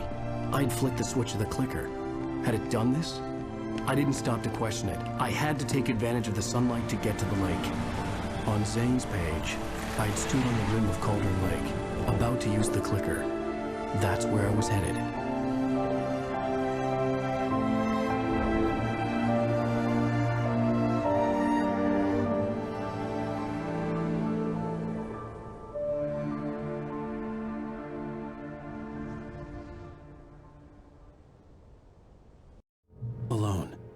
in daylight, surrounded by the beauty of the Pacific Northwest landscape. It was hard not to let doubt creep in one last time. I could still chalk everything up to a dream, a delusion. I had enough imagination to make up something like this, having been in the cabin all this time, trapped in a story inside my head, gone mad from grief over Alice's death like Hartman had claimed. There would be no way of knowing. I told myself it didn't really matter. My course was set. The darkness had touched me. There was a link between us, always would be. I could feel its presence again, getting closer.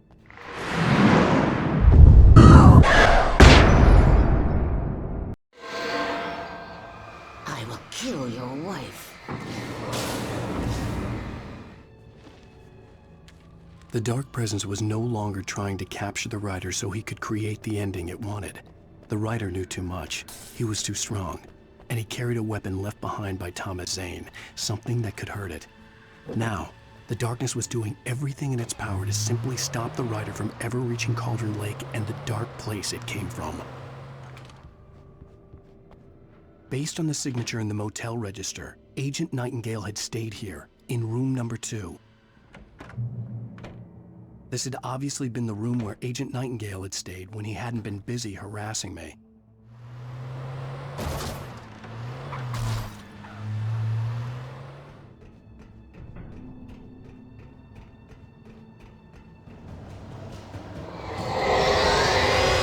What the hell?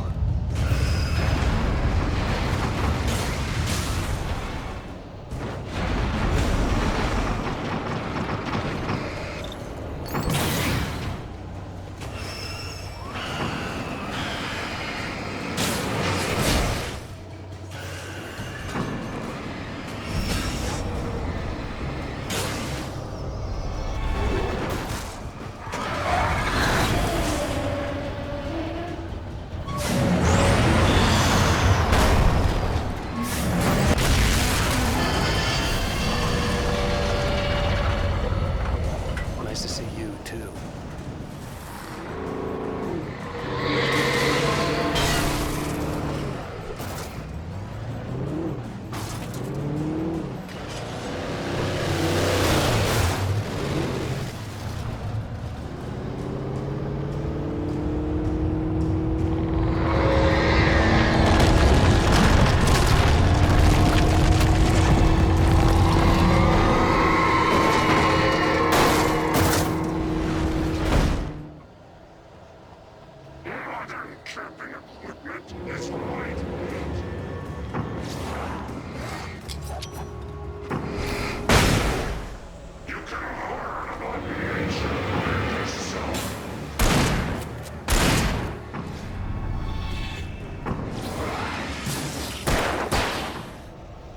The bottom of Cauldron Lake was a graveyard of things the lake had claimed in one way or another over the decades. The dark presence brought them up in its wake, scattering the rotten waterlogged hull of an old boat here, the remains of a long-ago crashed airplane there, trees shattered under the impacts. The earth groaned. It didn't even notice.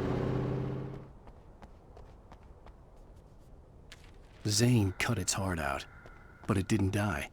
The thing that wore Barbara's face kept crooning sweet nothings sugar-laced with poison. He put on the suit, untied the monster from the chair. The thing in his arms thrashed weakly, but he held fast. He stepped outside, off the pier, and into the dark water, a sinking pinprick of light descending toward a bottom that never came.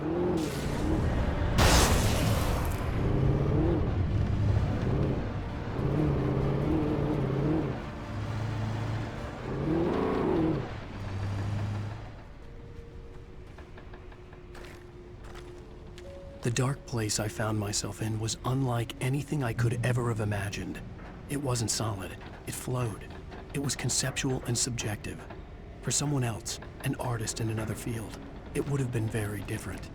I could sense the story of the manuscript all around me, the words and ideas floating in the air, poised to become real.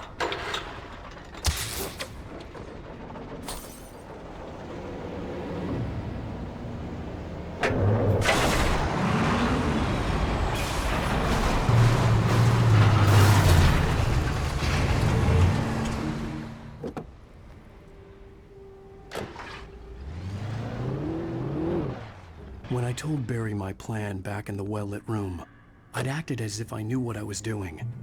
I didn't. I was operating on the shifting logic of a dream.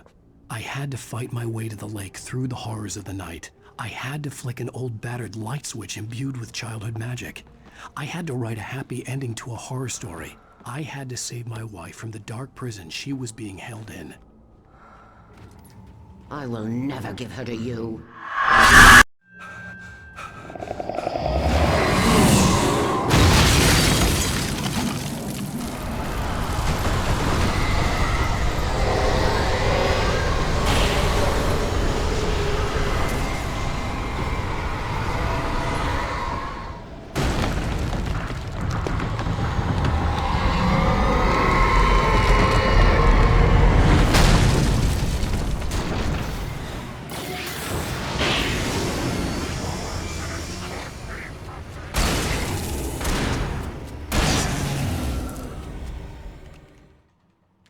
After Zane had gone, I stood alone in the shifting dream that was the dark place. I had to find a way to the cabin. I'd written myself a way through this place in the manuscript. I followed the idea of a path. I'd written myself across the ocean that blocked my way, and with that, there was a bridge to the island beyond. The idea of the cabin flickered in the underwater darkness. I willed the cabin to be real, and it was. I could see Mirror Peak in the distance. That's where Cauldron Lake was.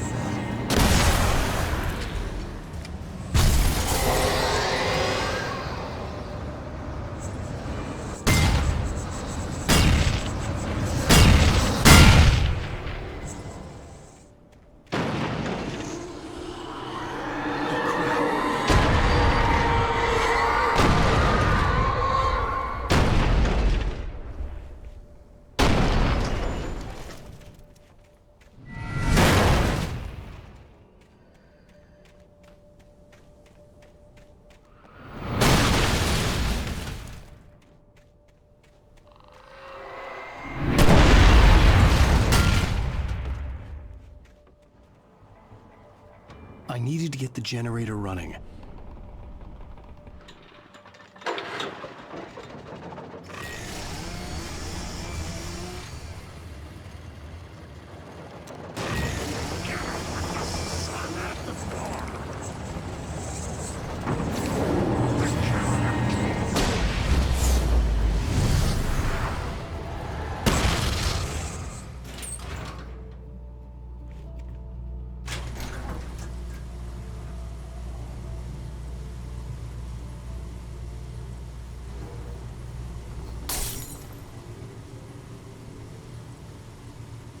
In the end, Barry wasn't going to shoot Sarah. They both knew that. Once she had no chance of catching up to Wake, Barry gave up the gun and sat down on the floor, shielding his face from the merciless glare of the well-lit room. "I don't think I'm ever going to see him again," he said in a weak voice. Sarah didn't have it in her to be mad at him. Besides, he was probably right. Turn back now.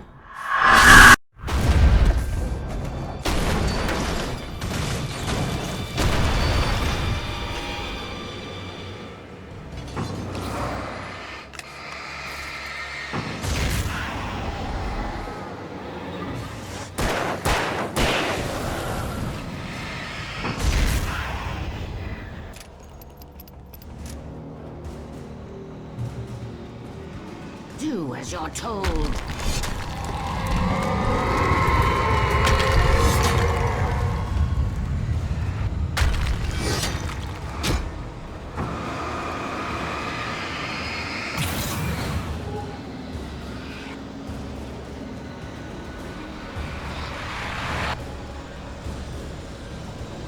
Alice, he never loved you.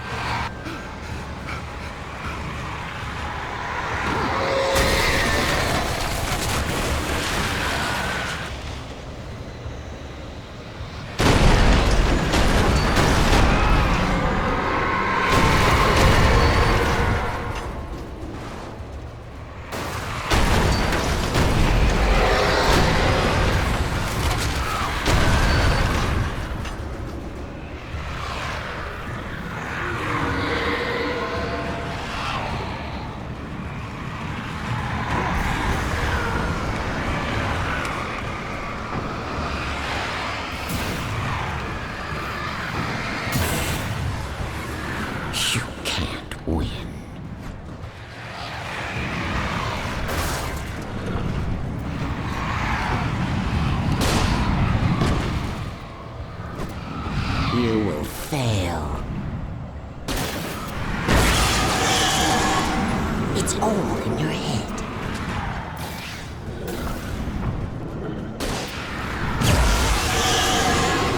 You're making this up.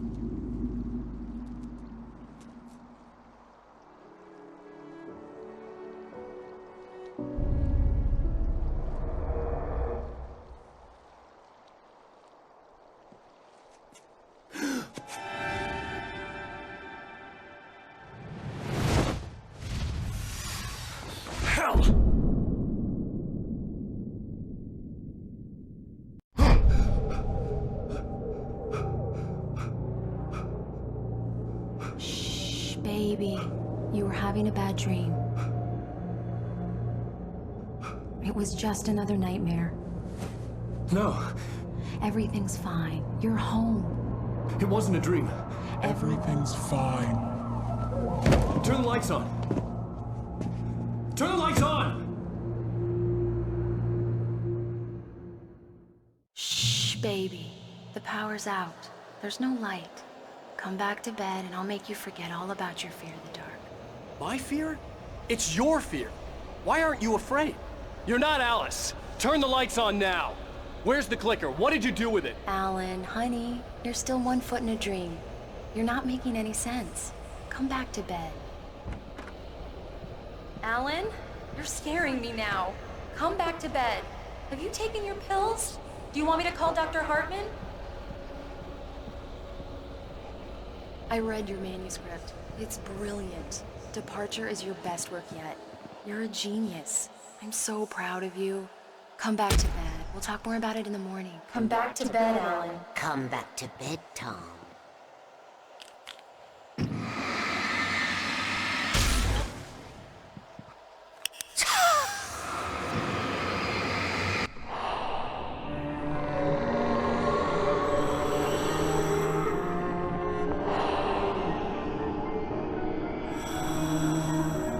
You must find your way to the cabin.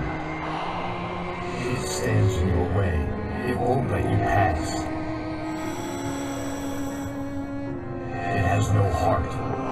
It's filled with darkness. You must fill its heart with light.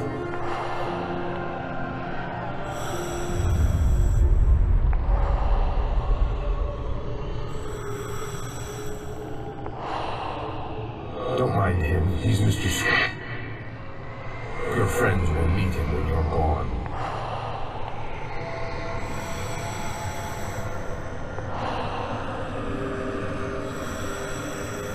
Use the clicker.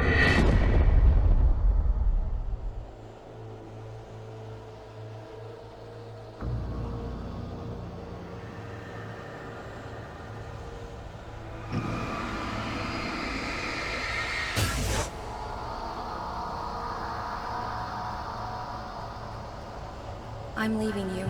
What? I'm leaving you, Alan. I met someone. I'm in love with someone else. Alice? No, what are you saying? You can't... You don't love me. How could you when you don't even love yourself? All you do is torture yourself with work you can't do anymore. No, I love you more than anything in the world. You're my muse. I'm not. Who are you? What have you done with my Alice? Alan? What are you doing? Put the light back on. What are you doing, Alan? Stop. Put the light back on. It wasn't true. Nothing like that had ever happened. You're not my Barbara. Tom, let me go. I promise to be good. Please, untie me, you naughty boy. I will help you write your masterpiece. I will love you forever. No, you're not Barbara Jagger. I made a terrible mistake. I should have never written you back. You came back wrong. Your heart is filled with darkness. Put that knife away, Thomas. Put it down. Heart is filled with darkness. I'll cut it out. I'll take you back to the depths you came from.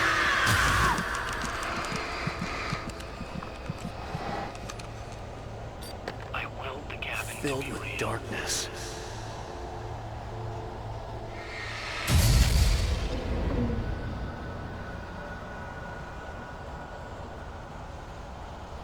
Get away from me, you hag! Where am I? Let me go! Alice! Alice! I'm coming!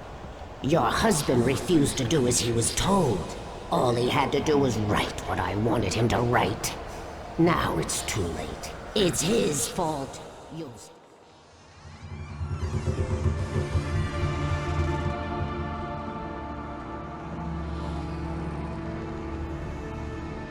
Now you will never get her back.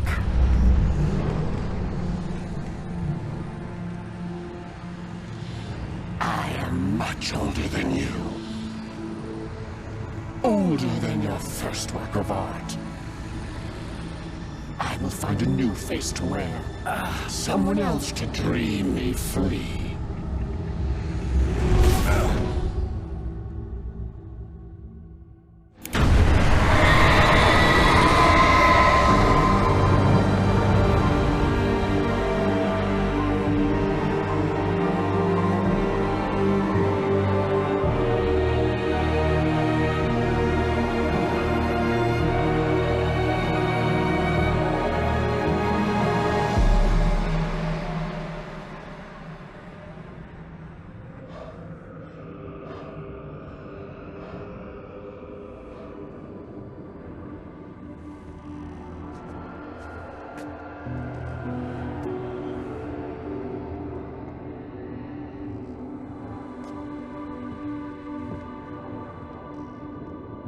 I could feel Alice's presence close by.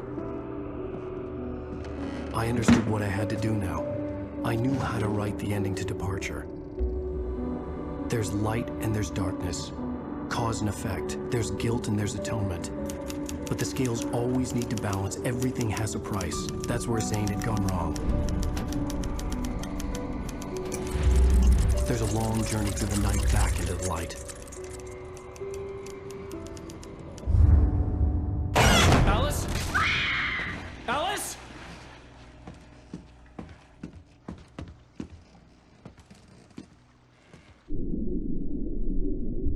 Oh no!